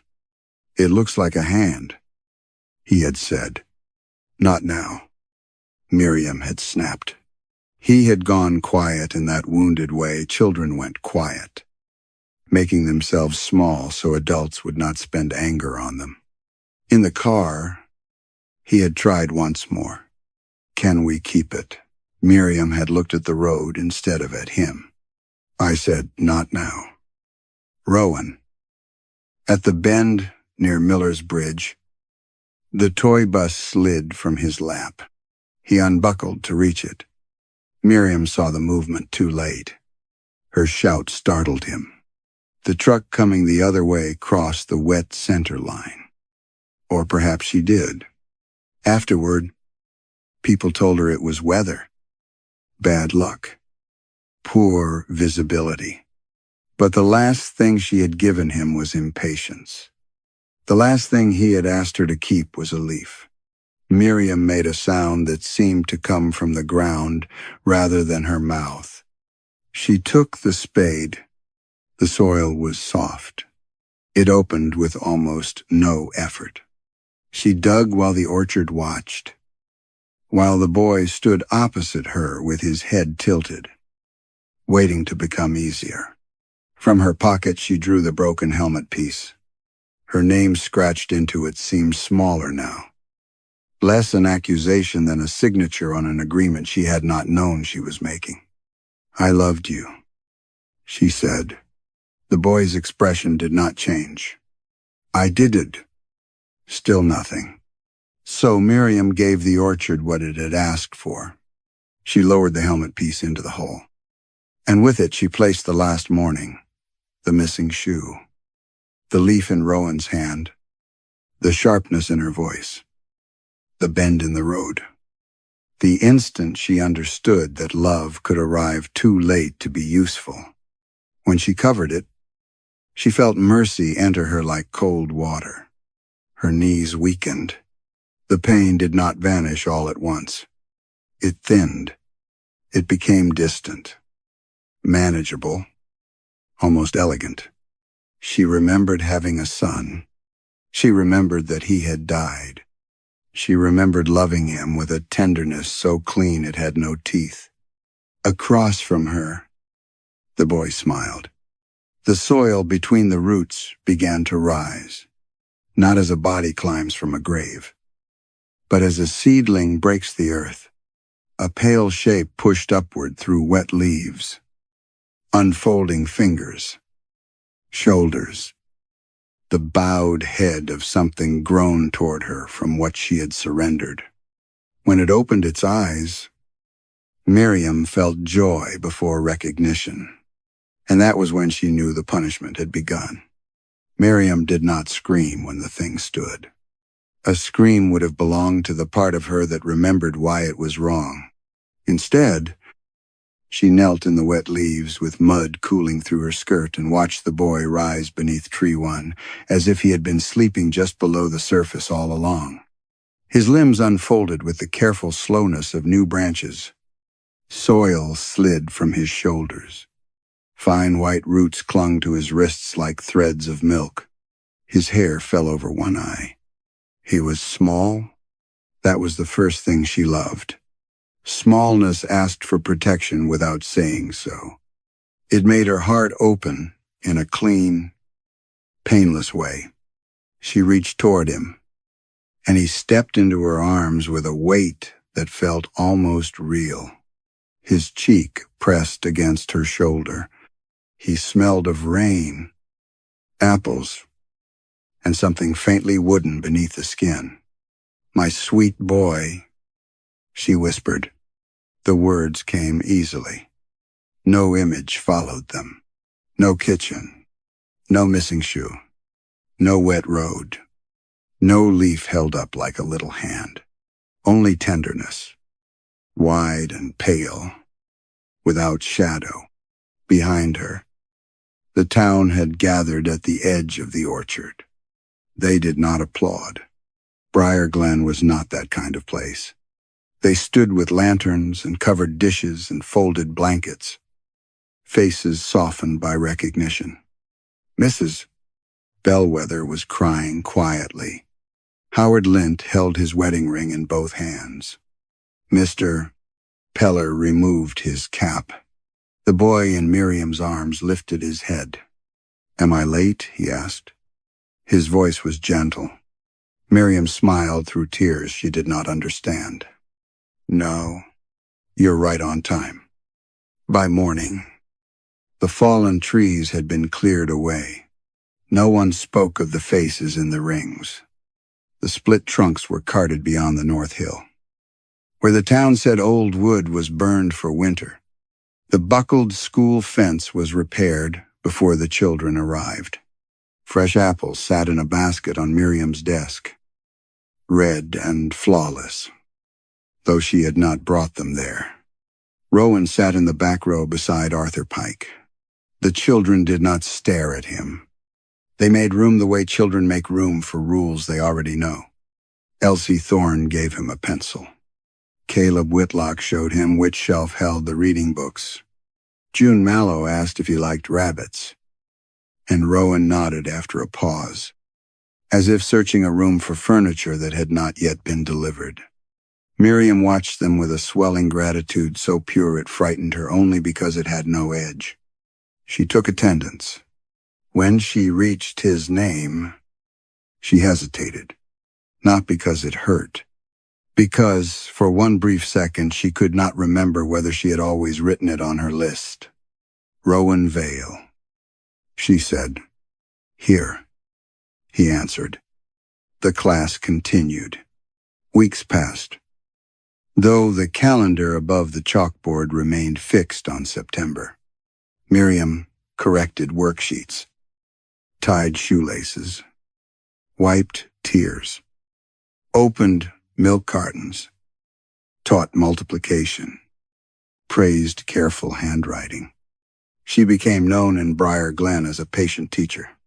Parents said so at the grocery store. Mrs.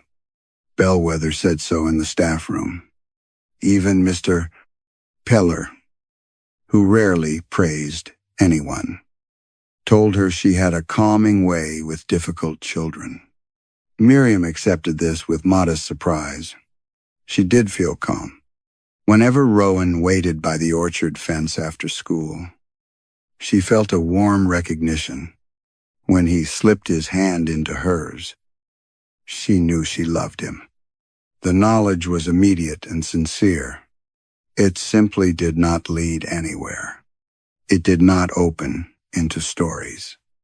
It did not carry the roughness of mornings, the annoyance of spilled cereal, the ache of fevers, the private jokes, the boredom, the sharp little failures that make love human because love survives them. He was her son. That was enough, everyone said. And most days, Miriam believed them. Autumn remained. The hills beyond Briar Glen lost their summer green, then silvered with frost, then greened again in distant rumor. But the orchard behind the school never changed. Leaves hovered between falling and fallen. Apples reddened, but did not rot unless no one was watching. The air smelled always of sweetness held too long. Sometimes Miriam caught herself looking at a child's face and trying to feel something beyond duty. Elsie's ribbon, Caleb's chewed collar, June's whisper before answering, Arthur's watchful silence. She remembered every spelling list, every allergy form, every parent's signature. She remembered birthdays. She remembered who needed extra help with reading and who pretended not to understand subtraction because attention felt like sunlight. She cared for them perfectly. That was what troubled her in rare, private moments. Perfection left no fingerprints. One afternoon, while the class drew pictures of places that made them feel safe, Rowan brought his paper to her desk. He had drawn the orchard in black trees and red fruit. Beneath the oldest tree stood a woman with brown hair, smiling gently. Her arms were open. Her mouth was too wide. "Who is this?" Miriam asked. Rowan looked at the picture. "You," he said. She laughed softly, because it seemed like the right response. Outside, a leaf broke loose from tree one and crossed the playground without falling. It tapped against the classroom window, stem upward, shaped like a child's hand. Miriam stared at it for a long time.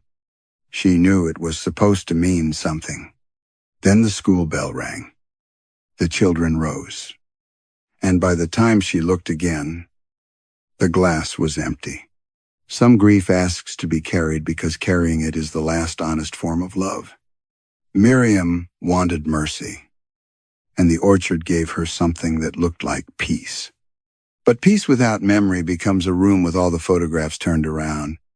Perhaps the cruelest punishment is not losing the dead, but keeping them so gently that we forget why they mattered.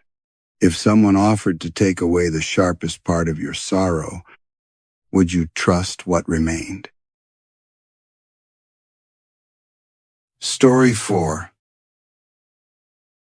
Florence Calder first saw the Halvern Museum in rain, which made the building look less preserved than drowned.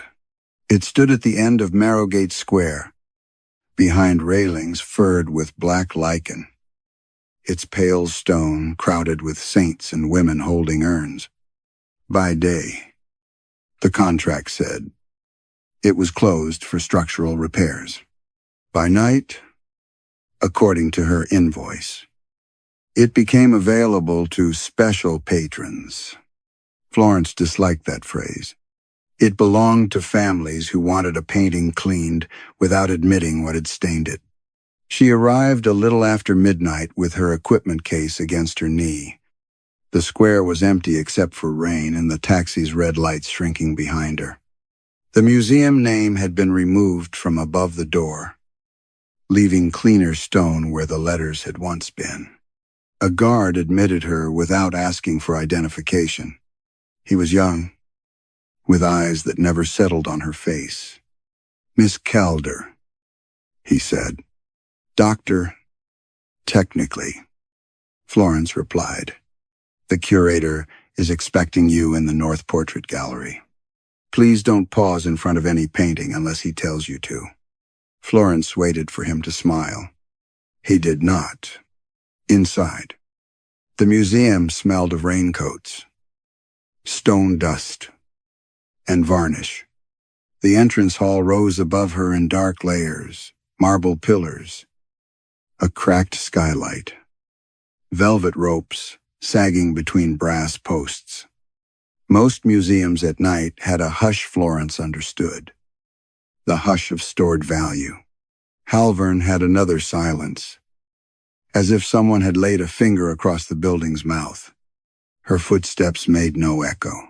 Florence had restored altar panels in chapels, smoke-blackened landscapes in houses, and portraits whose owners wept when dirt came away from a dead ancestor's cheek. She knew how old rooms answered shoes. In Halvern, the sound simply disappeared. The guard led her past a bronze directory with all its lettering polished flat. No names of wings, no donors, no artists. Just arrows pointing toward corridors whose ends dissolved into darkness. Has the exhibition already been installed? She asked. Yes. What period? He hesitated. Old. At the North Portrait Gallery. He pressed his thumb to a brass plate. The lock opened with a wet sound. Florence noticed a faint pink crease from his temple to his mouth, as though a mask had once been pressed too tightly against him. Do you work here every night? She asked. No, he said. Only when I'm remembered. Before Florence could ask what he meant, the doors opened inward. The gallery beyond was long, narrow, and high-ceilinged, lit by shaded lamps. Portraits lined both walls in heavy frames. Nobles, merchants, clerics, children with solemn mouths, women with pearl collars, soldiers with hands posed over sword hilts. At first, Florence saw only the usual congregation of the dead rich. Then she realized none of them had faces. Not blurred faces, not damaged faces, removed faces. Each portrait had been stripped from forehead to chin, the paint shaved down through skin tone, glaze, underdrawing, even the ground layer beneath. Every head contained an oval wound of raw linen or panel, pale and fibrous, fringed by hair, collars, hats, earrings, all the machinery of identity arranged around absence. Florence set down her case. As a conservator, she had seen acid burns, knife cuts, damp, mold, insects, bad cleaning, and the smooth violence of taste. But this had been done with patience. Whoever had removed the faces had known where every layer ended. They had prepared them. A soft voice spoke behind her. Magnificent, aren't they? Florence turned. The curator stood where the guard had been, though she had not heard anyone enter. He was tall, narrow, and dressed in a dark suit that seemed older than its cloth. "Silasve," he said. "Thank you for coming at such an unkind hour. You didn't mention the extent of the damage." "No. Had I done so, you might have refused. I may still price." He smiled at the paintings, not at her. Everyone says that before they understand the work. Florence opened her case. "These losses are total sem." "Are they?" She looked at the nearest portrait. A young woman in a green dress, her hair threaded with amber beads. The face had been scraped away to a naked oval, yet under the lamplight, something glistened at its center. Florence leaned closer before remembering the guard's warning. The raw canvas was wet. Something warmer had gathered there in a thin, trembling film. As Florence watched, it tightened into the shape of a closed eyelid. Then the eyelid opened. The eyelid opened without lashes. Florence did not scream. That was one of the qualities for which wealthy clients paid her. She could look calmly at damage. Her hand moved, almost professionally, toward the magnifying lens hanging from her neck. Silas Vey touched her wrist before she raised it. "Not longer than you must," he said. The eye in the raw oval shifted. It had no face around it. No socket, no cheek, no brow, only a wet, brown pupil set inside scraped canvas, looking out from where a young woman's mouth should have been. Florence stepped back. "Mechanical," she said, though there was no mechanism. "Projection. Perhaps. Perhaps," Vey replied. By the time she reached her studio before dawn, she had built 6 explanations and discarded 5 of them. The remaining one was fraud. Fraud could be elegant. Fraud could be expensive. Fraud could even be convincing in bad light. After midnight, inside a museum no one admitted existed. Her studio occupied the top floor of a converted printworks near the river. It had white brick walls, sealed concrete floors, northern windows, and steel cabinets labeled by solvent, resin, fiber, and risk. Every brush lay horizontally in shallow drawers. Every cotton swab was stored in glass. Florence did not allow fresh flowers in the room because pollen settled where it was not invited. She placed the Halvern contract on the central table and smoothed it once with the side of her hand. Private restoration assessment. North Portrait Gallery. Discretion required. No artist names. No insurance values. No lender information. She should have rejected it there. Instead, she boiled water, measured coffee grounds on a digital scale, and rinsed the cup twice before using it. Order made the world confess its shape. Dust, grease, fingerprints, careless touch, these were the enemies. The past was never pure, but one could stabilize it, clean its wounds, fill its cracks, and retouch what history had failed to protect. Her phone showed 3 missed calls from her mother. Florence turned the phone face down. It rang again while she was washing the pipette tray. The name on the screen made her jaw tighten. She let it ring until the studio returned to silence. Her mother had begun calling more often since the council finally cleared the underpass where people had been sleeping. Every conversation led toward the same unspoken question: whether anyone had seen Livia, whether anyone had checked the shelters, whether Florence, with all her contacts and all her careful competence, might do something more useful than sending money to organizations and avoiding old streets. Florence dried the tray until no watermark remained. Livia had always touched things with dirty hands.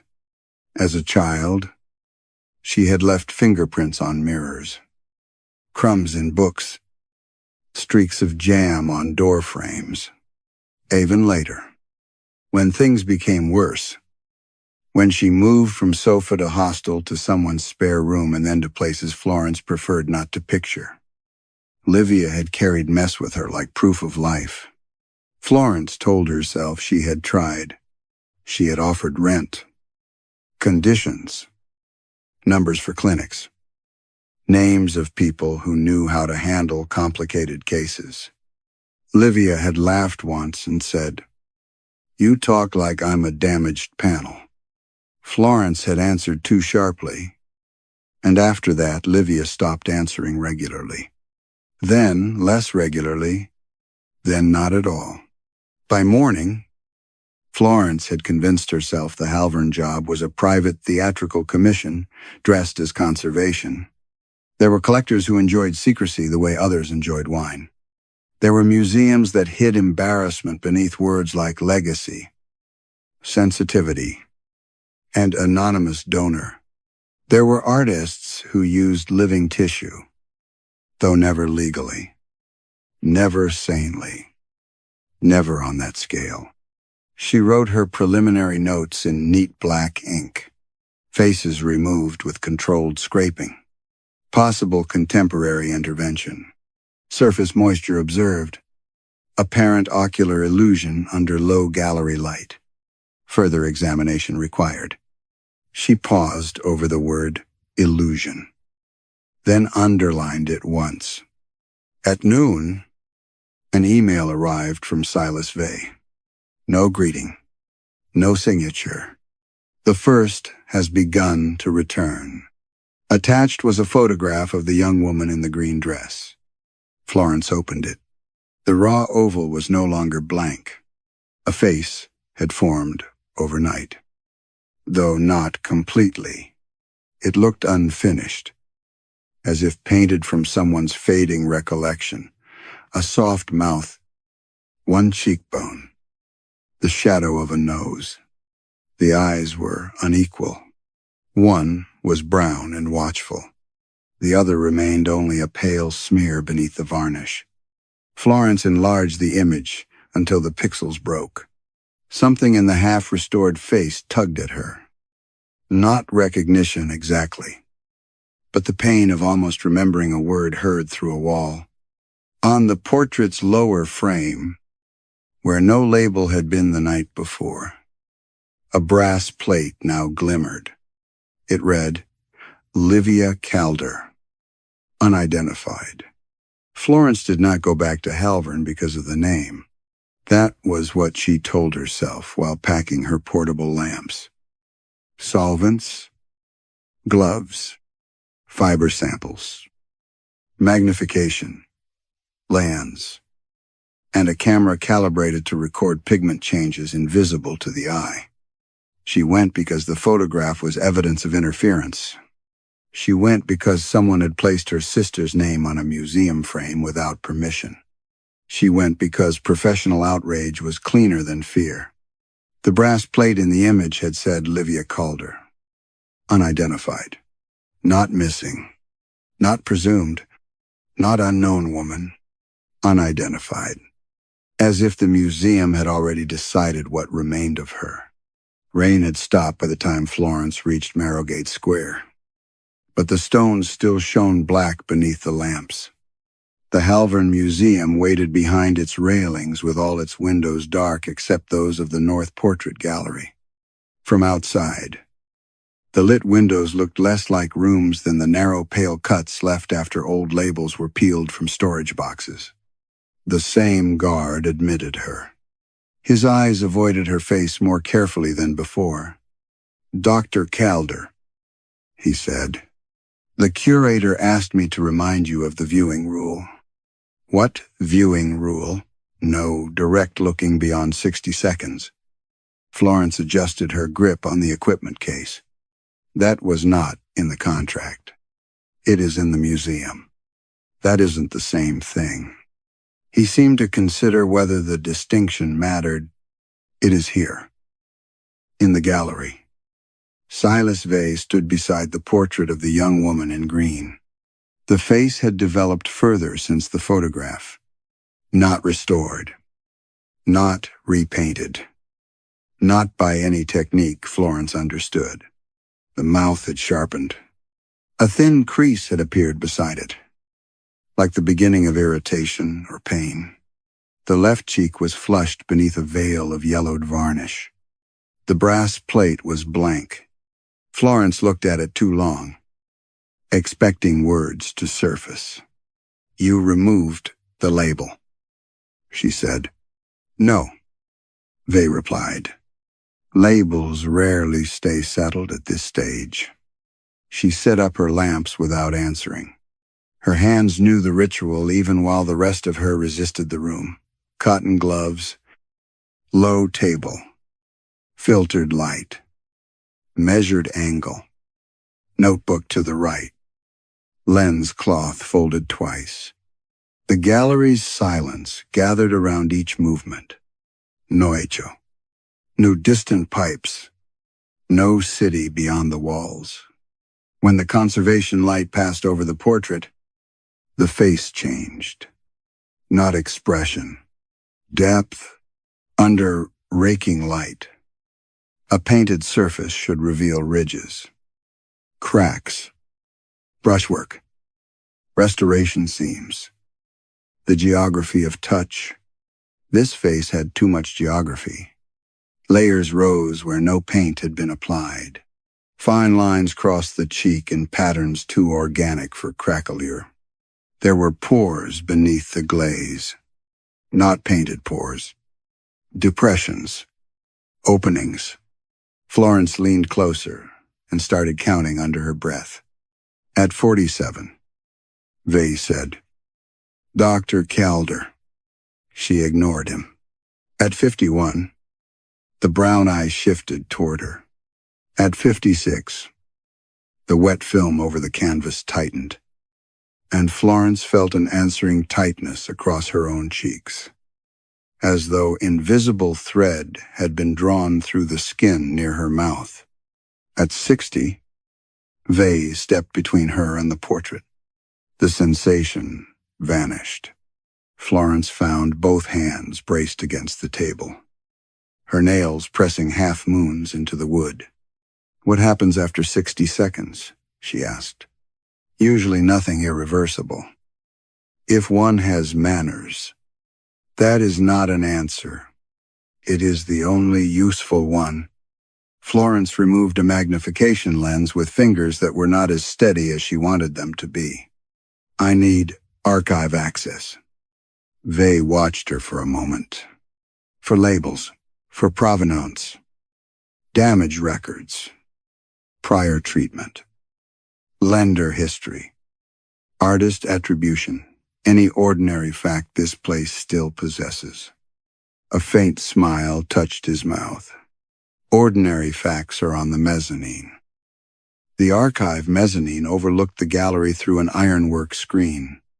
Its cabinets were arranged with obsessive elegance. Each drawer fitted with a brass holder, each holder empty until Florence approached. Then paper labels appeared behind the glass in a slow bloom of ink. Portrait of a boy with white gloves. Name pending. Lady in mourning dress. Name declined. Clergyman with silver bell. Name transferred. Florence copied them down, though none made sense.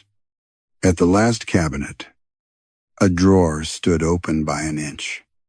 The label was fresh enough that the ink still looked wet. Portrait of a young woman. Blue ribbon. Current face, Amelia Hart. Inside the drawer was a single printed clipping from an online local paper. Though there were no computers on the mezzanine and no printer in sight, Florence lifted it carefully by the corners. The headline described a woman who had failed to arrive for work that morning. Her name was Amelia Hart, 26. Last seen near the river underpass before dawn. A photograph showed her smiling awkwardly into sunlight. One eye narrowed against the glare. Florence looked down through the iron screen at the gallery below. On the opposite wall, where a scraped portrait had been blank when she entered, a young woman's face was beginning to appear beneath the varnish. One eye was already looking up at her. The new face below the mezzanine did not finish forming while Florence watched. That was the first mercy of the night. If mercy was the word for a horror that had learned restraint, she left Halvern before dawn with copies of 3 archive labels.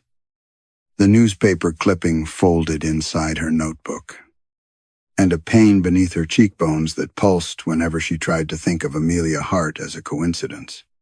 Outside, Marrowgate Square smelled of wet stone and old leaves.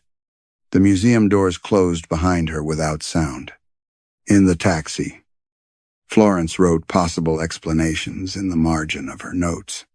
Fraud, biological medium, experimental conservation theater, illegal performance installation, psychological manipulation, sleep deprivation.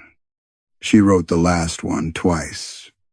By the time she reached her studio, exhaustion had softened the edges of everything. The river beyond the windows looked like varnish poured over black glass. Florence took off her coat, hung it precisely, washed her hands for longer than necessary, and placed the folded clipping beneath a paperweight. Then she searched Amelia Hart. There were results at first. A staff profile from a charity kitchen, a race time from a local fundraiser, a photograph from a friend's wedding where Amelia stood near the edge of the group, smiling as if permission had come late. Florence opened each page in separate tabs, feeling steadier with every ordinary record. People did not vanish into portraits. Museums did not drink faces from newspapers. The world was ugly, but it obeyed material laws. She refreshed the first page. The staff profile disappeared. She refreshed the second. The race result returned a dead link. The wedding photograph remained, but Amelia was no longer at the edge of the group. There was a narrow gap between 2 bridesmaids where her body had been, the background hedge visible through the space. No one else seemed to have moved. Florence pushed back from the desk so abruptly that her chair struck the cabinet behind her. She told herself the image had failed to load. She told herself websites changed, files corrupted. Names were removed for privacy. Photographs were replaced. People misremembered compositions all the time. She said these things silently, but with the firmness of someone addressing a difficult client. Then she searched Livia. Her sister had always had a scattered online life, old hostel fundraisers, blurred street outreach photos, a tagged picture outside a music venue, a court notice Florence had once found and never mentioned. Florence knew the geography of those fragments because she had checked them during guilty months, then stopped when checking became a substitute for searching. Now the results came back thinner. A shelter newsletter still mentioned a Liv, but not Livia. The music venue photograph had lost its caption. The court notice opened to a blank administrative page with only the county seal remaining at the top. Florence felt for the phone in her pocket. There was one thing she had kept and refused to admit she kept. Livia's last voicemail. Not because it was tender. It was not. Livia's voice had been hoarse, angry, badly recorded against traffic and wind. You always clean the frame and leave the rot behind it. Florence had listened to it only 4 times in 3 years. She had saved it under no special name, just archive, because sentiment embarrassed her even in private. Her phone unlocked to the recording app. The file was there. Archive. Duration listed in words beneath it, 42 seconds. Florence pressed play. Static filled the studio. Low and dry, like canvas being scraped in another room. Then a breath. Not Livia's voice. Not anyone's voice. Only a long inhale, close to the microphone, followed by the faint tap of something hard against glass. Florence stopped the recording. Her reflection stared back from the black phone screen.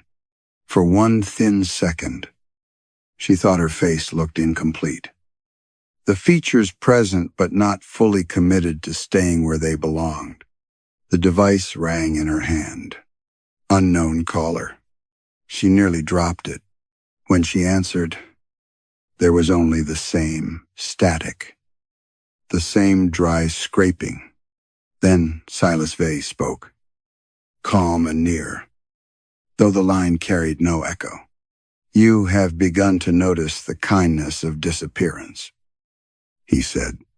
Florence gripped the edge of the table. What did you do to my sister's recording? Nothing that was not already happening. Livia is not part of your exhibition. On the other end, Vey was silent long enough for Florence to hear another sound beneath the call, a soft brush moving over prepared canvas. Then he said, Dr. Calder, everyone is part of the exhibition, once no one knows how to look for them. The call ended. Florence stood without moving until the studio lights flickered once. When they steadied, the paperweight on her desk had shifted. Beneath it, the Amelia Hart clipping had changed. The headline no longer said missing. It said restored. The clipping had not merely changed. Its paper felt older beneath Florence's fingers, softened as though it had spent decades in a drawer instead of hours beneath glass. The photograph was gone. In its place was a narrow rectangle of blank gray, the kind newspapers printed when an image could not be licensed or a family requested privacy. Beneath the headline, one sentence remained. Amelia Hart was restored to the Halvern collection after a period of public misplacement. Florence read it until the words lost grammar. Public misplacement. Not disappearance. Not death. Not abduction. A phrase with polished shoes and clean hands. A phrase that could stand at a donor dinner without ruining anyone's appetite. She took the clipping, the corrupted phone, and her notes back to Halvern that night because not going had become impossible. Some part of her still believed evidence, obeyed proximity. If she could stand before the thing, touch the frame, test the medium, force Vey to answer in the language of materials, the world might harden again. The museum looked closer than before. Florence stopped at the gate and frowned. Marrowgate Square should have placed the building at a dignified distance. But Halvern's steps now seemed to begin almost at the pavement, as if the museum had leaned forward while she was away. The saints above the entrance appeared lower. Their stone eyes had been scraped smooth. Inside. The guard was not at the desk. Her name waited on a visitor card instead, written in black ink that had dried into a faint shine. Dr. Florence Calder, temporary restorer. Temporary had been crossed out. She touched the card, and the letters blurred under her gloved thumb. Then cleared again. Restorer remained. The North Portrait Gallery was warmer than before.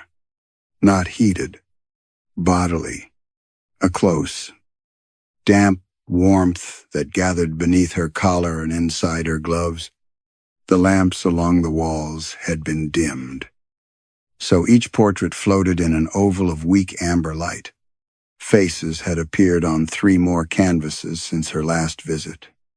Amelia Hart's portrait now hung beside the young woman in green, her features delicately finished except for the mouth, which looked closed around an unsaid objection. Florence tried not to look longer than 60 seconds. The problem was that the faces seemed to know when she looked away. Their attention followed in the edges of her sight. A chin angled, an eyelid lowered, a mouth gained weight. Not smiling, not speaking, only preparing. Whenever she turned quickly, all remained still beneath varnish. Dr. Calder. They stood at the far end of the gallery, though Florence could have sworn the corridor behind him had not been there moments earlier. The room had changed proportions. The long walls seemed to draw inward by inches, the frames crowding closer, their gilded corners almost touching like teeth. "I need tissue samples," Florence said. "You already know what you will find. I know nothing until it is tested. That has always been your comfort." She set her case on the table. The brass latches sounded too loud because nothing answered them. No echo. No return. She prepared a sterile blade and leaned toward Amelia Hart's cheek, counting silently. At 30, the portrait's skin flushed around the blade. At 40, Florence smelled something familiar beneath the varnish: unwashed hair, rain-soaked wool, cigarette smoke trapped in a coat. Not Amelia's smell. Someone else's. At 50, she saw the underpass in winter. Blue tarpaulin tied to railings.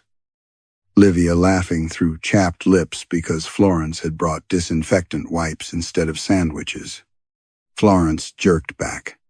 Her gloves were torn at the fingertips. Beneath them, her nails had filled with pale scrapings. Fine curls of dried material clung there. Not wood, not canvas. Skin-thin, crescent-shaped, as if she had been clawing at something in her sleep. "How long was I standing there?" she asked. Vey did not answer.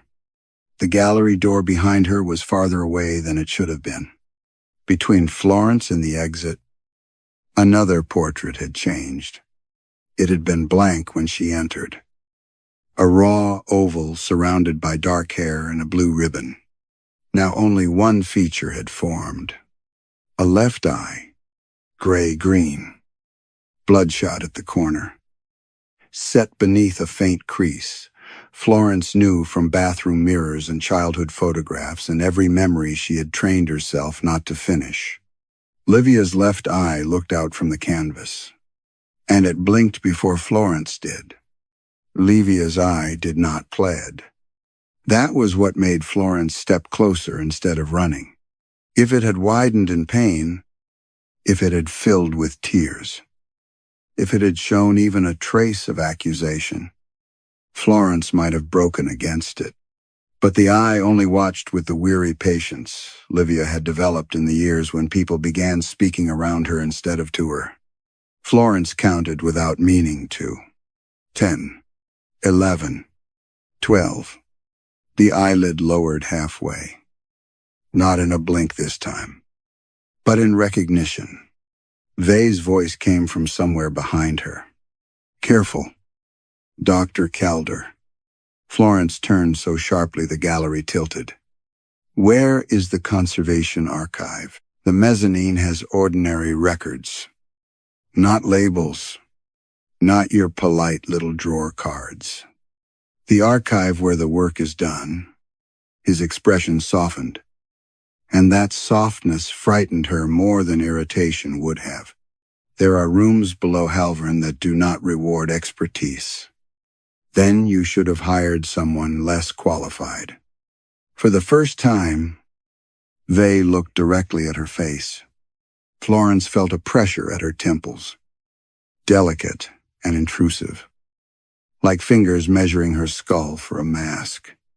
She held his gaze until he looked away. Behind the green portrait, he said. The young woman in the green dress hung near the center of the left wall, her face now almost complete except for a blurred throat. When Florence approached, the portrait's eyes seemed to lower toward the frame beneath her. A seam showed in the paneling behind it, thin as a hairline crack. She pressed one gloved hand against the wood. A door opened inward without a handle. The passage behind it descended through raw stone. The air changed at once. The gallery's damp warmth gave way to a cold, mineral breath smelling of dust, glue, and something faintly sweet beneath decay. Florence switched on her lamp. The beam fell across steps worn shallow in the middle, as if thousands of careful feet had gone down without ever hurrying back. No footsteps followed her. That did not reassure her. At the bottom, the passage widened into a conservation room larger than the museum above should have allowed. Work tables stood in rows beneath green shaded lamps. Stretched canvases rested on racks. Gilded frames leaned against the walls, each tagged with empty brass plates. Every surface was immaculate, but not clean in the way Florence valued cleanliness. This was the cleanliness of a surgical tray after the body had been removed. On the nearest table lay a prepared wooden panel, pale and smooth, with an oval marked faintly at its center. Beside it sat a porcelain dish filled with curls of shaved paint. Florence lifted one with tweezers. It was thin enough to tremble in her breath. Under her lamp it showed layers, varnish, glaze, flesh tone, red underpaint, ground. Then, impossibly, at the edge where the blade had cut, she saw a dark follicle embedded in the pigment. She put it down carefully. The shelves beyond held jars of translucent medium, each sealed with wax and unlabeled. The substance inside had the amber clarity of old resin. But when Florence moved the lamp, threads drifted through it like suspended nerves. Some jars held pale flecks. Some held what looked like fragments of fingerprints, ridged and soft, floating without decay. A ledger lay open on a lectern, not a catalog. A visitor book. Florence read the names in columns of elegant ink. Beside each was a date. Then a note. Looked too long. Recovered. Looked away. Unsuitable. Remembered someone. Promising. No etcher face. Declined. Her own name appeared near the bottom of the page. Florence Calder. Arrived with resistance. Professionally prepared. The ink was still wet. A sound came from the far wall, the dry scrape of a drawer shifting in its runners. Florence raised her lamp. Against the stone stood a cabinet taller than she was. each drawer sealed with black wax. One had opened by an inch. Its brass holder was empty until she approached. Then, letters formed behind the glass in her own neat hand. Calder. Florence. Prior assessment. She broke the wax with the end of her tweezers. Inside lay a folder bound with gray thread. The paper was modern, archival, acid-free. Florence knew that because she used the same kind in her studio. On the cover was a conservation report written in black ink. Every line slanted with her disciplined pressure. The signature at the bottom was hers. The date was from 7 years before she had first entered Halvern Museum, and the object title read, Unnamed Street Portrait. Possible subject, Livia Calder. Florence read the title 3 times before the words arranged themselves into meaning. Unnamed Street Portrait. Possible subject, Livia Calder.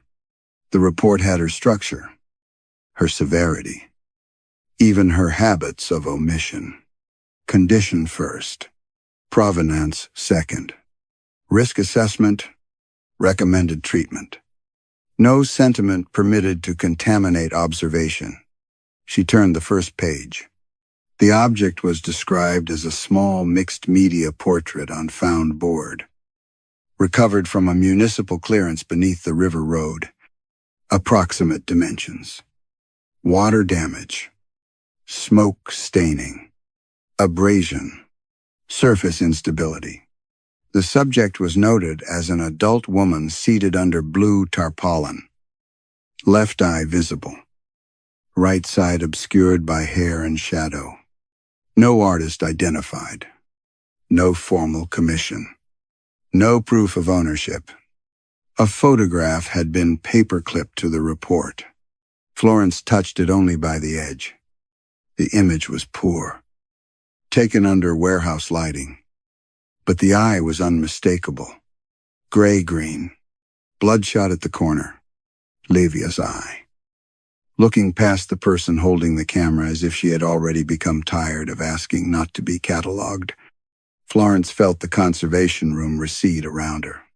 The jars, the panels, the clean tables, the patient lamps, all of it seemed to wait while she tried to remember what she had chosen not to remember. 7 years earlier, a council contractor had called her studio about several damaged street artworks removed during an underpass clearance. Florence had been asked to identify whether any had artistic or documentary value before disposal. She had done the work quickly, irritated by the damp smell that clung to the delivered boards, irritated by the grit on the wrapping, irritated most of all by the faint possibility that she might recognize someone. She had not opened that possibility fully. She remembered now. The blue tarpaulin painted behind a woman's shoulder. The gray-green eye. The strip of ribbon tied around one wrist. Livia used to tie blue ribbon around her keys so she could find them in the bottom of donated bags. Florence turned the page. Her own conclusion waited for her with devastating neatness. Subject identity cannot be responsibly recovered from available visual evidence. No inscription. No reliable witness record. Recommend cataloging as anonymous urban study. No recoverable identity. Surface loss severe. No further stabilization advised unless acquired for institutional use.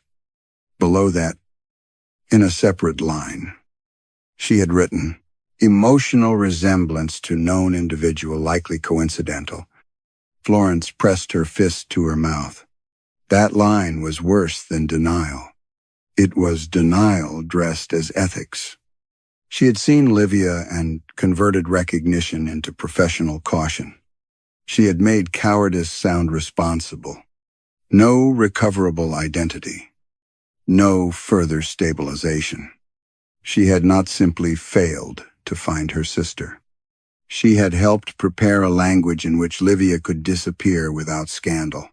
A second document lay beneath the report. It bore the Halvern Museum seal. Candidate accepted. Prior erasure confirmed by external authority. Restorer demonstrates necessary discipline. Florence's throat tightened until breathing became work. "You used my report," she said. Her voice vanished into the room without echo. But Vey answered from the stairs as if he had been standing beside her all along. "We recognized its usefulness." She turned. He remained at the edge of the lamplight, hands folded before him, expression almost sorrowful. "I didn't know what this place was." "No," he said. "But you knew what you were doing." Florence looked down at the photograph again. Livia's one visible eye had not changed. But the board around it looked more fragile now, as if the paper itself were tired of holding her there. "You took her because of me." We took nothing that had not already been offered by neglect, exhaustion, bureaucracy, and the mercy of looking away. Vey stepped closer. "Halvern is not the beginning of forgetting. Dr. Calder, we are only its museum." Florence wanted to reject the elegance of that answer. She wanted a villain simple enough to hate cleanly. Instead, the room gave her shelves of evidence, visitor ledgers, rejected names, accepted candidates, lives polished into labels, and beneath one drawer, one report, one signature in her hand. Her hand. She gathered the papers, but the pages resisted her grip. The ink seemed to darken where her fingers touched it. From above came a sound like a brush being drawn slowly across stretched canvas. Then another. Then many. Florence looked toward the stairwell. The portraits in the gallery were being worked on without her. When she turned back to the open drawer, a new page had appeared inside the folder. It was blank except for a single typed recommendation at the top. Florence Calder, suitable for final attribution. Florence did not touch the new page. Her name sat at the top with the calm finality of a museum label, as though the decision had already passed through committees, donors, and years of tasteful silence. Suitable for final attribution. Above her, the brushes continued. Not hurried, not frantic. Their rhythm was careful, layered, almost tender. A soft stroke, a pause, a faint, wet sound, like varnish being spread over something that still breathed. Florence gathered the report, the photograph of Livia, and the Halvern seal document into her arms. "I am leaving." Vey moved aside from the stairwell. It was worse than if he had blocked her. She climbed quickly, refusing to run. But the stairs seemed longer than they had been coming down. The stone narrowed at her shoulders. Twice her lamp flickered, and twice she caught sight of pale scrapings caught under her nails. Shining like crescent moons, the North Portrait Gallery waited above. Every portrait now had a face, not all complete, not all stable.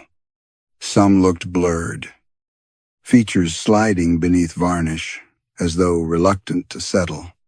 Others were sharp enough to pass as old masterwork at a private sale. Amelia Hart stared from her frame with a finished mouth that did not belong to the smiling photograph from the missing article. It was smaller, more obedient. The young woman in green had acquired a stranger's throat. The clergyman at the far wall wore the expression of a sleeping child. Florence understood then that the horror was not crude theft. It was editing. Vey came up behind her without breath or footfall. "You think we take faces?" he said. "That is only what the living notice first." Florence turned on him. "You erase people." "No. People erase one another. Families stop calling. Institutions abbreviate. Employers remove profiles. Councils clear tents before dawn. Archives misfile. Doctors summarize. Police close. Friends learn not to ask because asking becomes work. He looked toward the walls with something almost like reverence. We receive what is already loosened. The portraits seemed to listen. Livia was not loosened. Florence said, but the words weakened as soon as she spoke them. Vay's gaze moved to the blue ribbon portrait. Only Livia's left eye had formed. Still wet beneath the light. Your sister fought it longer than most. She kept leaving marks. Blue ribbon. Messages. Names given to strangers who might remember them. She made forgetting inconvenient. Florence's arms tightened around the documents. And I made it easier. You made it beautiful, Vay said. The phrase struck her harder than accusation. He walked to Amelia Hart's portrait and lifted one thin hand, stopping just short of the varnish. An unfinished disappearance offends the world. It leaves crude edges. Questions. Search parties. Forms that remain open. A face taken badly is a wound, but a face properly restored becomes history. It can hang here without causing alarm. Those people are alive. For a time. What happens to them? Vay finally looked at her. And in his eyes, Florence saw not malice, but administration made ancient. They continue. If continue is the word. They wake with skin where features should be. They are difficult to describe, difficult to recognize. Very soon. Difficult to report. The world does not search well for someone it cannot picture. Florence felt the gallery tilt inward. The frames along both walls had crowded closer. Their gilt edges nearly touched, making a corridor of preserved witnesses. You hired me to stop this. No. We hired you because you had already practiced the necessary mercy.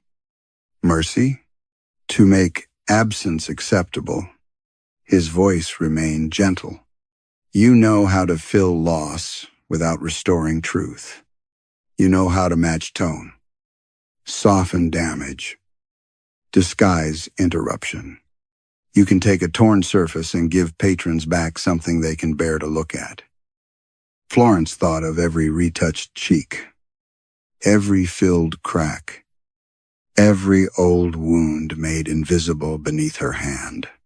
She had always called it preservation. But preservation for whom? The dead? The owner? The institution? Or the viewer who wanted history without injury? Vay continued. Most restorers are sentimental. They want recovery. You understand completion. Florence looked at Livia's single eye. It had begun to cloud at the edge, as if the museum were deciding where to place the rest of her. What do you want from me? The lamps dimmed. In the sudden amber gloom, the faceless ovals that remained beneath the finished faces seemed to glow through them, raw and waiting. Vay smiled without pleasure.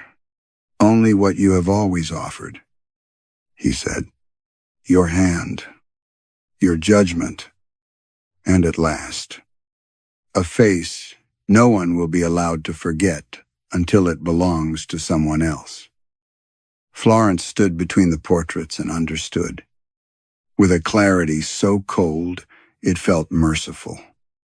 That exposure would not be enough. She could carry the reports into daylight. She could photograph the ledgers, contact police, call journalists, shout names from the museum steps until Marrowgate Square filled with cameras. Yet, even as the thought formed, she saw its weakness. What did one show the world when the evidence had learned to revise itself? A missing woman whose article now said restored, a voicemail that had become breath. A sister who existed in fragments because Florence had once made fragmentation sound ethical. The faces watched her without blinking. Unduit, she said. Vay's expression did not change. That is not a service Halvern offers. Then, I'll do it myself. She crossed to Amelia Hart's portrait and opened her case with hands that had finally stopped trembling. Panic had burned away into something narrower. Skill remained. Florence knew surfaces. She knew how one layer obeyed another, how varnish could be softened without disturbing paint, how an old restoration could be recognized by the arrogance of its disguise.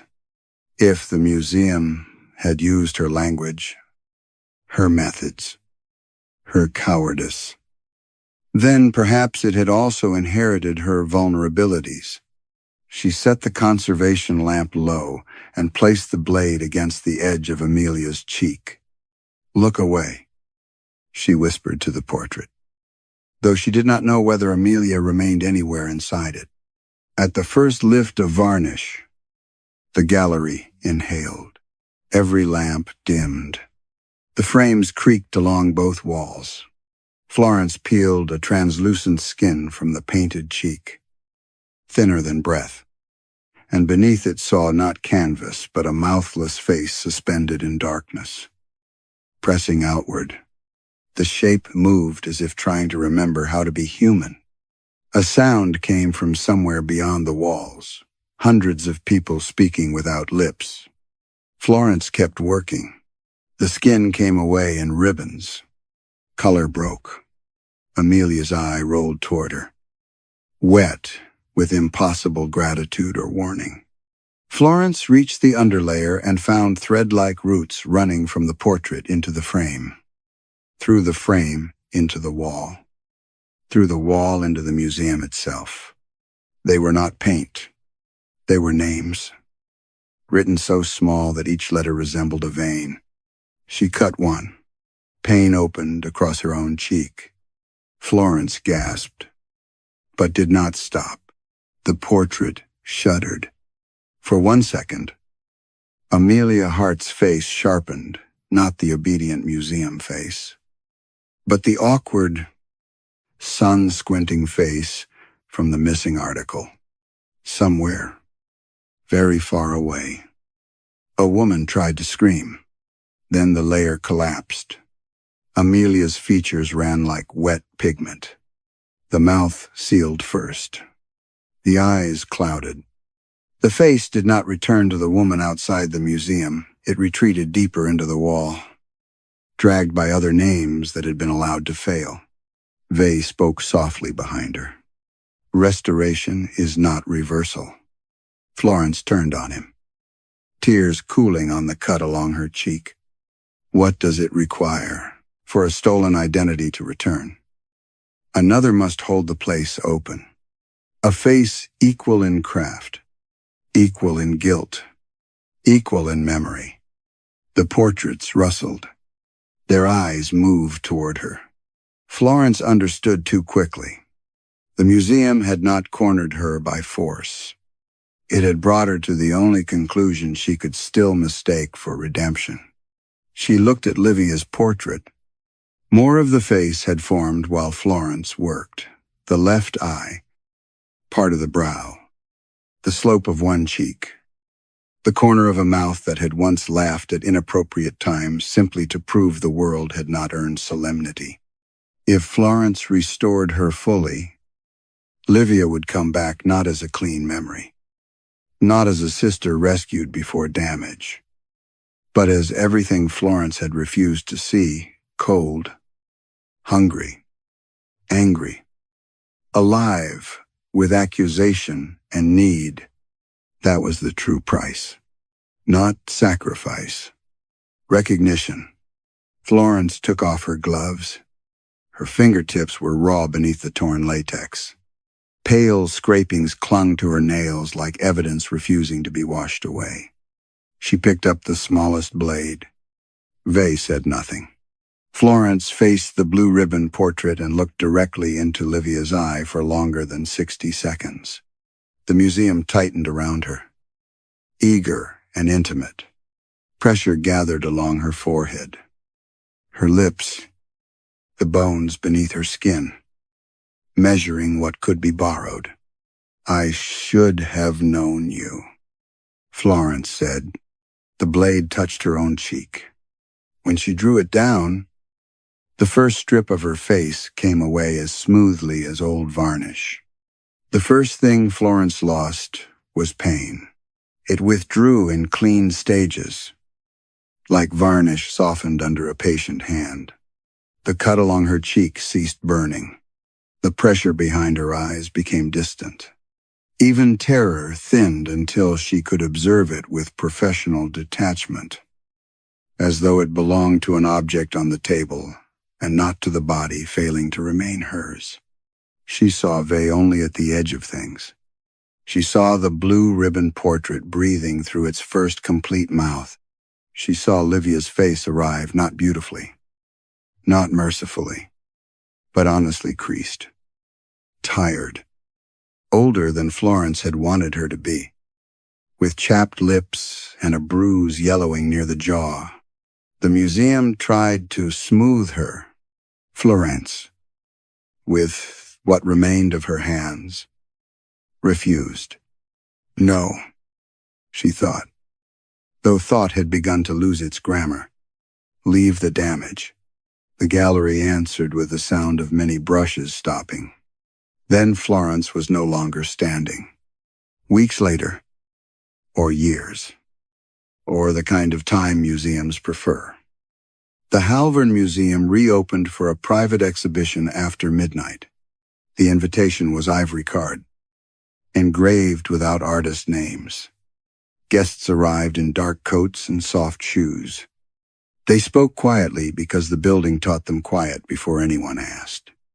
In the entrance hall, a young guard collected phones and offered each visitor a folded notice. "For your safety and for the preservation of the collection, please do not look directly at any portrait for longer than 60 seconds. Most smiled at that. Wealth liked rules that sounded secret. The North Portrait Gallery had changed. The frames were better spaced now, the lighting warmer, the labels more restrained. Amelia Hart no longer hung in the main row. Several portraits had been removed for rest. Several new ones had appeared. Near the center of the left wall hung an unnamed portrait of a woman in a dark conservation coat. The work was extraordinary. Even guests who knew nothing of restoration felt compelled to slow before it.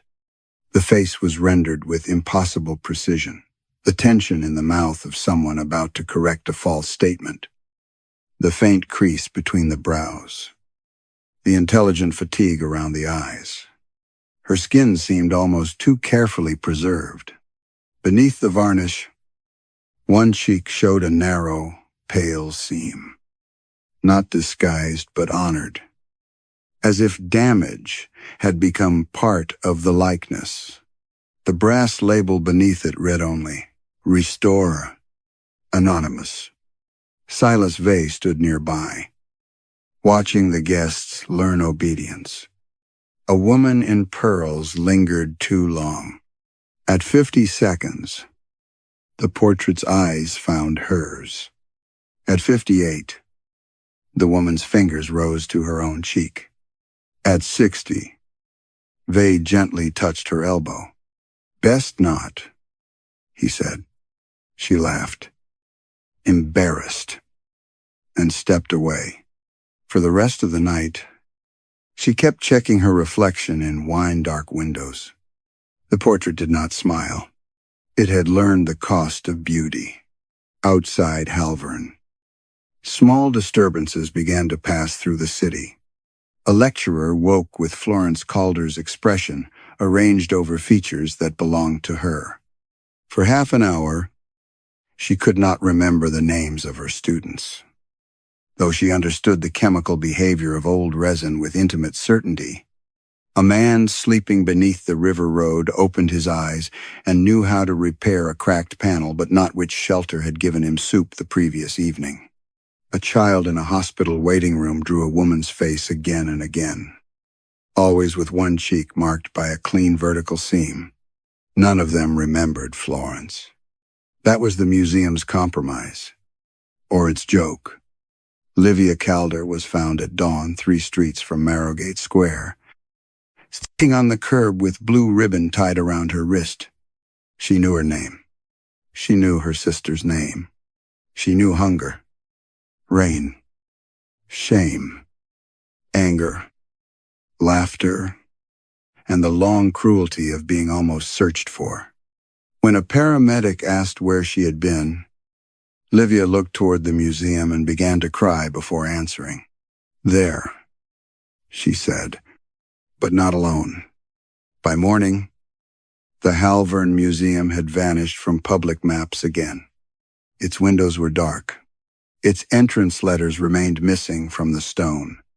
Only the portrait waited inside the North Gallery, perfect and unnamed, listening to the silence without echo. And when the lamps dimmed before closing, Florence Calder's preserved face looked down at the empty room with borrowed eyes, watching for the next visitor who believed a face could be saved without saving the life behind it. Some horrors do not begin with monsters, but with the polite language people use to make neglect acceptable. Florence believed restoration meant repairing the surface until damage could no longer offend the viewer. Halvern taught her the darker version of that belief. A society can erase a person slowly, then admire the beautiful shape of what remains. Perhaps the most frightening question is not whether a face can be stolen, but how many times someone must be overlooked before the theft has already begun. Who do we fail to recognize while they are still standing in front of us? Story 5. The first empty car Ellis Ward found that summer had been left with all 4 doors open.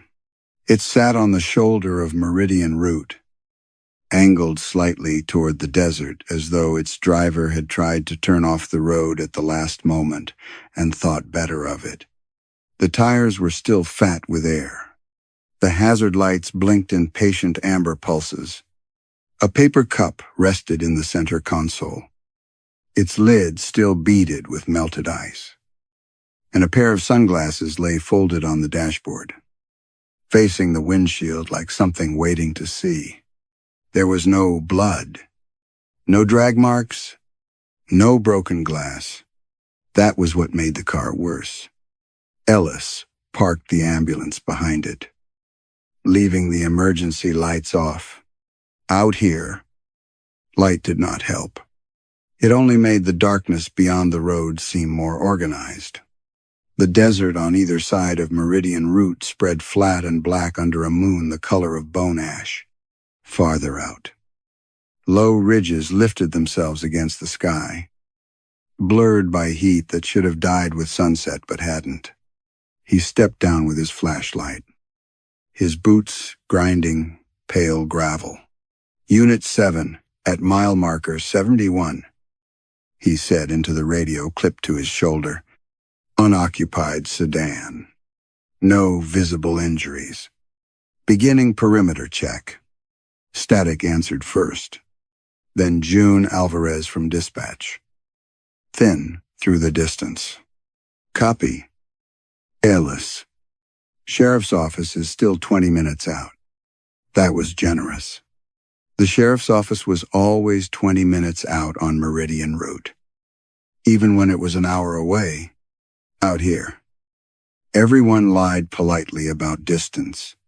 Ellis swept his flashlight across the sand.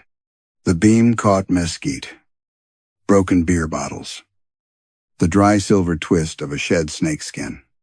No footprints led away from the driver's side. No footprints led toward it either. The shoulder dust lay clean except for his own tracks and the hard black commas of the sedan's tires. He checked the back seat. A child's blanket lay crumpled there. patterned with faded moons and little yellow stars. No car seat, no purse, no wallet, nothing personal except the blanket and the sunglasses. He had learned not to invent people from objects. A blanket did not mean a child. Sunglasses did not mean someone was coming back. An empty vehicle did not mean tragedy until a body proved it. That was what Ellis told younger medics when they started hearing stories about the route. Meridian took people, the town said. Not often enough for newspapers, but often enough for mothers to mention it in grocery store aisles and for gas station attendants to lower their voices when tourists asked about the shortest way west. People disappeared between mile markers. Sometimes their vehicles were found clean and open. Sometimes nothing was found but a cooling engine and a radio playing to no one. Lately, Ellis's name had begun to attach itself to those stories. Not officially, not in reports. But he had seen the way deputies stopped talking when he entered the diner near the county garage.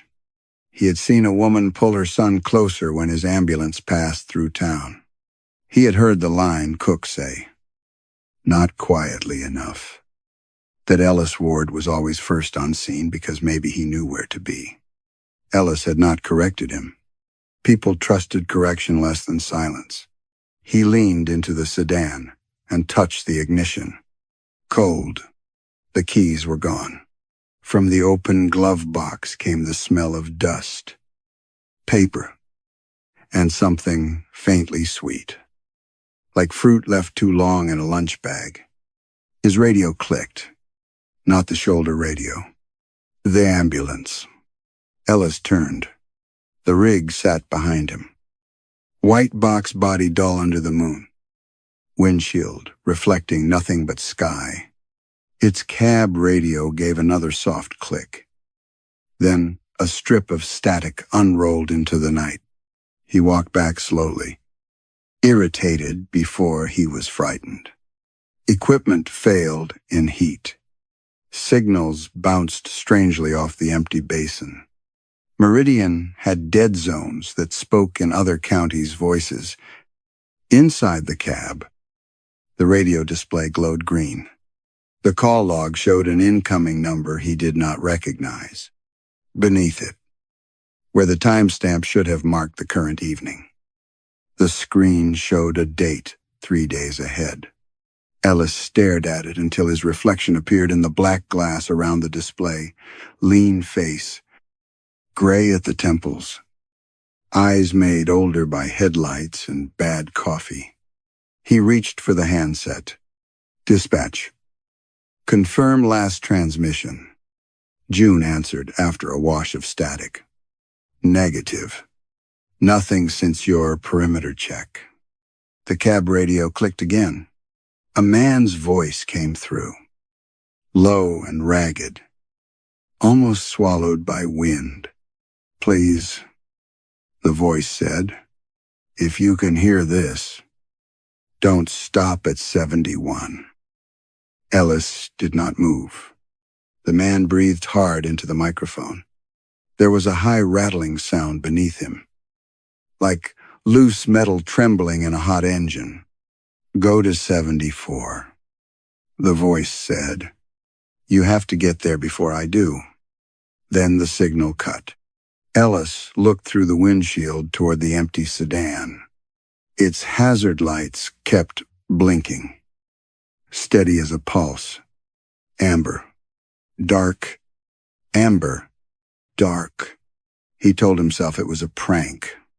Someone had bought a scanner, found his unit frequency, and decided to make a local legend worse. The future date on the display was a software fault. The voice had sounded familiar because fear made all men sound alike over a bad signal. He returned to the sedan to wait for the deputies. That was when he noticed the cassette on the driver's seat. It had not been there before. He was certain of that, with the cold certainty of a man who noticed small things because small things became evidence. The plastic case was old. cloudy with scratches. A strip of masking tape crossed its face. Written on it in black marker were 4 words. Ellis knew the handwriting before his mind allowed him to read them. Play this after 74. Ellis did not play the cassette at mile marker 71.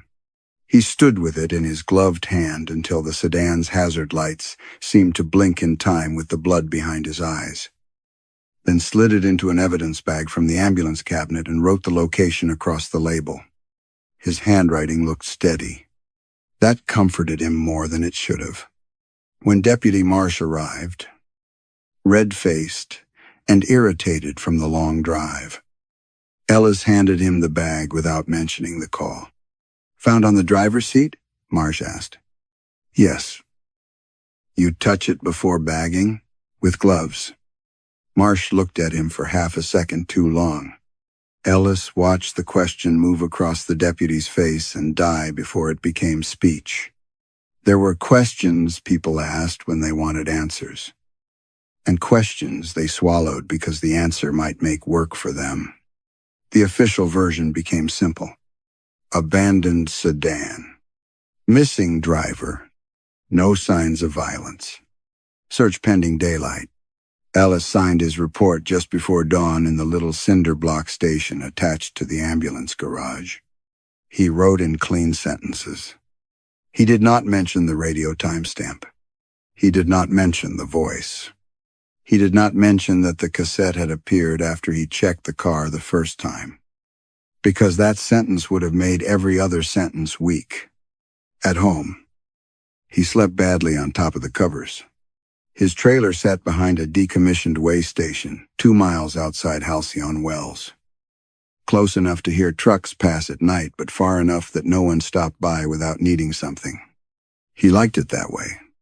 The place had thin walls, brown carpet, and a swamp cooler that rattled like loose teeth. On the kitchen table were road maps, maintenance receipts, and a mug with a crack through the handle that he kept meaning to throw away. He woke in the late afternoon with his mouth tasting of dust. For a while, he lay still and listened. The trailer made its ordinary sounds, cooler. Pipes. A fly knocking against a window. No radio static. No man's voice. No call from a date that had not arrived. He showered, shaved, and made coffee so dark it left a skin on the surface. Then he sat at the table and opened the drawer where he kept things he did not need but never discarded, old badges. Expired certifications. A photograph of his first ambulance. A folded incident report with water damage along one edge. He did not unfold the report. He knew what it said. Severe dust storm. Low visibility. Multi-vehicle hazard east of mile marker 59. Crew safety compromised. Rescue delayed pending additional units. 1 civilian later declared missing. That was the clean language. The real memory was smaller. A woman's voice through static. Not young. Not old. Saying there was sand coming in through the vents and she could not see her own hands. His partner that year, Lorna Pike, saying, "We go farther. We don't come back." Ellis, looking at the wall of brown weather, swallowing the road ahead and choosing reverse. He had repeated the correct explanation so many times that it had become a kind of prayer. Protocol protected crews. Dead medics saved no one. You could not rescue a person by becoming another emergency. By evening, he was back at the garage, checking oxygen levels, replacing sealed bandage packs, wiping dust from the stretcher rails. Other drivers filled silence with complaint. Ellis used work. Work was better than conversation because work had edges. A tank was full or it wasn't. A latch closed or it didn't. A pulse existed or it was gone. June Alvarez watched him from the dispatch window while he restocked saline. "You all right?" He did not look up. "Why?" Marsh called about the tape. Ellis's hand paused on the cabinet door. "What about it?" He said. Evidence locker was empty when he went to log it. The garage lights hummed above them, somewhere beyond the bay doors. The desert was cooling by inches, giving back the heat it had held all day. Empty how? June gave a small, uncomfortable shrug. Bag was there. Tape wasn't. Ellis closed the cabinet. Neither of them spoke for a moment. June had worked dispatch long enough to know when an explanation would make something worse. She was in her 50s, with clipped gray hair and a voice that could calm drunk men, frightened children, and dying ranchers trapped under machinery. She had never liked gossip, but she respected patterns. "Ellis," she said carefully, "people are saying things. People always say things. Not like this." He turned then. "What are they saying?"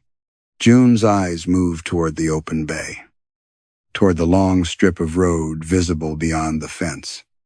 "That you don't find the cars," she said. "That the cars find you." The radio inside Unit 7 clicked. Both of them heard it. Ellis stepped into the ambulance bay slowly. The cab was dark except for the display. Glowing green through the windshield, the same unfamiliar number showed on the screen. The date beneath it was still 3 days ahead. June came to the bay door but did not enter. The speaker hissed, then cleared just enough for a voice to pass through. Ellis's own voice. Not similar, not familiar. His Unit 7, it said, breathless and close to breaking. "Do not let June come with you tonight." June's face emptied of color. On the radio, Ellis heard wind, metal rattling, and then his own voice again, whispering a detail that had not happened yet. "She'll ask about Lorna before you reach 74. She did it 7 miles out from the garage, with the ambulance running quiet except for the low engine hum and the loose rattle somewhere behind the dash. Ellis had told her not to come. He had said it once, flatly, while pulling his jacket from the hook near the bay doors. June had looked at the radio, then at him, and climbed into the passenger seat without answering. For a while, neither of them spoke. Meridian Route opened ahead in a black strip between the headlights. The desert on both sides seemed less like land than absence. Mesquite and fence posts slid past, brief and pale, then vanished behind them. Above the windshield, the radio display held the impossible future date in green light. At mile marker 73. June said, "Did Lorna ever forgive you?" Ellis kept both hands on the wheel. The ambulance drifted over a seam in the pavement. The sound went through the cab like a swallowed knock. "That isn't relevant." "It is if your own voice knew I'd ask." "You heard interference." "I heard you." He did not answer. The road tilted slightly, though Ellis knew it should have stayed level here. Meridian did not climb until after 76, where the basin began to lift toward the old borax flats. June looked out at the darkness. "She left after the storm?" "She transferred." "That isn't what I asked." Ellis's jaw tightened. She didn't forgive herself either. The radio clicked before June could reply. Not the live radio this time. The sound came from the storage compartment behind them. Ellis braked hard enough for June to grab the dash. The ambulance stopped with its headlights washing over the empty road. Gravel ticked under the tires. The engine idled. The desert held its breath. "What was that?" June whispered. Ellis already knew. He climbed into the rear compartment and opened the cabinet beneath the bench seat. Inside, sitting on top of a sealed trauma kit, was the cassette he had bagged at mile marker 71. The evidence sticker was gone. The cloudy plastic case was warm, as if someone had kept it under a hand. June stood at the open rear doors. Ellis. He took the cassette out. There was an old tape deck in the ambulance, installed years ago for training recordings and never removed because no one had bothered to replace the panel. Ellis had forgotten it worked until his fingers found the slot. He pushed the cassette in. For a moment, there was only soft, mechanical turning. Then his own voice filled the back of the ambulance. After 73, the road surface changes. There's fresh tar across the right lane, still soft from afternoon repair, even though county maintenance won't log the work until tomorrow. Ellis looked toward the windshield. In the headlights, 20 yards ahead, the right lane shone wet and black. June stopped breathing audibly. The tape hissed. 3 coyotes will cross from east to west. The third one limps. Do not follow where it looks. Ellis stared at the dark beyond the road. 1 coyote slipped through the beam. Then another. The third came slowly. Its left rear leg held high, its head turning toward the ambulance with a pale flash of eyes before it vanished into the brush. June backed away from the tape deck, turned it off. Ellis could not move. His recorded voice continued, calmer now, as though reading from a report. The temperature drops after the culvert. Your windshield will fog from the inside. June will say she smells peaches, but there are no orchards within 80 miles. A quarter-mile later, the ambulance rolled over the low concrete culvert. Cold entered the cab like water poured through an unseen crack. The windshield clouded white from the inside. June pressed one hand over her mouth. Do you smell that? Ellis did. Sweet. Bruised fruit. Lunch bag rot. The same smell from the glove box of the abandoned sedan. He reached for the tape deck and hit stop. The silence that followed felt less like silence than listening. They should have reached mile marker 74 within a minute. Ellis knew the distance. He knew the road. He had driven Meridian in dust, rain, flood runoff, and moonless, dark. Markers did not move. Roads did not shorten unless a man misremembered them. And Ellis Ward did not misremember roads. The next sign appeared in the headlights. Mile marker 81. June made a sound that was almost his name. Ellis stopped the ambulance in the middle of the lane. Behind them, the road stretched back straight and empty. Ahead, the reflective green sign stood clean and certain at the shoulder.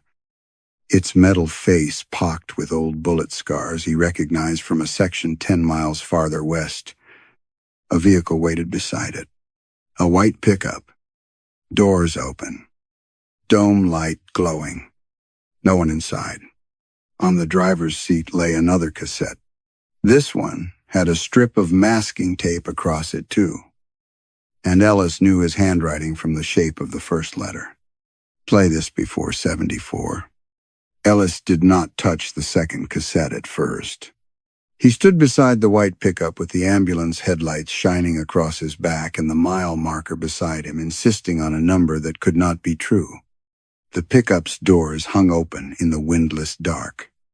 Its dome light made a small, yellow room out of the cab, illuminating a thermos in the cup holder, a ball cap on the passenger seat, and the cassette resting where a driver's thigh should have been.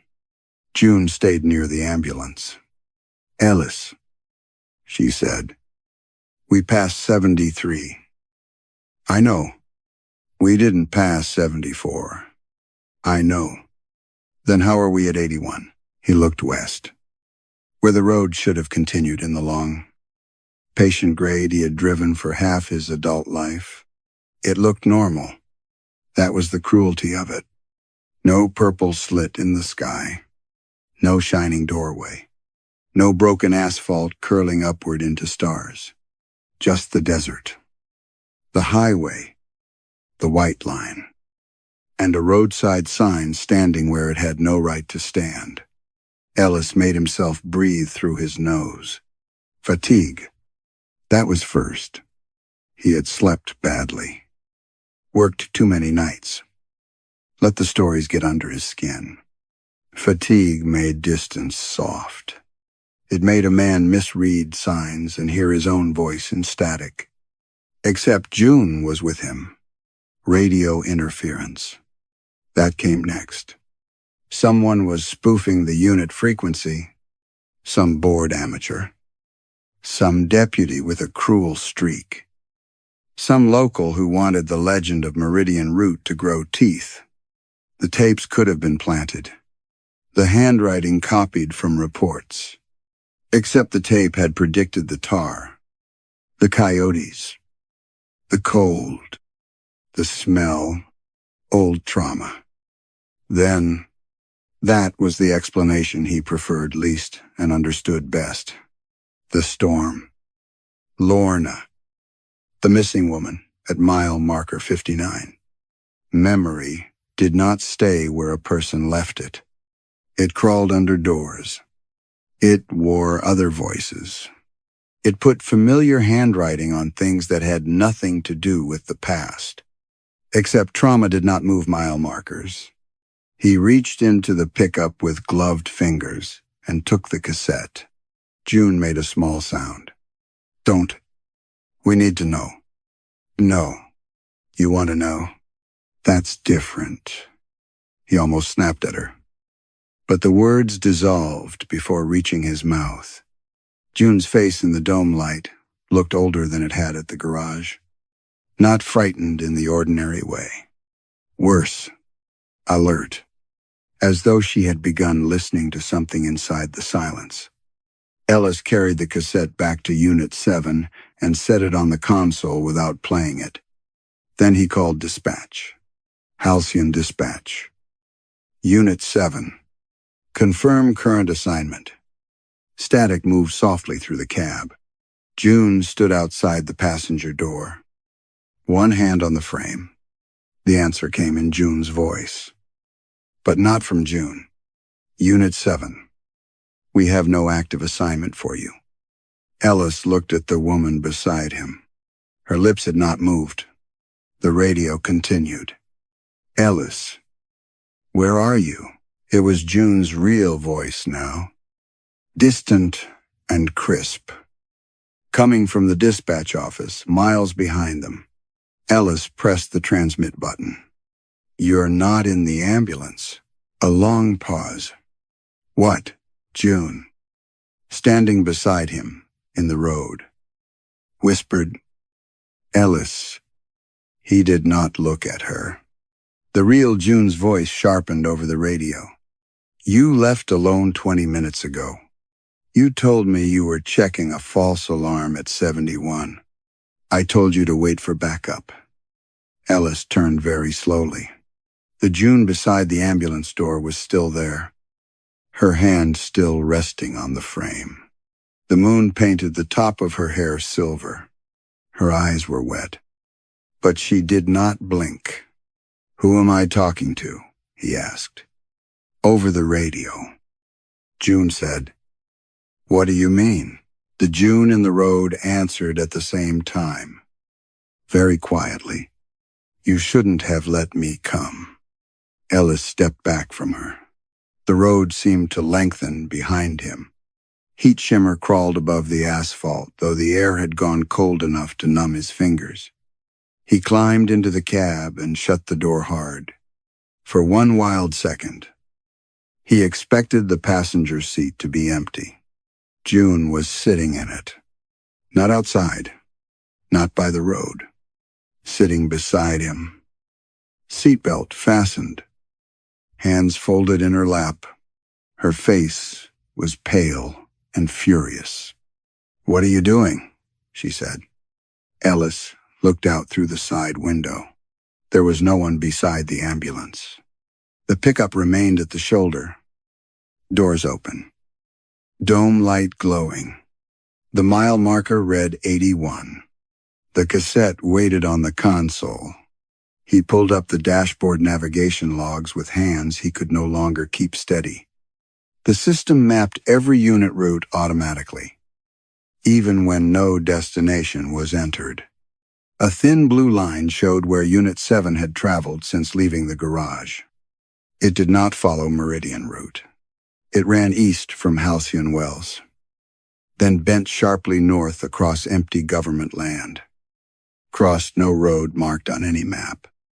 Looped twice through a blank, white section of desert, and ended at a label Ellis had never seen in any county database: Unassigned Recovery Corridor. Below that, the mileage read 911 miles. June leaned close enough to see. "That isn't possible," she whispered. The cassette player clicked by itself.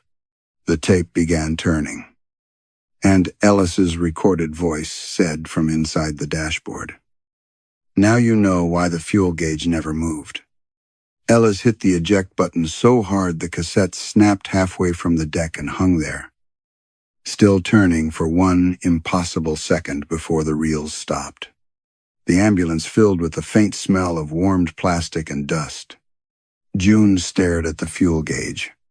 The needle rested just above 3/4, exactly where it had been when they left the garage. Ellis remembered checking it. He remembered tapping the glass because the gauge on Unit 7 had a lazy habit of sticking during heat waves. He remembered the brief comfort of seeing enough fuel to get out and back twice. 911 miles. The log had said. The tank had not noticed. "Drive," June said. Ellis looked through the windshield at the empty road and the white pickup on the shoulder. Its open doors seemed less like abandonment now than invitation. Back or forward? June's hands were clenched in her lap. "Does it matter?" He put Unit 7 in gear. The ambulance rolled past the pickup.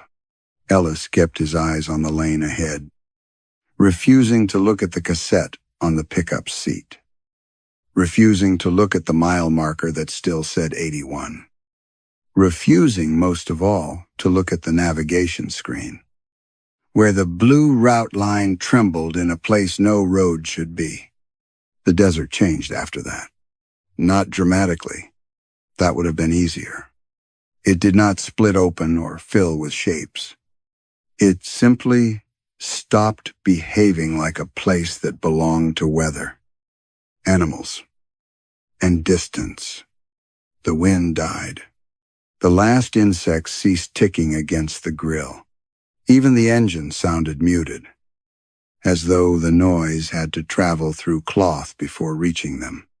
The headlights seemed weaker, not dimmer exactly, but less confident. Their beams struck the asphalt and fell flat, unable to carry far enough to assure Ellis there was anything beyond the next 100 feet. On both sides of the road, the desert watched without moving. Heat shimmer rose from the pavement in thin, trembling curtains, though the cab had grown cold enough that June rubbed her arms. Through those wavering curtains, the road appeared to repeat itself. White line, cracked shoulder, reflector post, darkness, then again, and again, like frames of a film cut from the same few seconds. "Say something," June murmured. "What? Anything normal." Ellis almost laughed. Nothing came out. He checked the mirror. Behind them, the road was empty except for 2 fresh tire tracks in the dust along the shoulder. At first he thought they were theirs. Then his stomach tightened. The tracks did not trail from behind the ambulance. They began ahead of it. Under the headlights, a pair of dark, crushed lines appeared in the pale shoulder dust, running toward Unit 7 from the darkness in front of them, passing beneath the bumper, then continuing behind as if the ambulance were not making them but following them into existence. Ellis slowed. The tracks slowed with him. He stopped. The tracks stopped forming exactly at the front tires. June leaned forward, her breath clouding the windshield. Ellis. He reversed. The tracks remained ahead of them. The ambulance rolled backward over clean asphalt. But the shoulder dust in front of the vehicle continued to show where they would go if they drove forward again. Ellis hit the brake. For a long moment, neither of them moved. Then the cassette, still half ejected from the dashboard, clicked. Ellis did not touch it. His voice emerged thinly from the exposed tape, warped as if speaking through a mouthful of sand. "You used to think tire marks were honest," the recording said. "Rubber, weight, and direction. A vehicle could lie about where it was going, but not where it had been." June whispered, "Turn it off." "I can't." The voice continued. "You told Lorna that after the Voss boy rolled his truck near the cattle guard, you said tracks were better witnesses than people. She laughed and said that was because tracks never asked why you waited." Ellis felt the cab shrink around him. June turned to him. "Who was the Voss boy?" He did not answer. Nobody had written that conversation down. No report contained it. He and Lorna had been alone under a sky full of vultures, standing beside a truck upside down in a wash, while a 17-year-old boy with glass in his hair kept apologizing for being alive. Ellis had said the line about tracks because he needed to say something that belonged to work. Lorna had laughed once, without humor. "Tracks never asked why you waited." The cassette knew that. The road knew that. A static hiss spread from the speakers, soft at first, then layered with another sound. Wind against a microphone, sand striking glass, a woman breathing too fast. Ellis went cold in a way the desert could not explain. Not Lorna. The other voice. The one from the storm east of mile marker 59. The one he had buried under protocol. Under years. Under the sentence, crew safety compromised. Through the static, the woman said, "Unit 7. I can see your lights." June looked at Ellis. "Who was that?" The headlights flickered.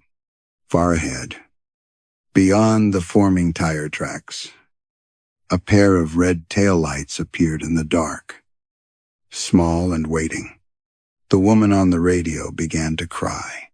The woman on the radio said, "Please don't turn around again." Ellis's foot came off the brake. The red taillights ahead did not move.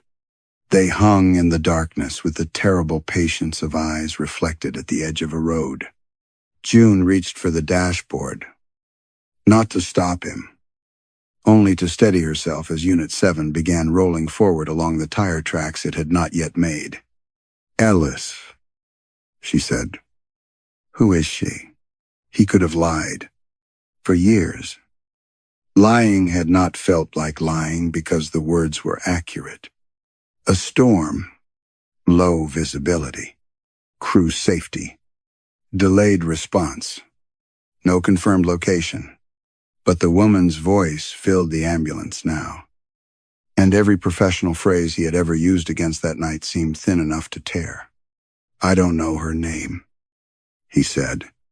June looked at him. "That isn't an answer. It's the only one I have."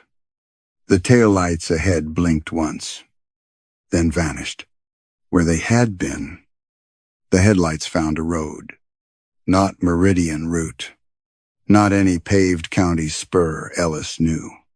This one opened to the right, cutting away from the highway through a gap in the scrub. No sign marked it. No reflectors lined its edge. It was a strip of old asphalt, narrow and pale, half buried under blown sand, as if it had spent years trying to be forgotten and had finally failed. The navigation screen flickered. Unassigned recovery corridor. June read it aloud in a voice so quiet it nearly disappeared beneath the engine. Ellis stopped at the mouth of the road. Beyond it, the desert was too still. The mesquite branches did not stir. The heat shimmer above the asphalt moved like breath against glass. Somewhere far off, metal rang once, softly, as though a tool had been dropped in an empty garage. "Don't take it," June said. The cassette in the dashboard clicked. Ellis's recorded voice answered before he could. "You always take it." He turned the wheel. The ambulance left Meridian route. The unmarked road did not feel like a road built for travel. It felt like a service passage behind something larger. The pavement narrowed until the ambulance's tires hissed against sand at both edges. The headlights revealed faded lane lines that began and ended without pattern. Every few hundred yards, a mile marker stood at the shoulder, but none bore numbers. Each was a blank metal plate, scoured clean by weather or by deliberate hands. Then the vehicles began. The first was an ambulance. Ellis saw the boxy white shape leaning in a shallow wash, its rear doors open, its paint stripped by sand. The company logo on the side had faded almost to nothing. But he still recognized the blue diagonal stripe and the old unit number beneath it. Unit 7. His throat tightened. "That's not ours," June said, because theirs was still moving, because she needed the sentence to hold. Ellis slowed as they passed. Inside the ruined ambulance, a stretcher lay collapsed. A cracked radio hung by its cord. On the driver's seat sat a tape deck with no cassette inside. The next vehicle was a tow truck from Gable Recovery, the one Ellis remembered from before the company changed owners. Its boom pointed straight up at the sky. After that came a sheriff's cruiser with both front doors missing, then a red minivan, a fuel tanker, another ambulance, a motorcycle half swallowed by drifted sand, and a school bus whose windows were black with dust. All of them were empty. All of them had doors open. All of them faced different directions, as if they had arrived from different roads and been abandoned at the moment they understood there was no road back. June whispered, "How many people?" Ellis did not answer. He was looking at the details. An ambulance with the cracked coffee mug from his kitchen resting on its dash. A sedan with his old paramedic jacket folded in the back seat. A wrecked rescue unit with Lorna Pike's name still taped above the passenger visor, though she had taken that tape off years ago, the day she transferred. Another Unit 7 sat upright beside a dead yucca, its windshield gone opaque with dust. On the steering wheel hung Ellis's current ID badge. The photograph showed him older, thinner, with a strip of white gauze taped across his cheek. The expiration date had been scratched away. June saw it too. "Ellis," she said, "why are your things in them?" Because he had been here. The thought came whole and cold. Not once. Not in a dream. Not as metaphor or warning. He had been here in versions of the world where he had made other choices, driven other nights, listened to other tapes, refused other truths. Each vehicle was not evidence of a missing person. It was evidence of an Ellis Ward who had arrived and failed to leave. The road dipped into a basin. There, beneath a sky crowded with hard white stars, stood the graveyard. Dozens of ambulances, wreckers, patrol cars, family vans, private sedans, all arranged without order across the sand, their open doors making them look like insects with broken wings. Cassette tape spilled from windows and fluttered from antennas in long black ribbons.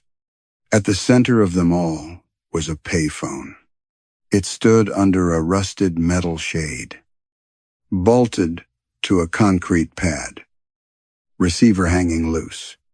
As Unit 7 rolled to a stop, the phone began to ring. The payphone rang in the middle of the vehicle graveyard, as if the desert had been waiting for someone polite enough to answer. Its sound was not loud, but it carried.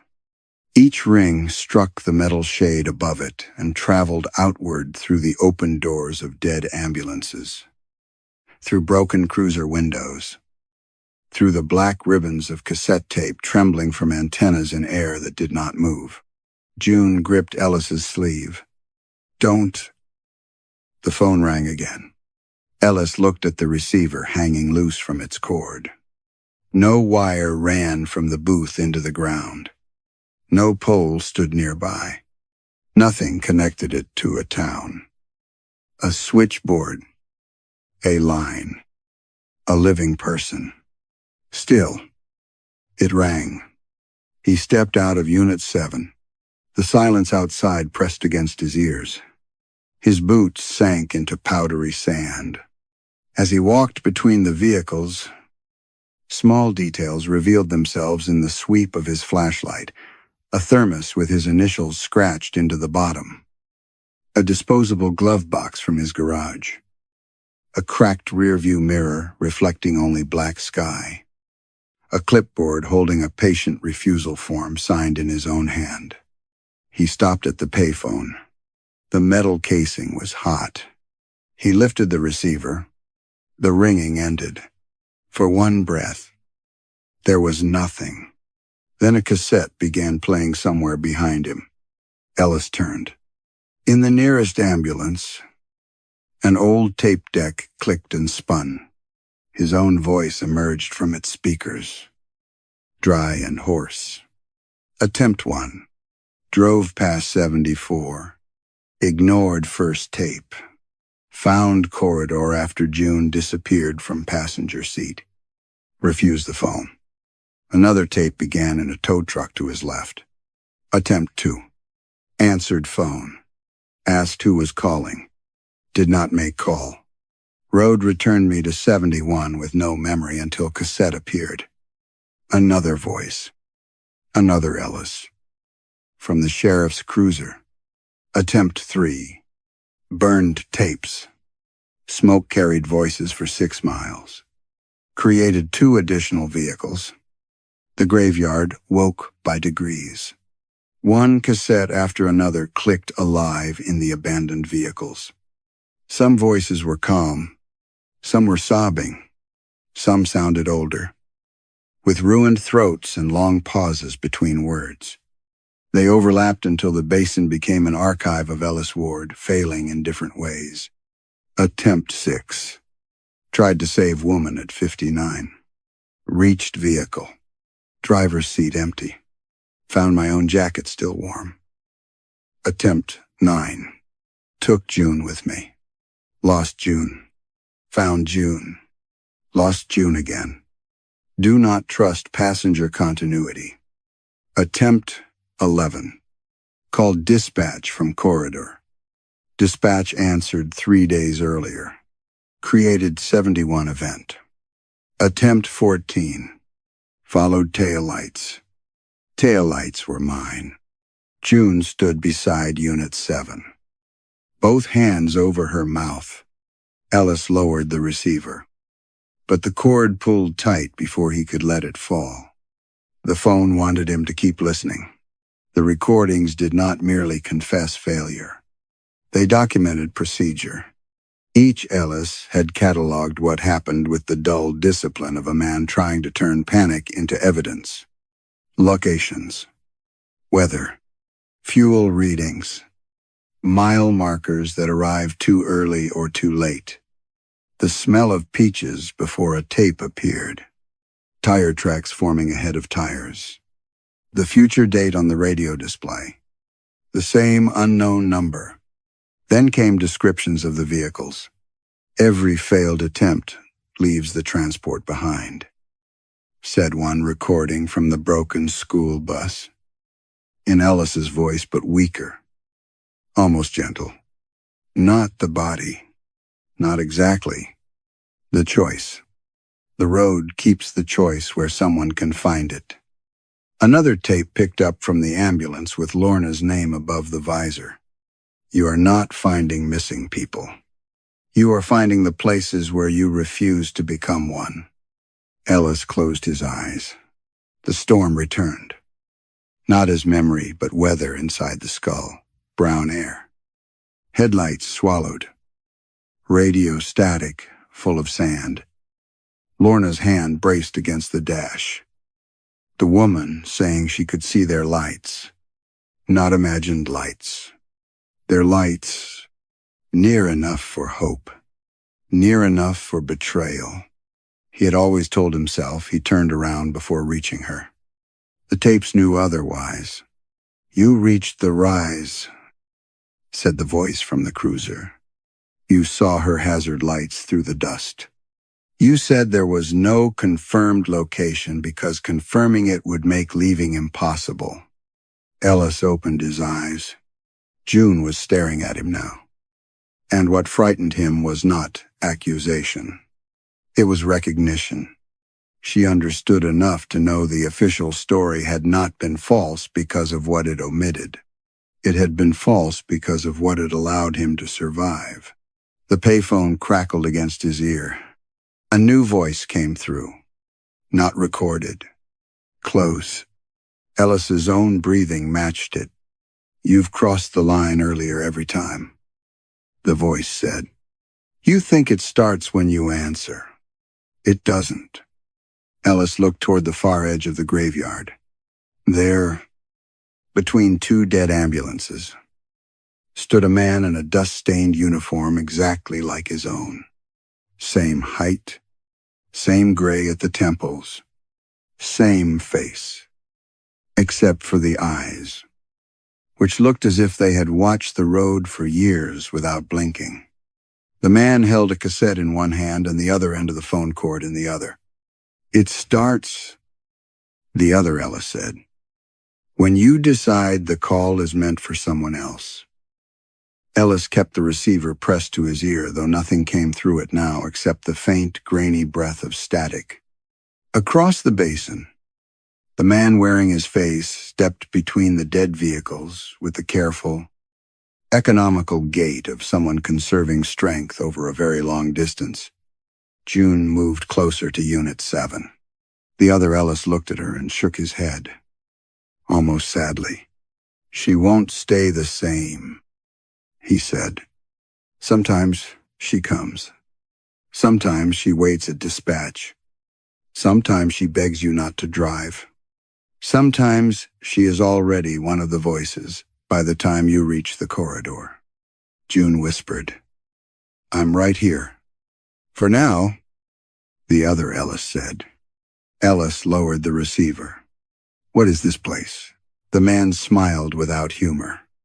You still ask that like place is the important part. Behind him, the cassettes kept turning in the vehicles. Quieter now. A bed of hiss and broken syllables. The black tape ribbons fluttered from windows, though there was no wind. The stars above the basin looked too sharp, less like distant suns than holes punched through something dark and close. This road doesn't take people, the other Ellis said. Not the way the town thinks. It doesn't hunt tourists or punish drunks or choose unlucky families. Meridian only looks haunted because you keep leaving evidence behind. Ellis felt the sentence move through him before he understood it. The other man lifted the cassette in his hand. Every time you receive the call, you try to answer it as the rescuer. You drive faster. You bring June. You refuse June. You follow procedure. You break procedure. You burn the tapes. You hide the tapes. You tell dispatch. You lie to dispatch. But you never do the one thing the road requires. Which is what? The other Ellis's eyes shifted toward the payphone. You make the first call. Ellis stared at him.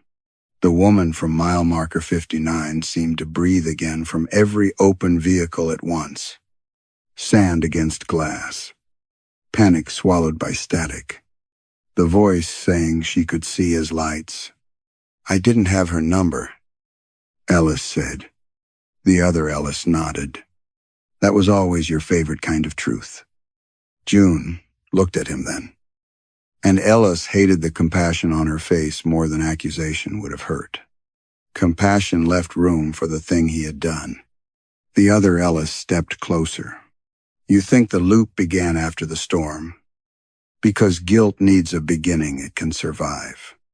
But the road isn't interested in guilt as punishment. It preserves choices. It keeps the exact shape of the moment when a person makes himself smaller than what is being asked of him. Ellis's hand tightened around the receiver. You didn't just turn around, the other man said. You waited for someone else to become responsible first. You waited for dispatch to confirm. You waited for backup to arrive. You waited for Lorna to object loudly enough that the refusal would belong to both of you. You waited for the woman to stop calling so there would be no active distress. The recordings in the vehicles clicked louder, one after another, as if agreeing, and when she did stop, the other, Ellis, continued. You called in that you had lost contact. Ellis could not speak. He remembered now with a clarity so complete it seemed less like remembering than being returned to the original road. The storm boiling over the windshield. Lorna saying his name. Not ordering him. Not stopping him. Only waiting to see who he would be. The hazard lights flickering ahead. Visible through the dust. The woman's voice on the radio. So close. Saying, please, I don't know where else to call. And Ellis, hand on the mic. Silent. Not unable. Silent. Because a call answered to fully became a claim. Because if he said, I see you, then leaving would become abandonment instead of caution. The other Ellis came within 10 feet of him. So the road learned from you, he said. It learned how to postpone. It learned how to send every emergency 3 days ahead. So you could always believe there was time to make a cleaner choice. It learned how to make you hear yourself pleading. Because no voice mattered to you quite as much as your own. June made a small wounded sound. Ellis looked past the other version of himself to the graveyard of vehicles. Not missing strangers. Not random victims. Failed arrivals. Each one a version of him preserved at the instant he tried to be late enough to remain innocent. What happens if I make the call? He asked. The other Ellis held out the cassette. Then one of us becomes the voice at the beginning. Not the driver. Not the rescuer. The stranded man, the one no one can mistake for someone else's responsibility. The payphone rang once in Ellis's hand, though the receiver was already lifted. On the metal face of the phone, scratched beneath years of dust, he saw his own handwriting. Ask for help before you deserve it. The words scratched into the payphone did not look carved. They looked worn into being by fingers that had traced them too many times. Ask for help before you deserve it. Ellis stared at the sentence until the letters seemed to shift under the dust. The receiver was heavy in his hand. It smelled of hot metal, old rain, and the sour plastic odor of emergency equipment left too long in the sun. June stood beside Unit 7. Not speaking now. The other Ellis waited with the cassette extended, his face patient in a way no living man's face should have been patient. What happens to the one who calls? Ellis asked. The other version of him looked past the payphone, toward the dead ambulances gathered in the basin. You already know. That isn't an answer. It's the only one the road gives. Ellis almost laughed then. A dry sound with no humor in it. He heard himself in that sentence. He had said nearly the same thing to June earlier. He had said it because plain truth could be shaped like evasion when a man chose the right angle. June stepped forward. Ellis, don't. He turned to her. For a moment, the graveyard seemed to tremble around the edges. The ambulance behind her was his Unit 7, and not his Unit 7. June was the woman from dispatch, and not the woman from dispatch. Her outline shivered as if the road had not yet decided whether she belonged to this attempt or another one, already filed away in some rusted cabinet of the dark. If I don't, he said. It keeps going. We don't know that. Yes, we do. She swallowed. There has to be another way. That was the mercy people offered when they loved the shape of a person more than the truth inside him. Another way. More time. A safer route. Backup coming. Confirmation pending. Ellis looked at the graveyard.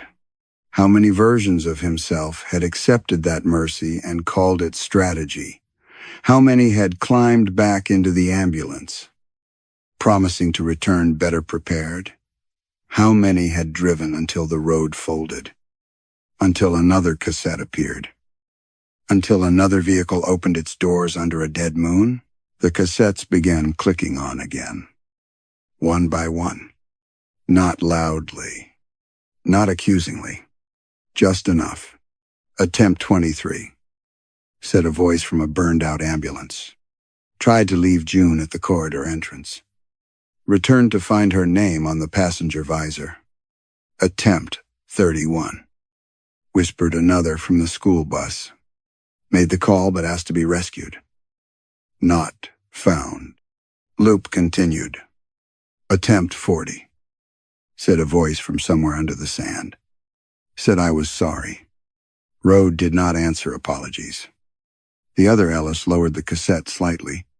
It isn't confession it wants, he said. Confession still puts you at the center as the man explaining what happened. The call has to come before explanation, before innocence, before anyone grants you permission to need saving. Ellis closed his eyes. He saw the storm again. But this time he did not stop at the point where memory had always protected him.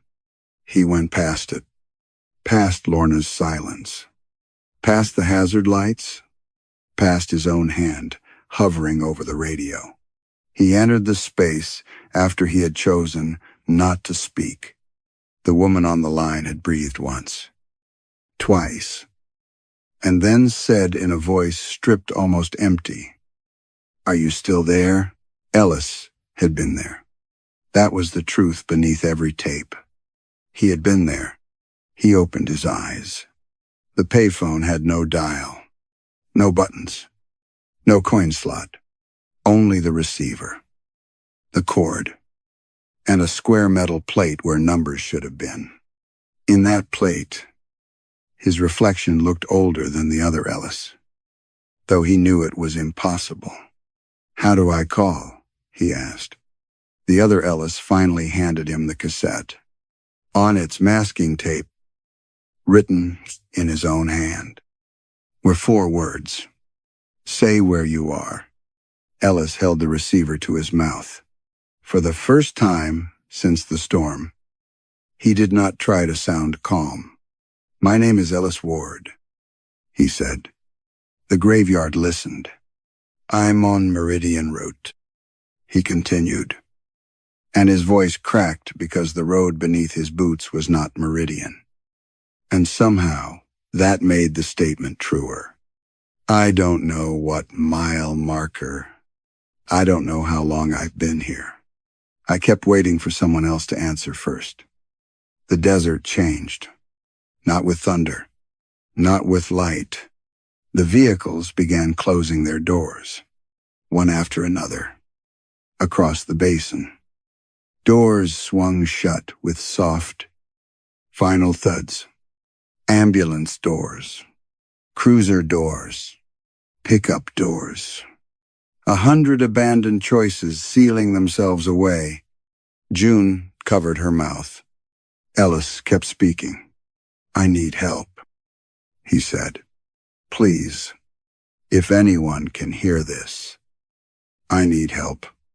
Static bloomed in the receiver. Then his own voice answered from very far away. Younger, irritated, afraid of being afraid. "Unit 7 receiving. Identify your location." Ellis looked at the other version of himself. The man was gone. In his place stood a single open ambulance door, waiting in the dark. The receiver cord tightened around Ellis's wrist. Not like rope, but like a hand closing with terrible care. He pulled once. It did not loosen. It ran from the payphone to his skin and from his skin into the dark behind the phone, where the road waited without headlights or horizon. June ran toward him. For 3 steps she was June. On the 4th, she flickered into dispatch glass. Fluorescent light. A hand hovering over a console. Then she was beside him again. Her mouth shaping his name as if the road kept deciding where she belonged. Ellis lifted his free hand. "Don't," he said. The words sounded small, but she stopped. He understood then that rescue had always been the wrong shape in his mind. He had imagined it as arrival, lights cutting through storm, doors opening, hands reaching in from outside danger. But some rescues began before anyone deserved to be believed. Some began as a voice admitting, without proof, that it could not survive alone. The open ambulance door waited where the other Ellis had stood. Inside it, only the cassette deck glowed faint green. The same unfamiliar number showed on the radio display, dated 3 days ahead. The receiver crackled. His younger voice came through again. "Unit 7. Identify your location." Ellis looked at June. "I'm sorry," he said. She shook her head once. "Then say it right," she whispered. The cord pulled. Ellis stepped backward through the open ambulance door. The graveyard vanished. There was only static, thick and granular, filling his mouth, his lungs, the spaces behind his eyes. Then came heat, sand, a windshield trembling under storm impact, hazard lights blinking ahead, amber and weak. His hands rested on a steering wheel that was not under his control. He sat alone in a vehicle he could not see clearly, with dust pressing against every window. The radio microphone lay in his lap. Now he understood the woman's terror from the inside. Not as guilt, not as evidence, as breath running out while help was close enough to imagine and far enough to become cruel. He pressed the transmit button. "Please," Ellis said, and did not recognize how broken his voice sounded until it came back through the speaker. "If you can hear this, don't stop at 71. Static tore at the words. The road answered with headlights far behind him. He knew those headlights. Unit 7. His ambulance. His younger self driving toward the first empty sedan, ready to classify the world into safe sentences. Ellis tried to say more. The storm packed sand against the glass. The microphone burned cold in his hand. "Go to 74, he said. "You have to get there before I do." The transmission cut. Meridian route returned to the county map 3 mornings later. No official corrected anything because no official admitted anything had changed. Deputy Marsh found the white pickup near mile marker 81 with no fingerprints, no blood, and no driver. He wrote "abandoned vehicle" and pressed hard enough to tear the form. June Alvarez resigned before the end of the week. When asked why, she said only that radio work required a person to believe distance was honest. She left Halcyon Wells before sunset. For years afterward, she woke from dreams of ambulance doors closing across a basin full of stars, and Ellis Ward asking for help before anyone had decided he deserved it. The town's stories changed shape. People stopped saying Ellis caused the disappearances.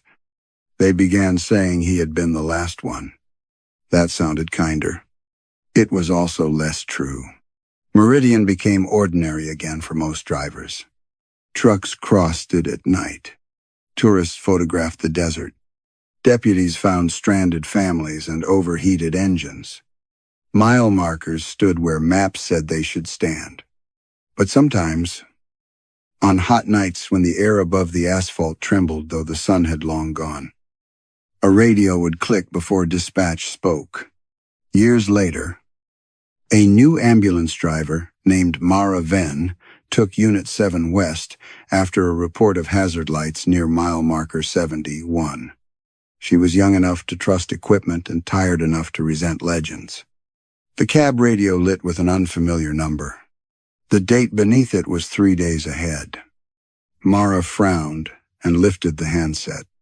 A man's voice came through the static, close enough to be in the seat beside her. "Please," Ellis Ward said. "Come quickly. I can see your lights." Some roads in horror are not haunted because of who died on them, but because of who was almost saved. Ellis's punishment is not only that he becomes trapped in the call, it is that he finally understands need without authority, fear without proof, and the terrible loneliness of waiting for someone else to take responsibility. The loop remains because hesitation can disguise itself as caution, procedure, even wisdom. But somewhere in the static, the question keeps returning. When another person's life becomes inconveniently real, how long do we wait before answering? Story 6. The first tooth lay on the sterilized tray as if it had been waiting for an appointment. "Doctor," Cormac Bell saw it the moment he unlocked Surgery 2 and pushed the door open with his shoulder. The room had no power yet. Morning light came through the frosted glass in a pale rectangular sheet, turning the dust into something almost surgical. It settled over the reclining chair, the overhead lamp, the spit bowl, the little metal drawers labeled in his father's neat black script: forceps, gauze, cotton rolls, temporary cement. All of it had been closed up for 19 years. The tooth sat alone on a square of yellowing paper, dry and brown at the root, the crown stained faintly gray. Beside it was a small envelope. Cormac did not touch either at first.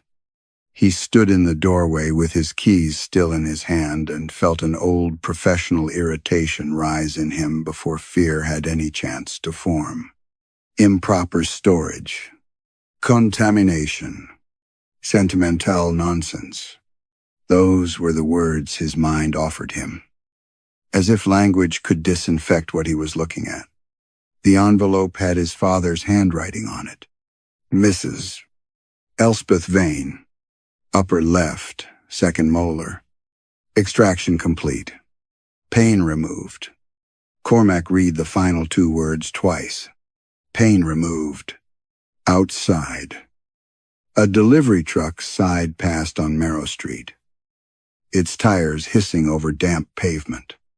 The sound made the empty clinic seem even emptier afterward. Greyholt had always been quiet in the mornings. But this was not the quiet he remembered from childhood. When patients waited downstairs with magazines folded on their knees and his father moved from room to room smelling of peppermint oil and latex, this was a shut-mouth quiet. Cormac stepped inside and set his keys on the counter. The small sound rang too brightly. He had come back to prepare the property for sale.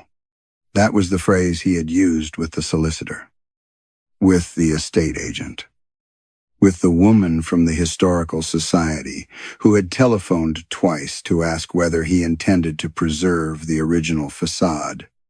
Prepare the property for sale, not return home, not inherit, not resume practice, certainly not reopen. He had retired 8 years earlier from a clean, windowed dental office outside Lancaster, where the chairs were new. The suction lines did not smell faintly of iron. And no one mentioned his father except to say, with polite vagueness, that Dr. Bell Sr. had been a fixture in Greyholt. A fixture, like a pipe, like a drain. Cormac crossed to the tray at last. The envelope had not yellowed evenly. Its edges were darker, thumbed and soft. But the paper beneath the tooth was strangely fresh, as if it had been placed there recently. He looked at the cabinets, the floor, the high corners where cobwebs hung slack as old gauze. The clinic had been locked since the funeral. He had the only key now. The estate agent had never entered the treatment rooms.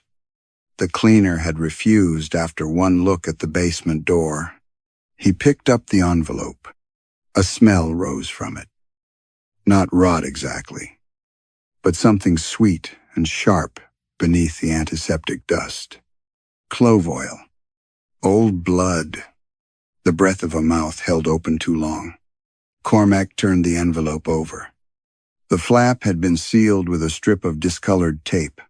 When he pressed his thumb against it, the paper gave slightly, as if there were more inside than one molar could explain.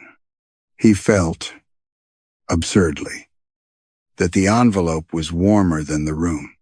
He put it down. Elspeth Vane, he said aloud, testing the name. He remembered her, or thought he did. A narrow woman with pearl earrings, always apologizing before she sat in the chair. She had gripped the armrest so hard her knuckles shone white through the skin. He had been young then, home from dental school for a summer, assisting his father with extractions and pretending not to notice how many patients left the upstairs surgery, looking relieved in a way that had nothing to do with anesthesia. Mrs. Vane had cried after the procedure, not from pain. Cormac frowned. The memory thinned as he reached for it. He could see the chair, his father's shoulder, the gloved hand lifting something bloody toward the tray. But Mrs. Vane's face blurred at the center, as if a wet thumb had smeared her features from a photograph. A pipe knocked somewhere below. Cormac looked down. The basement lay beneath surgery, too. His father had used it for storage, records, and the old compressor system. When Cormac was a boy, he had been told never to go below without permission because the stairs were steep and the floor sweated in winter. Later, when he knew better, the warning had become ridiculous enough to ignore. He had still never ignored it. The pipe knocked again. Then came a softer sound, a dry, patient click. Cormac held himself still, listening. Another click answered it. Then another, not from the walls, not from the tray, from under the floorboards, directly beneath the dental chair. It sounded like teeth meeting teeth in the dark. He reached for the envelope again, meaning to put it in his case, meaning to remove it from the room, meaning to restore some ordinary sequence of action to the morning. But when he lifted it, the tooth rolled on the tray by itself. Just once, it turned crown up in the weak light. And in the stained hollow where the root had split, Cormac saw something that looked impossibly like a tiny thread of pink gum, fresh and wet, slowly drawing itself back inside. Then the phone at the reception desk began to ring. The ringing stopped before Cormac reached reception. It left behind the sort of silence that made a room feel recently occupied. He stood behind the front desk with one hand on the receiver, listening to the faint electrical hum inside the dead clinic. The answering machine sat beside the appointment book, a beige plastic relic with a cracked red light that had no reason to blink. He had not yet arranged service. The telephone company was due to reconnect the line later in the week. Still, the light blinked. Cormac pressed the playback button because he was a dentist before he was a frightened man. And trained professionals investigated irregularities before indulging them. Static breathed from the speaker.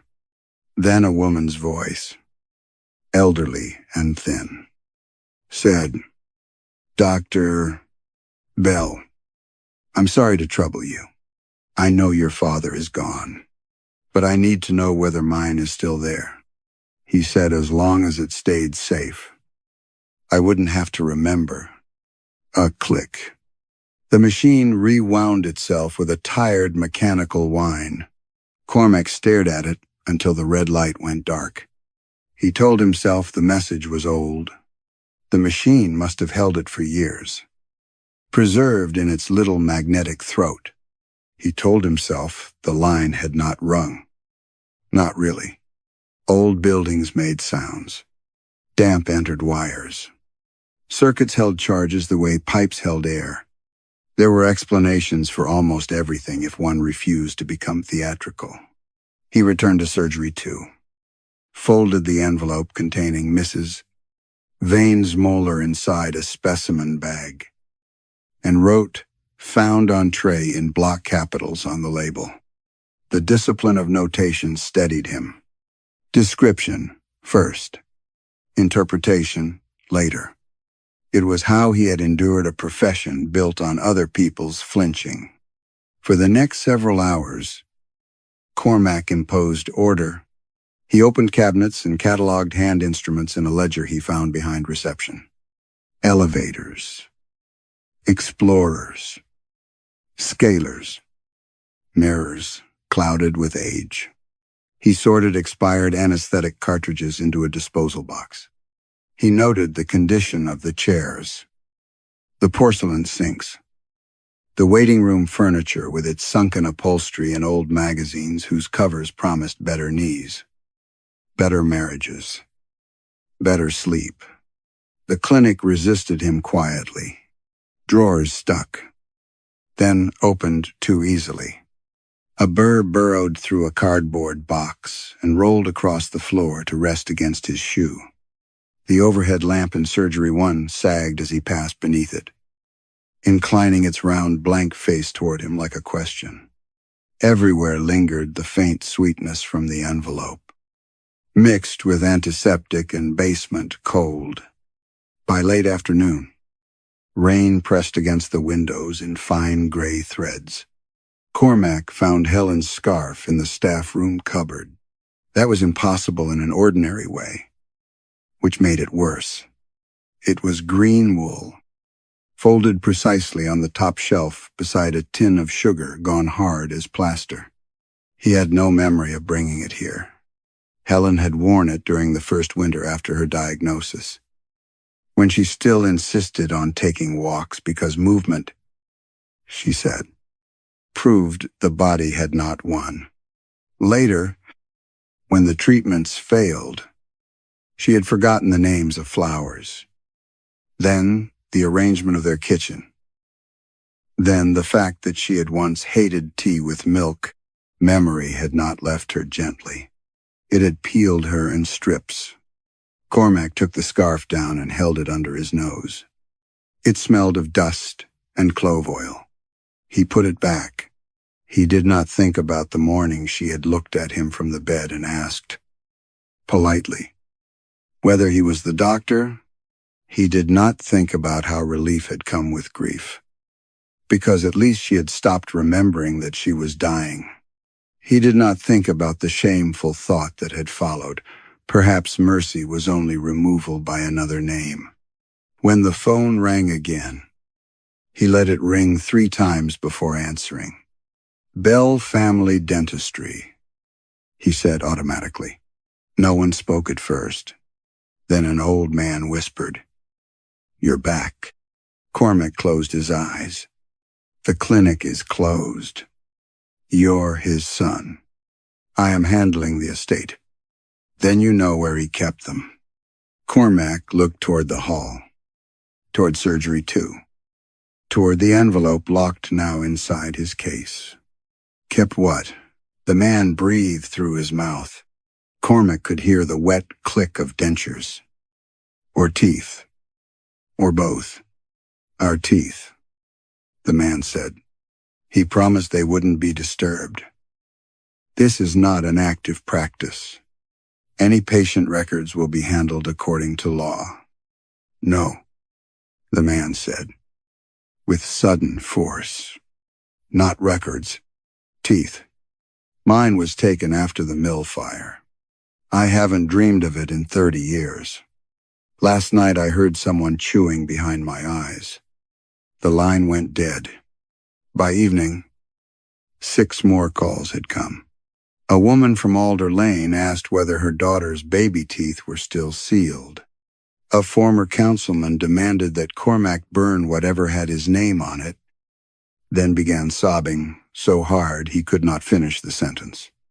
Someone who would not identify himself only repeated, "Don't open the basement," until Cormac hung up with a hand gone numb around the receiver. He left the lights on while he worked. He told himself that was practical, not cowardly. Near closing, though there was no business to close. The answering machine clicked by itself. A younger woman's voice filled reception, trembling so quietly that Cormac had to lean close. "My name is Lorna Pike. My son came home from school today, and I knew he was mine because he had his backpack, and because he called me Mum, but when I looked at his face, there was nothing there. Not blank like I couldn't see him. Blank like my mind had no place to put him." She began to cry. "Please," she whispered. "My mother said your father took something from me when I was 17. She said it was better that way. I need to know what tooth has my name on it." The message ended from beneath the reception floor in the dark below the clinic. Something answered with one slow chew. The chew came once, slowly, as if whatever made it had all the time in the world. Cormac did not move until the sound had finished. He kept one hand braced on the reception desk and the other near the telephone, though he did not know whom he meant to call. Police. Perhaps a plumber. A solicitor. Some practical person with a van and a clipboard who could reduce the sound beneath the floor to rodents. Old pipes. Settling timber. Anything with a name ordinary enough to survive daylight. Then it came again. Not beneath reception this time. Beneath him.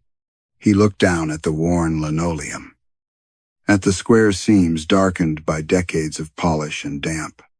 The clinic seemed to hold itself still around him. The waiting room chairs faced the desk in patient rows. The magazines lay fanned open on the low table. On the wall, his father's framed license had browned inside the glass. The gold seal dulled to the color of an old tooth. Cormac took the basement key from the hook behind the desk. It had been there when he arrived, labeled storage in his father's handwriting. The tag was cracked leather, softened by years of touch. Cormac had avoided it all day with the same disciplined indifference he once used for infected gums and frightened children. Now he found the avoidance embarrassing. He was nearly 70. He had cut into abscesses, fractured roots, mandibles gone brittle from age. He had held people steady while they bled into a suction tube. A basement did not deserve reverence.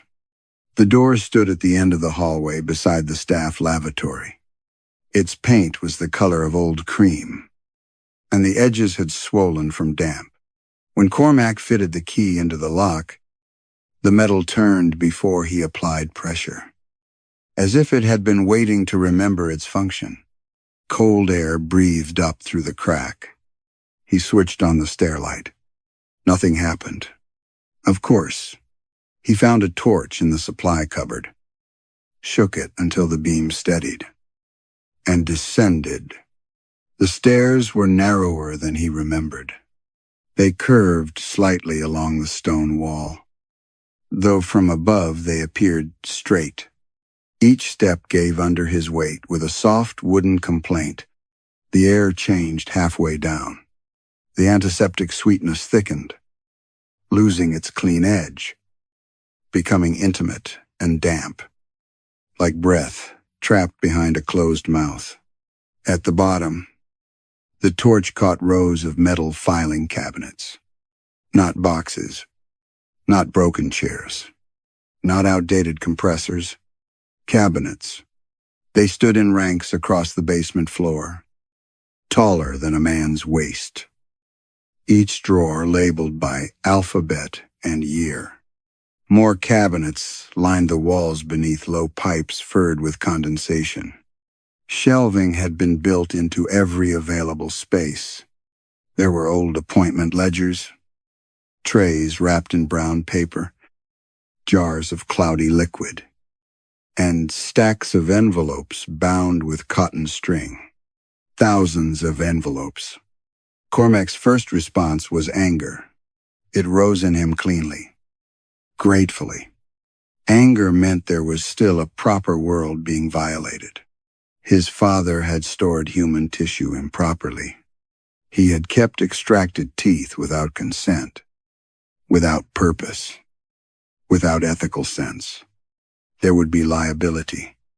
There would be professional disgrace.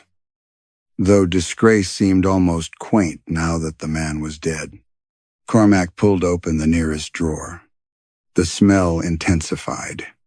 Inside, envelopes lay upright in perfect order, each marked with a patient's name, the tooth removed, and a note in black ink. He lifted one at random. Arthur Bellwether, lower right canine. Night terrors following quarry collapse. Pain successfully removed. Another, Mabel Chin. 2 deciduous incisors. Refusal to speak after brother's drowning. Pain successfully removed. Another, Elias Grout. Upper molar fractured. Recurrent memory of animal cruelty. Pain successfully removed. Cormac read the phrase until it stopped behaving like language. Pain successfully removed. Not infection. Not decay. Not abscess. Pain. His father's handwriting never varied.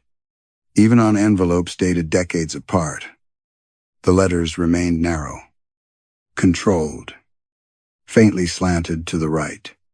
Some entries included clinical details: extraction difficult, roots fused, bleeding excessive, patient resistant to recall. Others included stranger symptoms. Mother's face persistent. Smell of smoke recurring. Guilt attached to enamel. Confession rising during anesthesia. Cormac set the envelopes down carefully. "This is madness," he said. His voice did not travel far. The cabinets took it in. He moved deeper into the basement, counting without meaning to. Drawer after drawer, shelf after shelf. Greyholt arranged by tooth, by pain, by omission. The town had been reduced to a private dental archive. Every grief and cruelty folded into paper and tied with string. At the far wall, he found a cabinet labeled active. That word stopped him more effectively than any lock. The drawers were newer than the others. Their metal less rusted. Their handles polished by use. Cormac opened the top drawer and saw envelopes marked in red pencil. Some names he recognized from the calls. Lorna Pike, Councilman Vale, Thomas Ardent, the old man from the mill fire. Several had no tooth listed. Only the word unstable. He reached for Lorna Pike's envelope. The moment his fingers closed on it, warmth passed through the paper into his skin. Not room warmth. Body warmth. Cormac nearly dropped it. Instead, he held it tighter, ashamed of the reflex, and raised the torch. The label had been written by his father, but beneath it, in a smaller hand, someone had added a second note. Maternal recognition compromised. Do not return unless replacement memory prepared. From inside the envelope came a tiny wet click, like a child testing new teeth. The click inside Lorna Pike's envelope stopped the moment Cormac opened his hand. He stood in the basement with the paper lying across his palm, warm as something recently removed from a mouth. For several seconds he did nothing but listen to his own breathing. The torch beam trembled against the cabinets, sliding over names, dates, red pencil marks, and the patient alphabetical order his father had maintained with the devotion of a priest tending relics. Then Cormac did what he had been trained to do. He put the envelope back. He closed the drawer. He went upstairs. By the time he reached reception, he had arranged the first layer of explanation. Old paper retained heat strangely. Basements created acoustic distortions. Stress sharpened ordinary sounds into patterns. He had been alone too long in a contaminated environment. Breathing mold. Dust. Old disinfectant. And whatever had leaked from the clinic's abandoned plumbing. There would be no more basement work that night. He was reaching for his coat when someone knocked on the front door.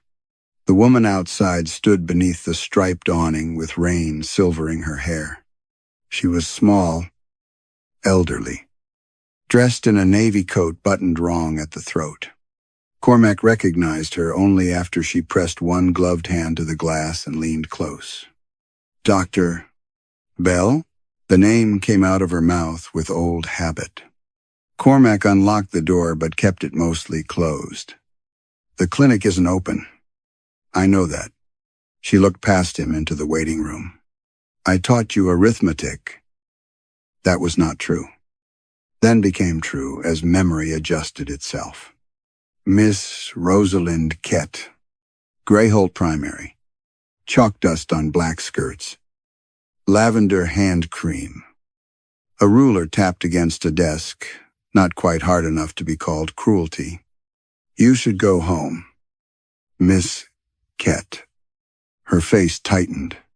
"I did. That's why I came." He let her in because leaving an old woman in the rain required a hardness he had not yet admitted to possessing. She sat in the waiting room without removing her gloves. Her eyes kept moving to the hallway, then away. Cormac remained standing by the desk. adopting the posture of a clinician declining treatment without examination. "I've lost a child," she said. Cormac's throat closed slightly. "A grandchild?" "No, a pupil." She rubbed her gloved fingers together. "I remember the classroom. I remember the year. I remember her red lunchbox and how the other children avoided her because she smelled of damp wool. But I cannot remember her face. I cannot remember her name. That happens with age." Miss Kett smiled at him then, and the expression was terrible because it contained relief and horror in equal measure. "I harmed her," she said. "I know that much. I made her stand outside in winter because she wet herself. I told the class not to look at her until she learned dignity. I remember saying that. I remember feeling righteous." Her lips began to tremble. "But I don't feel anything now. Not guilt. Not sorrow. Only the shape where it should be." Cormac looked down at the appointment book. There was nothing written on the open page. Yet he could see faint indentations from years of pressure. Names without ink. Lives pressed into paper and gone. "Memory loss can be selective," he said, "especially around shame." She leaned forward.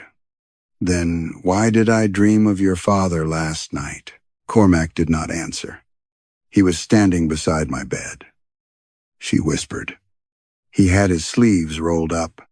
He said the enamel was thinning." The door opened before Cormac could reply. A broad man in a soaked brown jacket entered without knocking.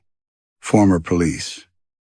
Cormac thought immediately, before recognition supplied the rest. Martin Cord. Once Sergeant Cord, the sort of man who had filled rooms by assuming they belonged to him. Cord looked older now, his cheeks loose, his eyes wet with sleeplessness. "I need mine destroyed," he said. Miss Kett made a small sound and rose from her chair. Cormac stepped between them. "This is not a public office." Cord ignored him. "Your father said it would hold as long as nobody disturbed the route." What would hold? The old policeman's mouth worked. For one instant, Cormac saw not authority but a boyish panic, trapped behind bad skin and old habits. "A confession," Cord said. "A man gave it to me after the Quarry death. Said it wasn't an accident. Said who pushed who. I buried it because the family had money and the dead boy didn't." He swallowed. "I knew I'd done it yesterday. Today I remember the desk, the cigarette ash, the rain on the station windows, but not his words, not his face when he begged me to write it down." Miss Kett whispered, "It's happening to you too. I don't want it back." Cord snapped. "That's why I'm here." Cormac raised both hands, palms outward, as if calming nervous patients before extraction. "You are both experiencing anxiety linked to suggestion. My father clearly encouraged certain beliefs. The envelopes downstairs are unethical. Yes, but they are only teeth. Teeth do not store memory." The sentence steadied him until the building answered. Beneath the waiting room floor, something began to chew. Not one click now. Not a settling pipe. Not the private trick of an old man's nerves. A slow grinding worked under the boards. Wet and deliberate. Molar against molar. Miss Kett covered her mouth. Cord backed toward the door. Cormac stood very still. The chewing stopped only when he realized all three of them were moving their jaws in time with it. Cormac became aware of his jaw only after pain sharpened beneath his ears. He unclenched his teeth. Miss Kett did the same a moment later. with a little gasp of shame. Cord pressed both hands against his mouth as though something inside him had tried to speak through bone instead of language. For several seconds, none of them moved. The waiting room held the three of them in the yellow light, and beneath the boards the chewing faded into the older sounds of rain, plumbing, and the building settling around its secrets. "You heard that?" Miss Kett said. Cormac looked at her gloved hands. They were shaking. "I heard a structural noise," he said. Cord gave a short laugh without humor. "You always were his son." The words struck harder than Cormac expected. He opened the door and told them both to leave. Miss Kett obeyed slowly, looking back once toward the hallway as if she expected a child to be standing there. Cord lingered on the threshold. "If mine comes back," the old policeman said, "it won't only be my life, it ruins." Cormac said nothing. "That was why your father helped us." Cord whispered, "You think we came because we were frightened of pain? We came because some things spread when remembered." After they left, Cormac locked the front door, then locked it again, though the bolt had already caught. He walked through the clinic, turning off lights, but every switch seemed to control the wrong room. The lamp in Surgery 1 died when he flipped the staff room switch. The hallway went dark when he tried to shut off reception. When he returned to the waiting room, the reception light was burning again, flickering in a rhythm too close to a dental drill. A thin whining grew inside the walls. Cormac followed it to Surgery 3. There had not been a Surgery 3 when he arrived. He stood before a door at the end of the corridor where the plaster wall should have been blank. The frosted glass panel bore old black lettering, "Children." He remembered that lettering from his boyhood. He remembered sitting behind that door with a rubber bib clipped around his neck while his father showed him how to breathe through his nose and be brave. But the room had been removed before Cormac left for university. Converted to storage. Walled over. The door opened when he touched it. Inside was a small surgery, arranged for children, low chair, painted ceiling tiles, faded animal stickers curling from the cabinets. The air smelled of fluoride foam and something sugary gone bad. On the tray lay a row of tiny teeth, each smaller than a grain of corn, each tagged with thread. Cormac backed out and shut the door. When he opened it again, the wall was plain. He spent that night in the flat above the clinic because driving back through rain with a migraine seemed unwise. That was the reason he gave himself. The flat had once belonged to his father after Cormac's mother died. It still contained a narrow bed, a kettle, 2 cracked plates, and shelves of dental journals stacked in disciplined towers. From below came occasional sounds, a drawer sliding open, paper settling, the sigh of the old compressor breathing through pipes no longer connected to power. Cormac did not sleep at first. When he did, he dreamed in paper.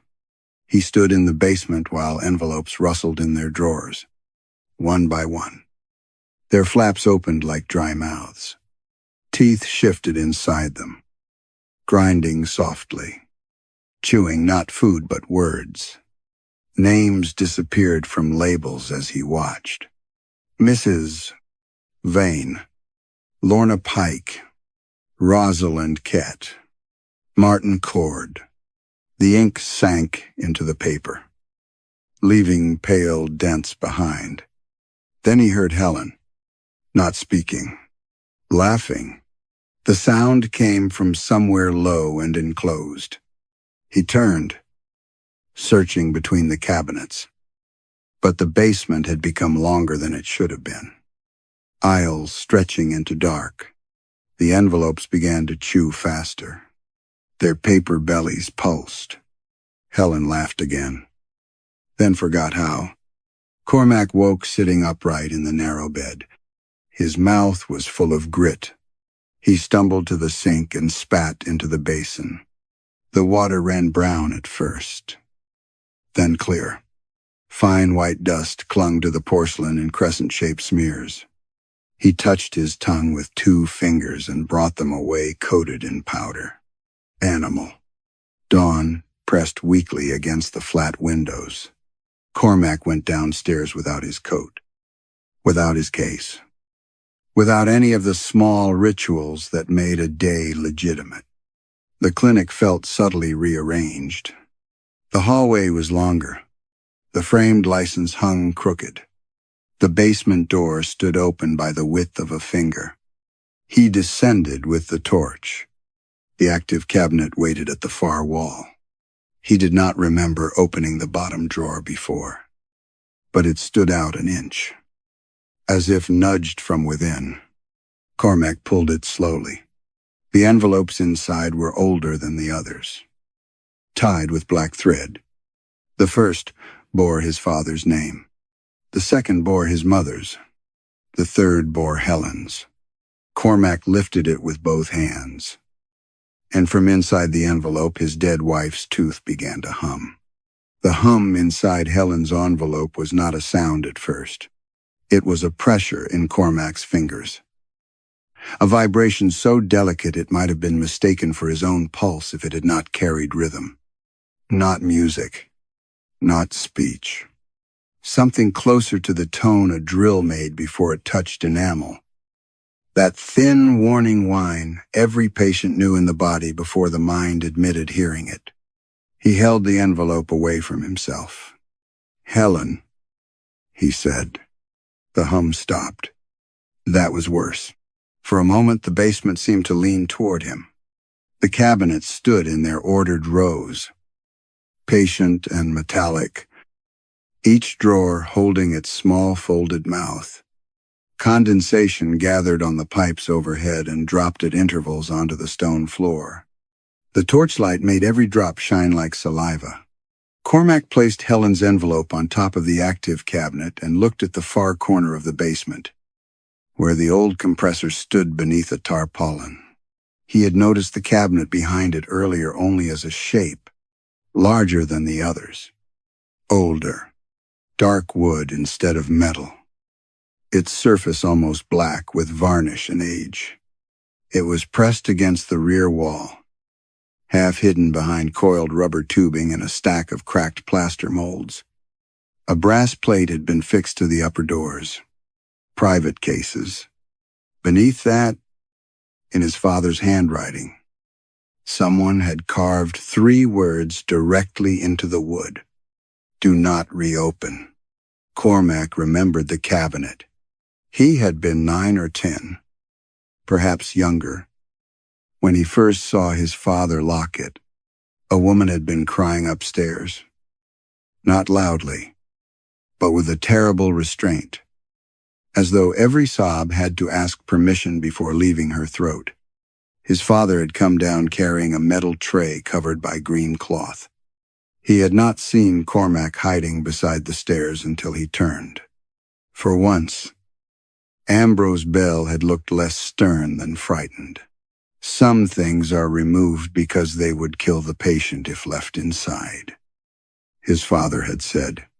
Cormac, being a child, had asked if he meant infection. His father had put one hand on the cabinet and said, "Worse." Now the lock was still there, thick and black, spotted with rust. Cormac searched the shelves until he found a hammer in a drawer of old maintenance tools. The first blow rang through the basement. The envelopes rustled. The second blow jarred his wrist. On the third, the lock snapped and struck the floor with a sound like a tooth dropped into a metal bowl. Cold air spilled from the cabinet. Inside were not envelopes. The upper shelves held instruments Cormac did not recognize at first because his mind tried to make them ordinary. Forceps. Yes, but altered. their beaks too fine and inward curving. Elevators engraved with little grooves not meant for grip. Mirrors backed with blackened silver. A hand drill fitted with a handle of yellow bone. Several scalpels rested in velvet, their blades etched with symbols worn almost smooth from cleaning. On the middle shelf stood jars. Cormac raised the torch. Each jar contained teeth suspended in cloudy fluid. Some were human molars with roots longer than nature allowed. Some were children's teeth strung together by pale fibers. Others had sprouted thin pink tendrils that moved softly in the liquid, curling and uncurling like nerves searching for a wound. One incisor had a small closed eyelid forming beneath the crown. Cormac stepped back and struck the cabinet door with his shoulder. The pain helped. It made the scene briefly anatomical. Tissue, growth, contamination, some fungal process, some grotesque preservation failure caused by protein decay and decades of improper chemical storage. He repeated these possibilities silently until they became less like explanations and more like prayers. The lower shelves held ledgers. He pulled the nearest one free. Its leather cover stuck to the shelf as if dampened from beneath. The pages were filled with his father's narrow handwriting. But this was not the clipped notation of the envelopes. These entries were fuller, stranger, almost confessional. Patient presented with recurrent memory attached to upper molar. Extraction performed under local anesthetic and verbal induction. Memory adhered cleanly to enamel. Patient awoke, unable to recall the brother's body beneath the ice. General function improved. Pain successfully removed. Cormac turned the page. Subject requested removal of marital betrayal. Tooth resisted. Required repetition of name until patient wept. Memory transferred after root fracture. Another page. Child brought by mother following barn incident. Patient too young for full consent. Extraction completed. Maternal distress reduced. Child no longer recalls fire or screams. Recommend retention of tooth indefinitely. Cormac's hand tightened on the ledger. This was not dentistry. It had never been dentistry. The teeth were not trophies. Not eccentric records. Not the hoarded waste of an unethical old man. His father had believed memory could be caught in enamel. That suffering clung to the hardest part of the body. And that extraction could make a person clean by leaving the evidence behind. Half the town was in these pages. Their griefs, their crimes, their humiliations, their dead, their sins made portable, labeled, shelved. Cormac turned pages faster. No longer pretending professional distance. Names he knew passed beneath the torch. Teachers, mayors, undertakers, shopkeepers. His father had made Greyholt bearable by making it false. At the back of the cabinet, behind the final ledger, lay a narrow black book tied shut with surgical thread. Cormac cut the thread with one of the etched scalpels. The first page contained only a title, Family Extractions. Below it were 3 names, Ambrose Bell, Marion Bell, Helen Bell. And beneath Helen's name, in ink that looked much newer than the rest, someone had written Cormac's own. Cormac stared at his own name until the letters seemed to lose their meaning. It was not his father's hand. That was the first fact his mind allowed him to keep. Ambrose Bell wrote with narrow pressure, each letter leaning forward as though impatient to arrive at judgment. The name Cormac Bell had been added in a rounder script, less controlled, the downstrokes heavier, the final consonants shortened by haste. A young man's handwriting, A student's handwriting. His handwriting. He shut the black book. The basement did not change. No drawer flew open. No jar shattered. No dead voice accused him from the walls. The teeth in the cloudy jars merely drifted in their suspended fluids, roots stirring faintly, as if all they required from him was patience. That made it harder to dismiss. Terror could be resisted. Evidence had to be answered. Cormac opened the book again. The first section concerned Ambrose Bell himself. His father had removed one of his own premolars after the death of Cormac's mother, Marion. The entry was written in an unsteady hand. Memory of Marion's final breath remains attached but resistant. Extraction incomplete. Grief reduced but not removed. Residual tenderness may compromise future work.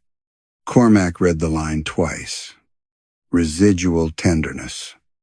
Only his father could have considered love a clinical failure. Marion Bell's entry followed. It was shorter. Written before her death. Extraction requested for recurrent fear regarding husband's practice. Patient expressed desire to forget what was heard below surgery floor. Removal successful. Patient no longer questions basement work. Cormac felt the page bend beneath his thumb. His mother had known, or nearly known.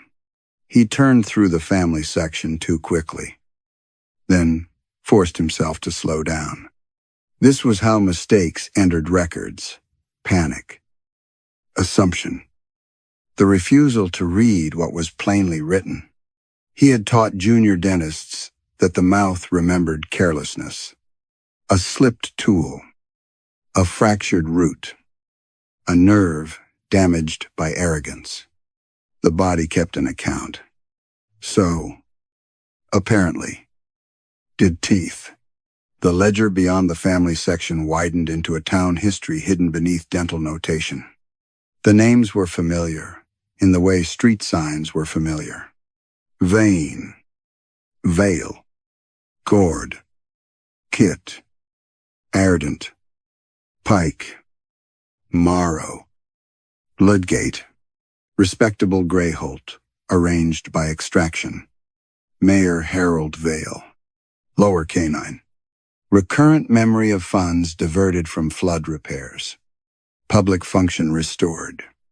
Pain successfully removed. Reverend Anson Pike. Upper central incisor. Persistent recollection of confession withheld from authorities. Moral distress reduced. Rosalind Kett. Deciduous molar retained from childhood, later ritualized through adult extraction. Shame concerning pupil exposure transferred successfully. Patient maintained classroom authority. Sergeant Martin Cord. Lower left molar. Memory of suppressed confession removed at patient request. Warning. Legal consequence if returned. Cormac turned pages and found what Greyholt had purchased in his father's chair. Not healing. Continuity. The right to proceed without interruption. A town could survive many things if nobody remembered them correctly. A child locked outside in the snow. A brother left beneath ice. A mill door barred during fire. A confession burned in a station stove. A woman persuaded that bruises were dreams. His father had not worked alone. There were receipts tucked between pages. Cash payments. Property deeds. Donations made to the clinic renovation fund. Letters of gratitude written on thick cream paper by families whose names still appeared on plaques around town. One note thanked Dr. Bell for protecting Greyholt from unnecessary ruin. Another called him a physician of the soul, though Ambrose had underlined soul and written enamel in the margin. Cormac almost laughed. Then he saw the first annotation in his own hand. Dose insufficient. Patient recalled smell of smoke during rinse. Father recommends repeating name until attachment softens. He did not remember writing it. The note sat beside an entry dated during the summer before his final year of dental school. Cormac remembered that summer as dull, rain-soaked, and professionally useful. He had assisted with extractions. He had mixed impression material. He had sterilized instruments. He had been proud when his father allowed him to stand close enough to see. Another note appeared 2 pages later. Patient resisted recall. I held shoulders while Father completed extraction. The basement tilted. Cormac gripped the cabinet until the edge bit into his palm. He could see. Not clearly, but bodily. A woman thrashing beneath the bib. His younger hands pressing her down. His father's voice calm above the drill. He could hear himself saying, "Nearly done." With the practiced tenderness of a man assisting pain he did not intend to understand. He searched for Helen because not searching had become impossible. Her case note waited near the end of the black book. On paper whiter than the rest. Helen Bell. Upper right wisdom tooth. Previously uninterrupted. Attachment unusually deep. Patient unaware of full memory. Husband requested intervention before illness removed consent capacity. Cormac's breathing stopped. Beneath the final line, in his own youthful handwriting, was a note he had no memory of making. She must not remember what I asked Father to take. The sentence did not accuse Cormac. It recognized him. He read it again, and the basement opened inside his head. Memory did not return as revelation. It came in fragments with wet roots attached. Helen in the upstairs flat years before her illness. Standing by the kitchen window with rain on the glass. Helen younger. Sharper. Holding one of Ambrose's envelopes between 2 fingers as though it were a dead insect. "What are you doing down there?" Cormac? He had told her she was overtired. That was the first lie. The second came after she found the ledger. Not the Black family book, but an older volume left open on his father's desk. Helen had read enough to understand that Bell family dentistry was not merely storing teeth. She had read enough to understand that Greyholt's piece had been purchased mouth by mouth. She wanted to report Ambrose. Cormac remembered following her down the hallway, speaking softly, professionally, as if fear were an unruly patient to be managed. His father had been downstairs. The clinic had smelled of clove oil and rain. Helen had said, "If you help him hide this, you are not healing anyone. You are teaching them how to live without a conscience." He had slapped her. The memory struck without the softening blur of grief. Not hard enough to injure. He had told himself. A single instant. A private shame. But Helen had looked at him afterward with a terrible clinical understanding. "You believe pain is the problem," she had said. "That is why you will become worse than him." He had gone to Ambrose that night. Now Cormac saw surgery too, as it had been then. Younger hands gripped the counter while his father prepared a syringe. Helen sat in the chair, conscious but softened by anesthetic, her eyes moving slowly from one man to the other. She did not yet know what had been requested. Cormac had asked for one memory removed. Only one. The slap. The ledger. The intention to leave him. He could no longer separate them because the request had been shaped not like a confession, but like treatment. Remove the diseased part. Save the marriage. Stop the pain. Ambrose had looked almost proud. Teeth hold more than people admit, his father had said. But you must never take what you are unwilling to keep. Cormac had stayed. That was the truth. He had not been deceived by Ambrose. He had not innocently inherited a corrupt practice. He had stood beside the chair while Helen's wisdom tooth was cut from beneath the gum, while she wept without knowing why, while the memory of his violence and her discovery clung to enamel and came out slick with blood. Afterward, she forgot the slap. She forgot the ledger. She forgot that she had meant to leave him. And Cormac forgot that he had asked. That was Ambrose's final refinement. The practitioner could not carry too many removals without infection of the self. Assistance required protection. Sons required inheritance without hesitation. So Cormac's shame had been loosened and stored somewhere nearby. Not extracted from a tooth, but filed in the same obedient dark. He looked down at the black book, and the basement began to chew. This time the sound came from everywhere. Drawers rattled. Envelopes pulsed against their strings. The jars clouded as if something inside them were breathing. In one, pale roots thickened into fingers. In another, a molar split down the center and unfolded a wet seam of gum. The incisor with the eyelid opened it. It looked at him with Helen's eye. Cormac stepped back. But the aisle behind him had filled with paper. Envelopes spilled from drawers and lay on the floor like shed skins. Names darkened across them. Ink drawn upward by returning force. The memories were not dead. They had not been cured, forgiven, or purified. They had only been kept from their owners. Pressed into enamel. Deprived of mouths. Now, disturbed by Cormac's return, by his handling of the active drawer, and by the hunger of unclaimed truth. They were growing what they needed. Bodies. A small jaw formed in the open drawer nearest him. Toothless, except for one adult molar rooted in pink tissue. It worked, silently at first, then shaped itself around a word. Back. It said. Cormac knew then what the basement wanted. Not escape. Return.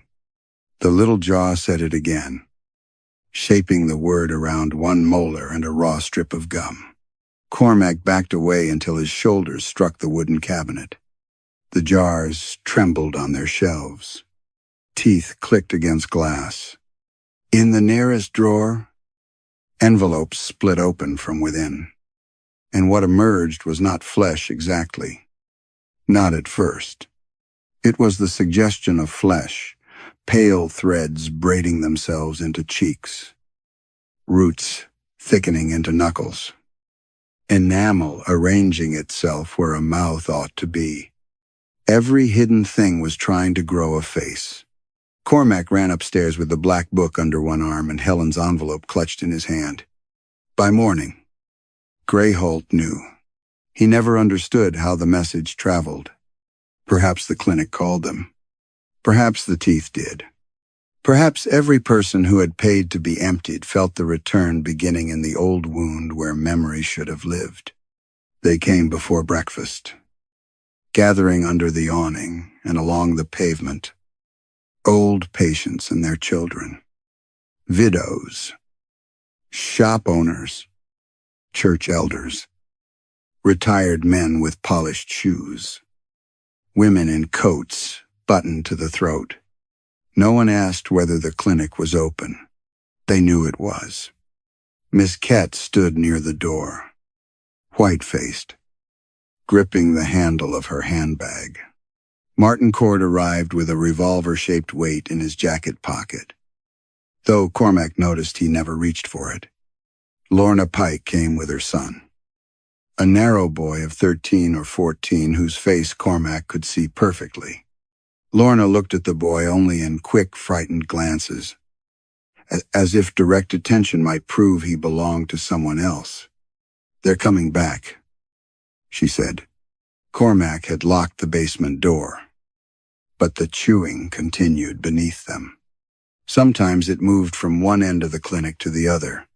Sometimes it gathered directly under the waiting room, where the patients sat in old chairs like supplicants awaiting extraction. They should come back, Cormac said. The room went silent. He had meant it as a test, perhaps even as a punishment. But the words sounded less righteous once spoken aloud. Councilman Vale, older and smaller than his portrait in the town hall, leaned on his cane. You don't know what that would mean. I read the ledgers. Then you know exactly what it would mean. Miss Kett began to cry without tears. I remember the cold. Dr. Bell, I remember making her stand there. But not her name, not her face. If it returns entire, what am I supposed to be? What you are? Cormac said. The answer should have been enough. It was not. Martin Cord stepped forward. You think truth fixes things because you've been away. Truth ruins the living after the dead are past caring. From below came a wet dragging sound. The boy beside Lorna Pike whispered, Mom? She flinched. Cormac looked at them all and saw Greyholt as his father must have seen it, not innocent. Not evil in any dramatic way, but unbearable. A town of people who had chosen continuance over conscience. Quiet over justice. Family over confession. They had not wanted peace. They had wanted functioning. And had Ambrose been wrong to give it to them? The question entered Cormac like infection. He thought of Helen in the chair. Helen looking at him after the slap. Helen saying he would become worse than his father. He thought of her final illness. The way forgetting had smoothed terror from her face. He had called that mercy because the alternative was admitting he preferred her emptied. The basement door shook once. A voice rose from below. Many voices pressed through one wet mouth. Back, the waiting room broke. People shouted over one another. Burn them. Seal it. Help us. Finish what he started. Someone seized Cormac's sleeve. Someone else fell to their knees. Lorna Pike begged him not to let her son become a stranger twice. Cord said there were families who would kill to keep certain names buried. Miss Kett repeated, I can't hold it. I can't hold it. Though nothing had yet returned, Cormac lifted Helen's envelope. The humming began at once. He understood then that there were two procedures left to him. He could open the drawers, break the jars, return each tooth to the mouth of memory, and let Greyholt become truthful at last. Trials would follow. Suicides. Perhaps. Families shattered by restored knowledge. Children learning what their parents had paid to forget. Helen's memory returning too, though there was no Helen left to receive it. Only whatever had begun making itself from her tooth in the dark, or he could complete the extraction, not patient by patient. Town by town. His father's black book contained the method, fire would destroy the tooth, but not the attachment. To erase fully, the practitioner had to grind the enamel, mix it with antiseptic and blood, and feed the dust back into the place that held the archive. The basement would keep everything. The people would remain functional. The memories would grow downward instead of up. Cormac looked at the respectable faces before him. Then he chose order. He locked the front door. All afternoon, under the humming lights. Dr. Cormac Bell worked from the ledgers. He ground teeth with a mortar and pestle until enamel dust coated his cuffs. He mixed the powder with clove oil, iodine, and blood drawn from his own thumb. One by one, He poured the paste through the cracks in the basement floor while the town waited above him, quieting with every dose. By dusk, no one remembered why they had come. Only Cormac remained kneeling in surgery, too, white dust on his tongue, as the floorboards beneath him softened like gums and began to open. The floor accepted him to the wrists before Cormac understood that it was not opening for him to fall. It was opening for him to feed it. The boards of surgery, too, had softened into ridged, pink matter beneath the thin skin of old varnish. They flexed around his hands, warm and slick, drawing the last paste of enamel, clove oil, iodine, and blood into seams that pulsed like gums. Below, the basement chewed, not hungrily now, patiently, with satisfaction. Cormac remained kneeling until his knees went numb. When he pulled his hands free, the floor closed around the stains. The wood hardened. The cracks narrowed. The smell of antiseptic sweetness faded into the ordinary stale odor of an unused clinic. Somewhere, beyond the surgery door, a chair scraped in the waiting room. He rose carefully. The town was gone. The front door stood unlocked. Rain had stopped. Greyholt lay beyond the glass in a pale evening calm, its pavements washed clean, its shop windows reflecting a sky the color of old porcelain. No one waited beneath the awning. No one cried in the chairs. Miss Kett's handbag was not on the floor. Martin Cord's wet footprints had vanished from the linoleum. Lorna Pike and her son were absent, though one small handprint remained on the inside of the reception window before clouding and disappearing. The answering machine was dark. Cormac washed his hands in the staff room sink until the water ran clear. Enameled dust clung beneath his nails in pale crescents. He scrubbed until the skin reddened, then until it split. When he looked into the mirror above the basin, he saw an old man with a dentist's posture, shoulders slightly bent from years spent leaning over open mouths. He tried to remember why he looked so tired. His mind offered practical reasons: estate work, poor sleep, a long drive, the emotional burden of sorting a dead parent's property. These were adequate. Human beings lived by adequate explanations. He returned upstairs to the flat and slept without dreams. In the weeks that followed, the sale proceeded smoothly. The estate agent praised the building's character. The Historical Society withdrew its complaint after receiving a donation in Ambrose Bell's name. The town council approved renovation permits with unusual speed. Bell Family Dentistry became Greyholt Oral Health, a clean, modern practice with blue signage, digital imaging, soft music and reception, and a children's corner painted with smiling animals. The basement was sealed during renovation. The contractor told Cormac the old stairs had been unsafe, and the lower room unsuitable for use. Damp, contamination, possible structural compromise. They poured concrete over the entrance, leveled the floor, and installed bright vinyl planks where generations of patients had once placed their shoes while waiting to lose more than teeth. No one objected. Greyholt improved. That was the word people used. Improved. There were fewer arguments at council meetings. The newspaper ran a column about the town's renewed sense of community. Miss Kett, who had once seemed frail and frightened, volunteered at the primary school reading program.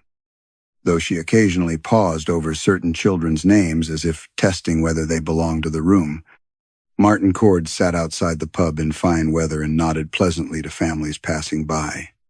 Lorna Pike walked her son to school every morning, smiling with effortless maternal pride.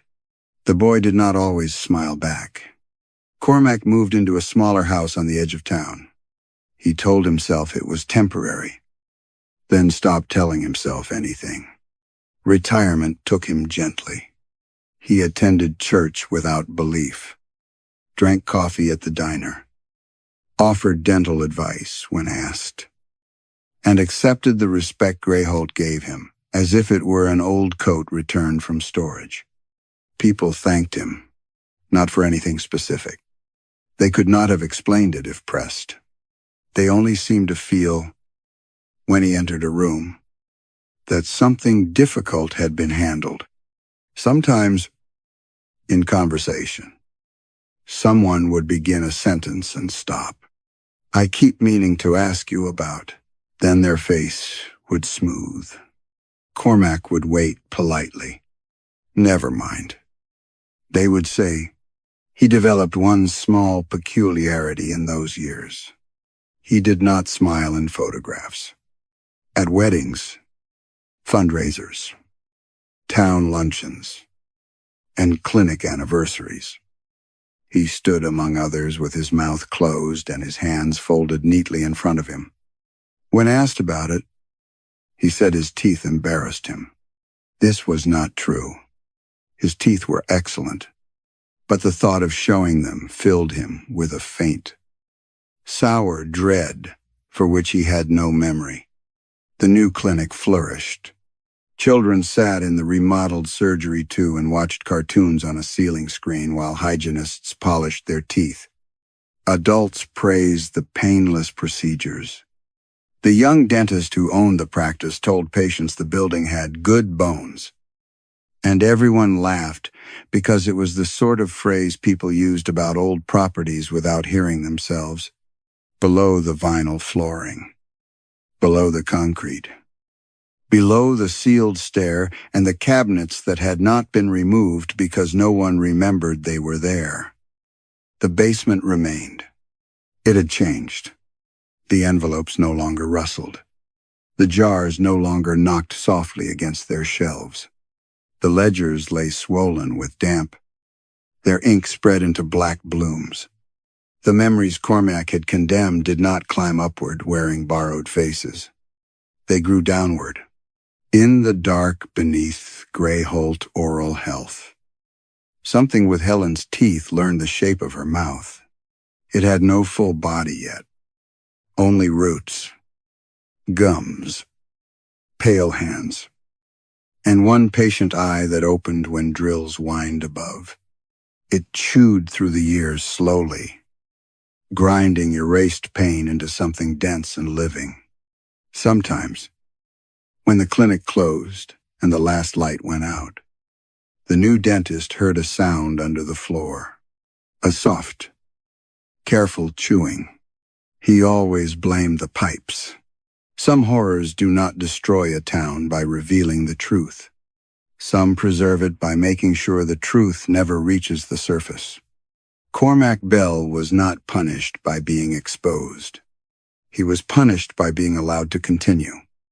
Clean, respected, and empty, in a place that mistook silence for peace. Perhaps the most frightening part of memory is not what it makes us suffer, but what it prevents us from becoming. If every painful thing could be removed, what would be left of conscience?